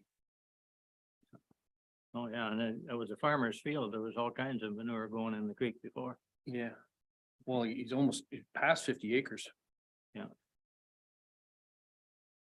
Anyway, if we can't do anything about it here, I guess. No, I guess we can't. So it's not going to be a full environmental study though. Just a scope. Scoped for the wetland, that's correct. Yeah, okay. So typically you would have, if you had a full environmental report, could be 20-30 pages. Typically scoped is much less than that. Could even be down to a couple pages just for review. And a lot of times they may even just do a desktop review, the environmental consultant. So it's not a full-blown one that would be extensive. Yeah, because they are expensive. Okay. All right, can we have a resolution then? Okay. Be it resolved that council supports the general principle of the severance proposal for file number D00-SV 2023-020 in lot 19, concession 5, geographic township of Dysart, municipality of Dysart et al., subject to the following conditions and comments received through the public review process. 1, the proposal is to create one severed and one retained lot from the subject property known as roll number 010-000-41100. 2, a copy of the draft reference plan to be submitted to the planning department of the municipality of Dysart et al. For review and comment prior to the registration of the plan. 3, subject to parkland dedication fee of $1,000 for severed lot. 4, the registered owners to obtain an entrance permit for the municipality of Dysart et al. For the proposed severed lot. 5, subject to submission of a scoped environmental impact study to address the wetland feature adjacent to the proposed severed lot. 6, the registered owner is to submit a site development plan for the proposed retained lot, prepared by a surveyor and based upon recommendations of the scoped environmental impact study. 7, the registered owner is to enter into a severance agreement pursuant to section 5126 of the Planning Act to address all planning matters and to include recommendations of the scoped EIS. 8, subject to a zoning amendment to rezone the severed lot to the satisfaction of the municipality of Desert at all for its intended use. 9, the registered owners to pay any outstanding taxes. 10, subject to the payment of all administration fees owed to the municipality. And 11, prior to the endorsement of all the deeds, the land division committee is to receive a clearance letter from the municipality confirming that conditions 2 to 10 have been fulfilled. The applicant is to make a request to the municipality for said letter. A lot of conditions. Go ahead, Pat. Are you voting for it? Yeah. Okay, moved by Pat. Seconded by Carm, all in favor? Good. Okay, next. I believe we're on M now, so Rogers M, Rogers Communication. Roger, communication, yeah. Yeah, they're proposing to construct a tower on Indian Point Road on the lands owned by Munshaw and Sawyer. In order to access the proposed location of the tower, the applicants are requesting council grant permission to use the municipal road allowance.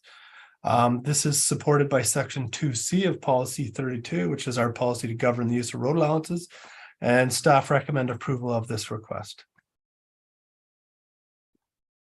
Okay, I think that's pretty common among the municipalities now that allow them to use the road allowance if they can. Okay, so I guess we need a resolution on that or? Okay, I'll read it. Be resolved that council grants permission to Rogers Communications Incorporated to cross and use a portion of the road allowance between lot 34 concession 10 in the geographic township of Dysart and lot 1 concession 10 in the geographic township of Dudley, as shown in the sketch attached to the signed acknowledgement form. Use is restricted to a driveway. Permission extends to heirs, executors, invited guests, and is subject to terms and conditions as outlined in the municipality standard acknowledgement form for use of a road allowance. Use is restricted to normal vehicle, pedestrian traffic associated with uses permitted in the zoning bylaw as amended. Okay, mover and seconder, Nancy and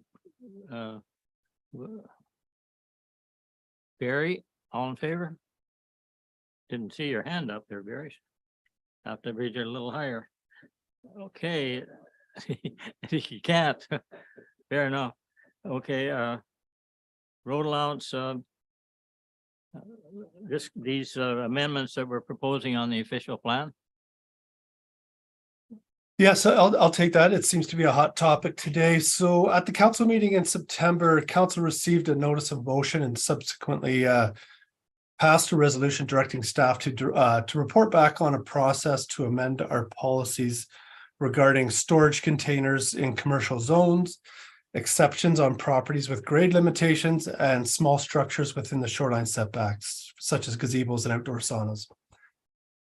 So I think the purpose of this report is to kind of determine the scope of what council is proposing and kind of seek direction how to proceed. In the report, I've kind of outlined Dysart's existing policies that may be impacted and policies that might provide council some direction. The report also includes policies provided by neighboring municipalities, or specifically Algonquin Highlands, Highlands East, and Minden Hills. I can go through everything one by one, or if council has any specific questions regarding this report, I'm happy to answer them. I guess I'm just looking for a little direction how you want me to proceed. Well, it's up to council. How do they want to proceed? I'd like to go through them if we got time to do it. Like, is that okay? We'll just quickly do it. Is that? Yeah, we can just do the one thing at a time. Yeah. Okay, Jeff. I'm easily confused, so I'd like to one at a time. Yeah, I'll go as quick as I can. So starting out with storage containers, Dysart's policy provides that the storage containers are only permitted in the industrial zones. A zoning amendment would be the process to permit them in commercial zones. As per the official plan, I do recommend that council collaborate with local agencies that have an interest in economic development, such as the HCDC, Chamber of Commerce, and BIA, who all help develop policies regarding development within the village. So does council want to comment on them one at a time, or do you want me to keep going? So this is all commercial zone, not just the town of Albert. This proposed amendment, right? I guess, yeah, I'm seeking direction from council there, where would they would like them I think that permitted? was the intent. Yeah.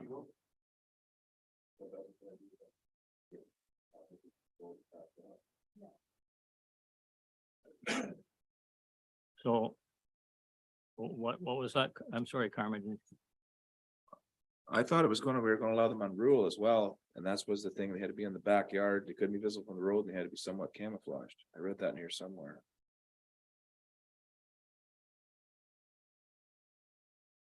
And I may have incorrectly reported last month that they were permitted in the rural zone. After reviewing our policy closer, they're not permitted in the rural zone. So maybe that's why you wrote that down. If council would like us to also make changes to permit them in the rural zone, we can do that. There's thousands of them out there. Yeah.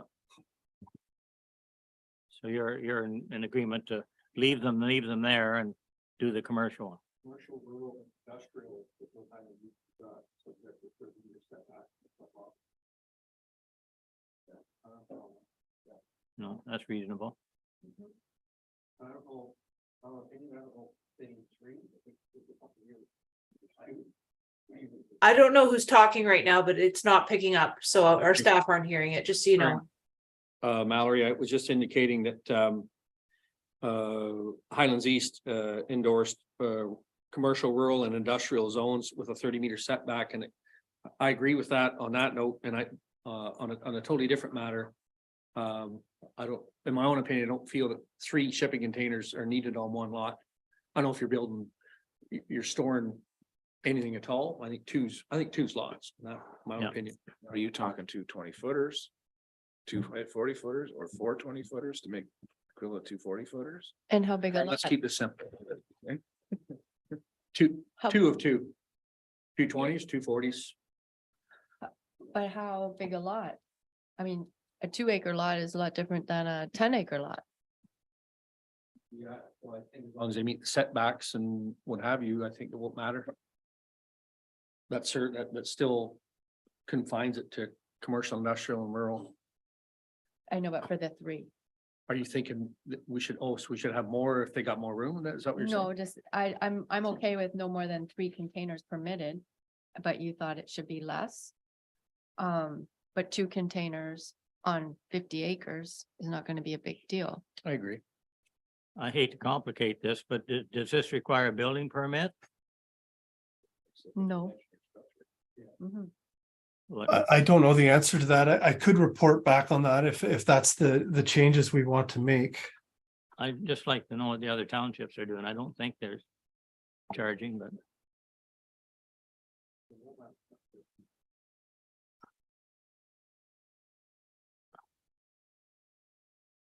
Okay, so that's. Yeah, but that's as clear as mud now. So you got any direction there or no? Well, what I heard was, so to seek permitting them in the commercial and rural zones, to a maximum of 2 per lot. Yeah. Industrial, Jeff. They already are permitted in the industrial zone. So there's a section in our zoning bylaw called contained outdoor storage, and that's the section that applies. So they are permitted in the industrial zone already, subject to, I'm just gonna have to flip to it because I don't know it very well.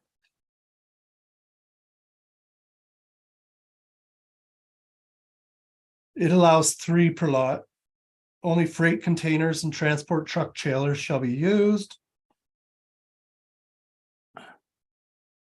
It's not permitted in the minimum setback area.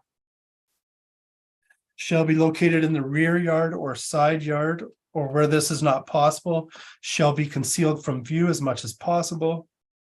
And when they say concealed from view, it shall mean a fence or a wall or a planting strip or something like that. Contained outdoor storage does not mean storage of goods, merchandise, or materials in an accessory building legally constructed in compliance with the zone provision. So what's that saying? It's not a shed, it's not a container. So So it says you're allowed 3, it has to be in the rear or side yards, basically. Could have all the buildings you're allowed in a rural zone, say where I live, and I could bring in 2 shipping containers and put on the lot. So what Murray just said there, what, subject to what though? You'd have to be in your backyard Yeah, and well, then that's the stuff that we need to figure out. yeah. Yeah. Now you are waterfront. is that- I'm rural too. It's in a rural zone. I just have a question. Yes, Nancy? I would think they would require a building permit to be placed on a lot because they're gonna be more than like the 150 or 160 square feet. So I'm not sure where that would have to tie in with allowing them, that they would have to have a permit or something. Yeah. Is there anything required now in industrial, Jeff? You've got a question anyway. Sorry, I mean, I'm not for sure with regards to building permits. I was just gonna suggest, so that section 3.5 of the zoning bylaws, the section for contained outdoor storage, and it basically says that storage of goods and merchandise and containers is not permitted in the zoned area except in the industrial zone, but that could just simply be elaborated to say the industrial zone, commercial zone, and rural zones. The reason I did suggest maybe consulting or with the HCDC and the BIA is because allowing 2 or 3 units on every storage container on every downtown lot might impact the aesthetics of the town, but to change it, that would be my recommendation, is just to simply add those 2 zones to that contained outdoor storage provision. It should. But I don't know what the setbacks are because there's not a building permit issued, so where do they fit? Yeah. So that's more thought needs to go into this. Yeah, Sorry, and just going on Jeff's point there, just downtown and just from the urban design perspective, council may want to consider when we come back with this, sort of restrictions around that, or maybe excluding, main corridor and downtown businesses, just aesthetic purposes and those type of things, because it could get messy quick. So just caution. yeah, 'cause there is limited space downtown too. You can't meet setbacks most places. Okay, Nancy, did you have something? No? Jeff did. Jeff, you did? Well, I was just going to elaborate or clarify because I thought I heard you ask a question about setbacks. So that section of the zoning bylaw does say that they have to comply with the required setbacks. Okay. So all right, so can we move on to the next item? We're off the storage boxes. Yeah, so moving on. So the next one is exceptions for grade limitations. So my understanding, based on the discussion last month, was that council's referring to those official plan policies on Percy Lake, which permits storage sheds in the water setback. So in the report, I outlined that policy. The policy contains provisions requiring the lot to have a 15% slope. It restricts sheds to 100 square feet and a minimum setback of 4 meters from the lake. It notes that sheds must be screened from view using native vegetation. To enjoy that reduced setback, the applicants must purchase their shore road allowance and apply for a zoning amendment as well as a site plan agreement. I also included the process to which this policy was implemented, which was based on section 16.2 of the official plan, which is the section that deals with lake plans. So Percy Lake, to actually have this implemented, prepared a lake plan to support the amendment. They surveyed all property owners and obtained a minimum of 75% approval as required by the official plan. So if council is considering applying this policy to all lakes located with the municipality, an official plan amendment and a zoning bylaw amendment would be required. I think a public open house, as outlined in the Planning Act, would be appropriate to consult with stakeholders such as lake associations and obtain the feedback from the public just to see what they're looking at in terms of these structures on these properties on their lakes. So what structures are we talking about here? On Percy, it is just storage sheds. Right, I know, but what, I thought we were just going after the 15%. If you're on another lake and you had a 50, like Redstone, and you had a real steep shore like that, could you have a shed down near the lake, or I don't know? Yeah, That's so the same reason Percy Lake used. Yeah, so Percy Lake, that's right. So it applies to lots with 15% grade or greater. If another lake wanted to do that themselves, they would have to come forward with a lake plan, survey their members and non-members of the lake associations, and obtain a minimum of 75% approval. But if council is considering this, applying this across the board on lots with 15% or greater slope, they might want to consult the lake associations. Yeah, I think so. But it's something we could, as I said, have a public open house and just get feedback from the public and the stakeholders.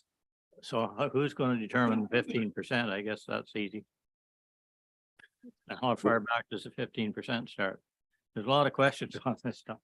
I think the policy says within 20 meters, but they are required to do a site plan agreement. So a professional, it doesn't necessarily have to be a surveyor. A professional would have to prepare a site plan.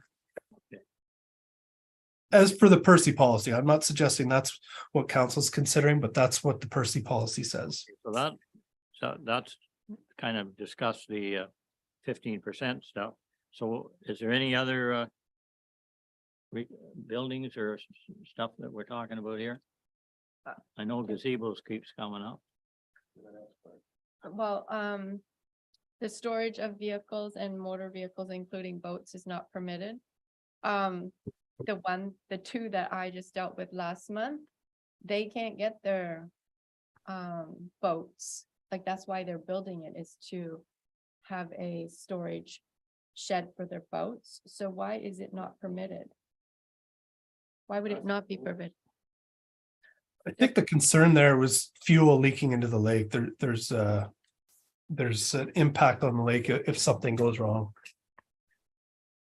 How Well, close to the lake are you talking? They were the kayaks and the canoes that they couldn't get up the hill because it was so steep. So I guess a kayak and canoe not considered a vehicle? And Oh, maybe, no, it wouldn't be. They're motorless. okay. The motor is the person. So could they not go to a public landing or something? And is that where they got in the water? Why wouldn't they get out there? Well, they could, but for storage, they can't get it back down because it's still got a 50-foot. Oh, wall I of see what rock. you're saying. Okay. I think it should Okay. be across all lakes too. Yes. Yeah.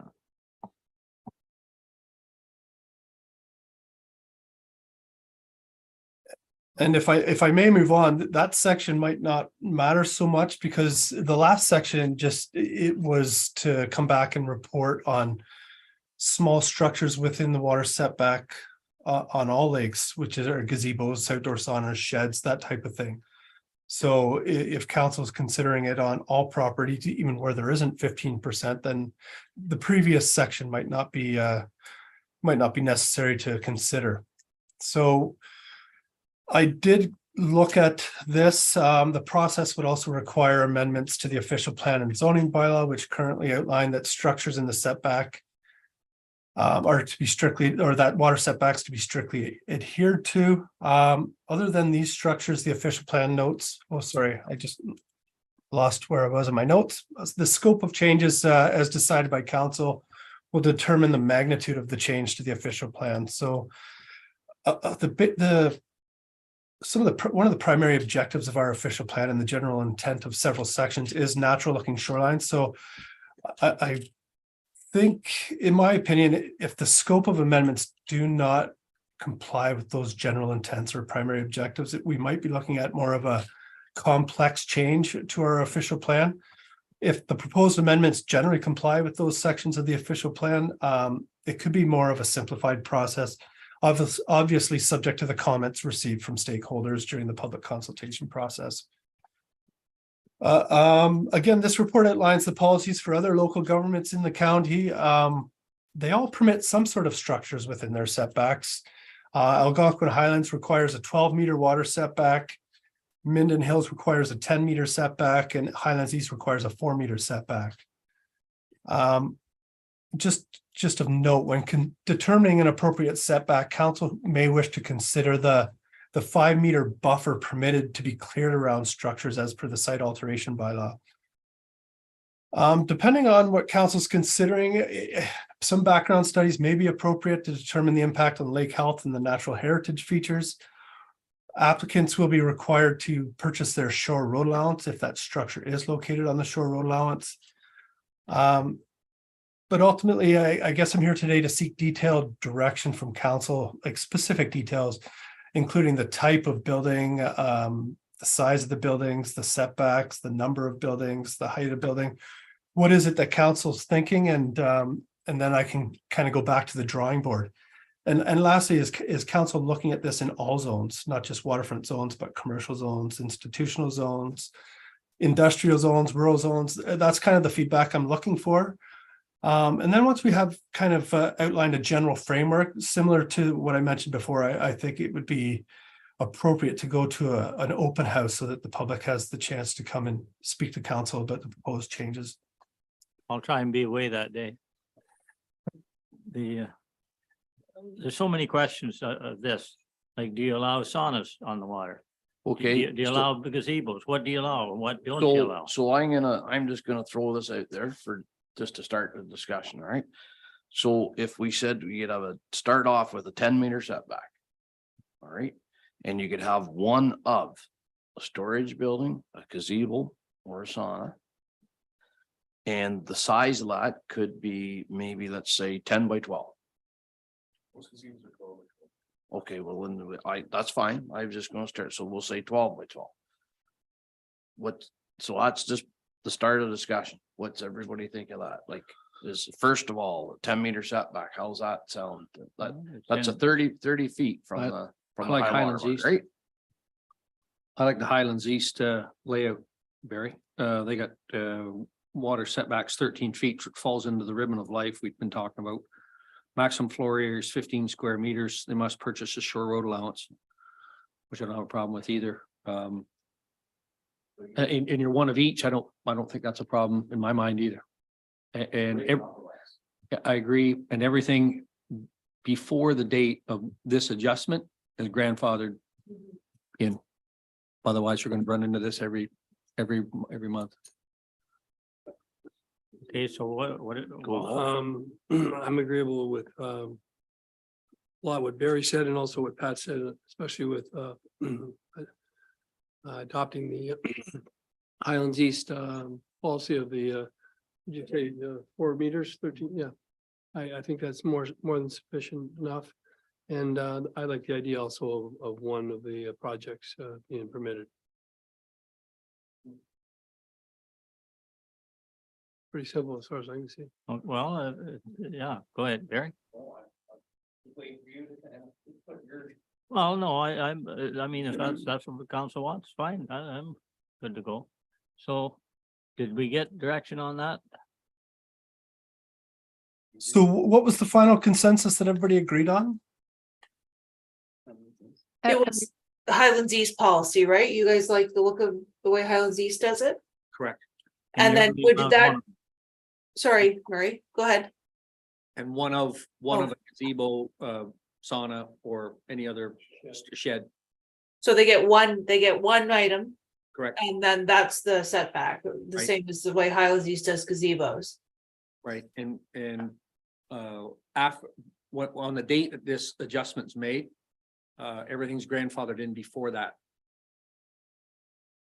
And you might want to obtain a legal opinion on that because everything is located on our shore road allowance. So those existing structures on our properties may impose liability on the municipality. Purchase the shore road allowance.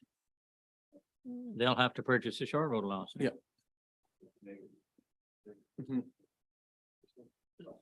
So just a little bit of thought before we jump into this. I put in a 12 by 12 addition on my, within 4 meters. And I'm putting aspenite on the walls. Isn't that a lovely looking thing?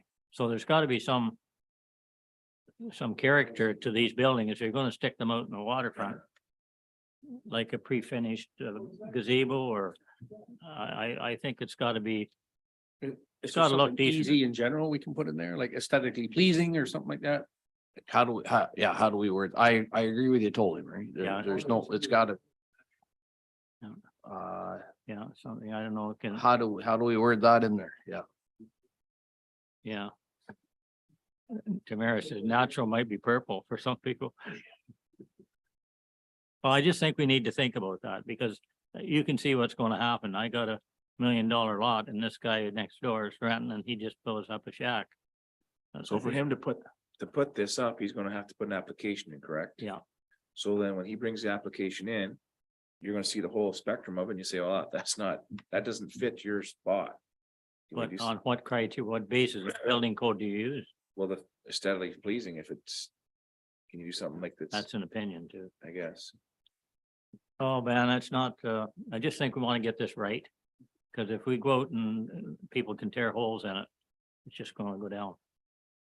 So Well, I agree with you totally, but I know there's gotta be a way that we can do it that says, make sure that. So it would have to be pre-finished wood siding or something that looks decent. And asphalt shingles or whatever. Plans drawn by an architect Yeah. or a kit from one of the box stores, one of the box stores. The trouble is, it doesn't tell you what goes on for siding. That's the issue I have. Some of these might be under the size for building code review as well. They're under the size limit, so they're not gonna meet anything. Jeff's got a. No, you beat me to it. That's all I was gonna suggest. So a shed, a 12 by 12 shed would not require a building permit, so. This, I don't think there'd be an opportunity to review unless it was at the time of purchase of shore road allowance. So this is this is out of control. If you can do that, you can put a 12 by 12 and then apply for one of the other ones. Because you don't need a permit for the 12 by 12.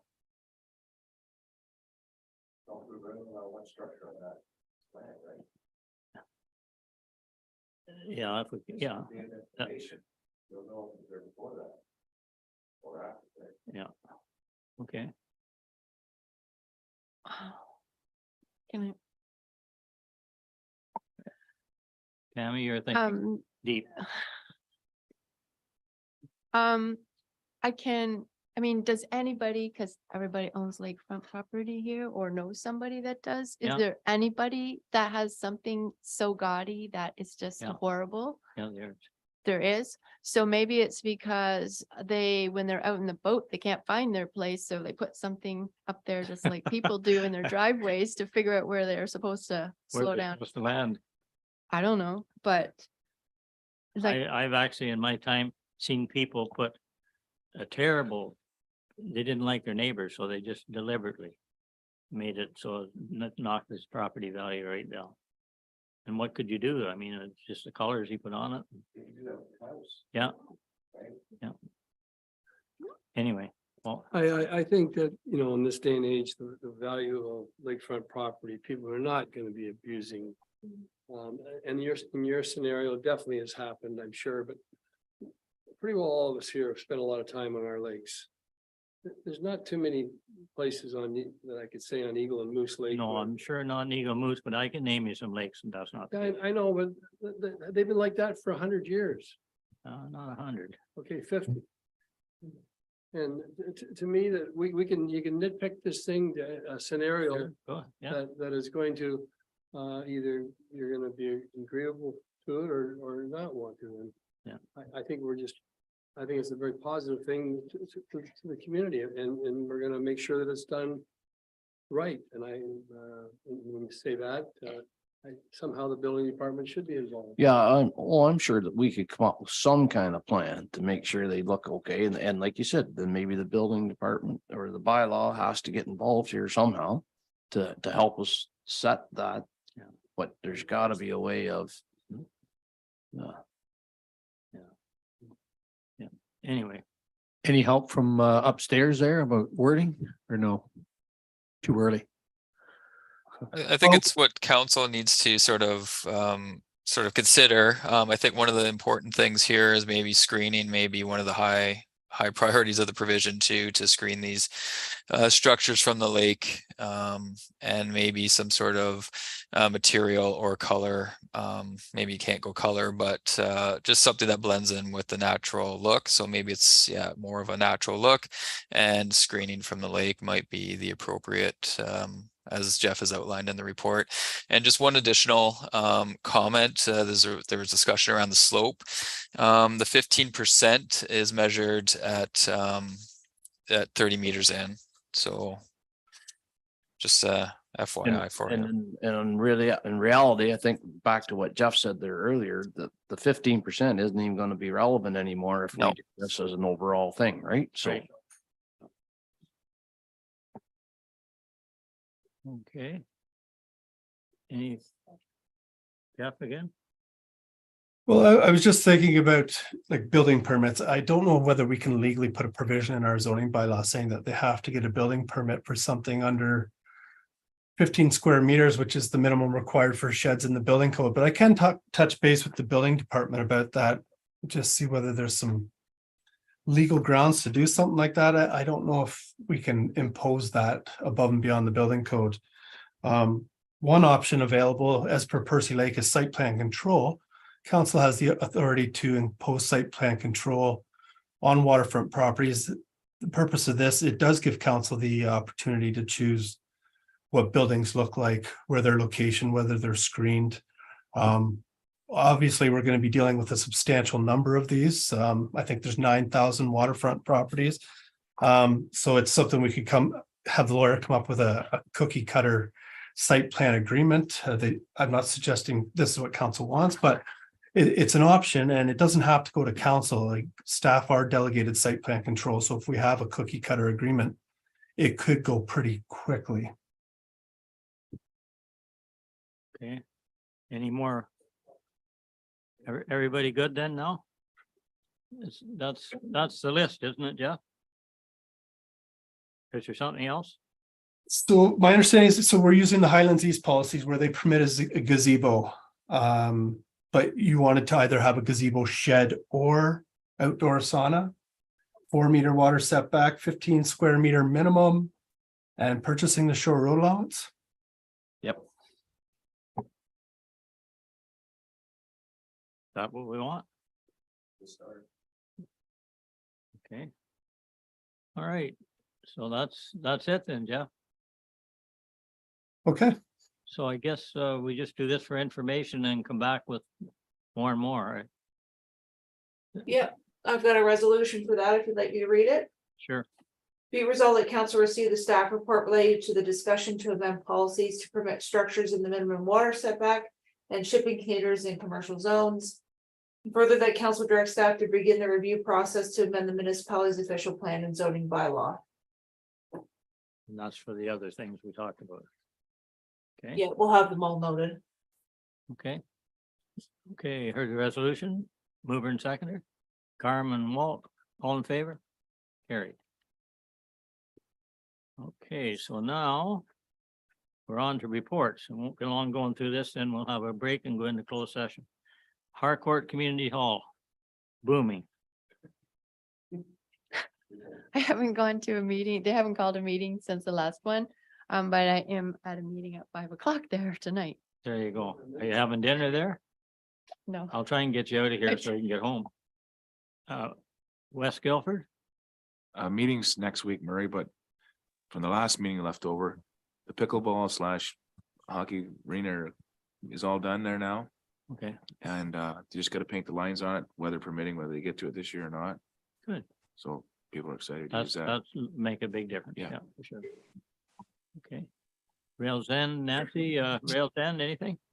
They have sent a report there. They have an Art Heaven, which is a show and sale of pre-loved art and crafts and jewelry, and that's their winter fundraiser, and it should be very interesting and lots of good stuff for Christmas presents there. And Janet Troll, who is a local author, is having the launch of her latest book at Rails End in November. Okay, thank you. Resolution then, Mallory? Yeah. Be it resolved that council acknowledges receipt of the October 2023 Rails and Art Center report. Okay, mover and seconder. Pat and Tammy, all in favor? Carried. Okay. BIA, Pat, right after we remove the meters, you'll have more to report. I'll have more to report next month, Murray. It's more or less getting set up for the Santa Claus parade and everything else. There was a chat about expanding the BIA area, which is just a chat at this stage, but anyway, that's pretty much in a nutshell the Good. nuts and bolts of it. Well, that's always a tremendous parade. I don't know if how have you been to it, but I couldn't believe last year the people there. Or a few years ago, anyway. Harvest Halliburton. Oh, I have a resolution for the Oh, minutes. sorry about that. That's all right. I'll read it right now. Be it resolved that council acknowledges receipt of the minutes from the June 21st, 2023 Downtown Halliburton BIA Board of Management meeting as information. Mover and seconder. Walt and Pat. I was so excited to get to the next one, Pat. Yeah, I know. Right over that. Harvest Halliburton. That's you. Yeah. Okay. Halliburton Source Protection Authority. Walt. Nothing. And Upper Trent, Barry. No meetings, but the water is still going down. The water's still going down, okay? All right, so I guess we need a resolution then to go into closed. Okay, I'll read that. We'll take a little break. Okay, be it resolved that council adjourned its regular meeting at 2:09 PM. Just gonna write that down. To discuss matters pursuant to section 239(2) of the Municipal Act as amended pertaining to 1, personal matters but identifiable individual, including municipal or local board employees. 2, a proposed disposition of land in the township of Dysart, which is a title correction on a 20-foot right of way. 3, a proposed acquisition of land in the township of Harcourt, proposed road acquisition in Harcourt. 4, advice that the subject is solicitor-client privilege, including communications necessary for that purpose, which is zoning bylaw amendment appeal.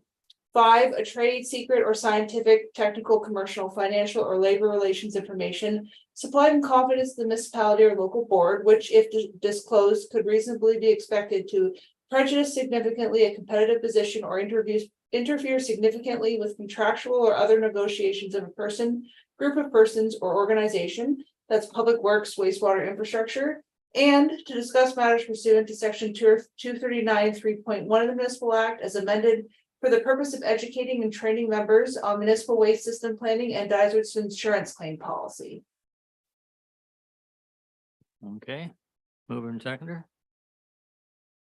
Carmen, Tammy, all in favor? Good. Okay, so we're gonna.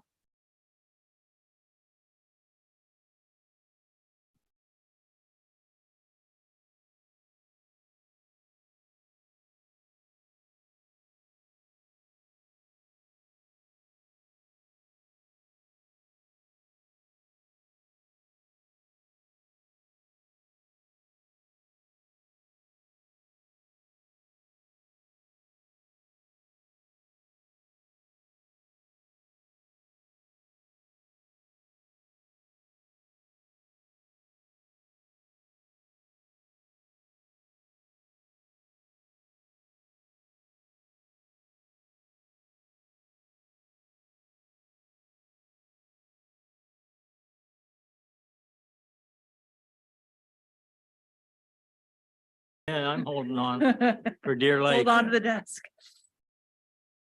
Oh, here's the hangout right here.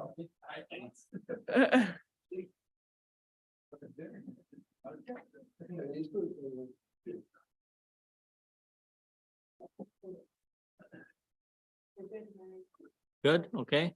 Okay, now I need a resolution from closed session. Okay, so the confirming bylaw. Be resolved that bylaw number 2023-95, being a bylaw to confirm the proceedings of the regular council meeting held on October 24th, 2023. Be read a first, second, and third time, passed, signed, and the corporate seal attached thereto. Anybody in favor of that? Tammy and Barry, all in favor? And who's gonna move this adjournment? Okay, so be Tammy resolved, and Walt. Tammy and Walt. I'll read it too. Be it resolved that council adjourn its regular meeting held on October 24th, 2023 at 4:28 PM. Mover and seconder? Oh, we already got that. Oh, you already got that? We're good to Thank go. you. Everybody's ready to go.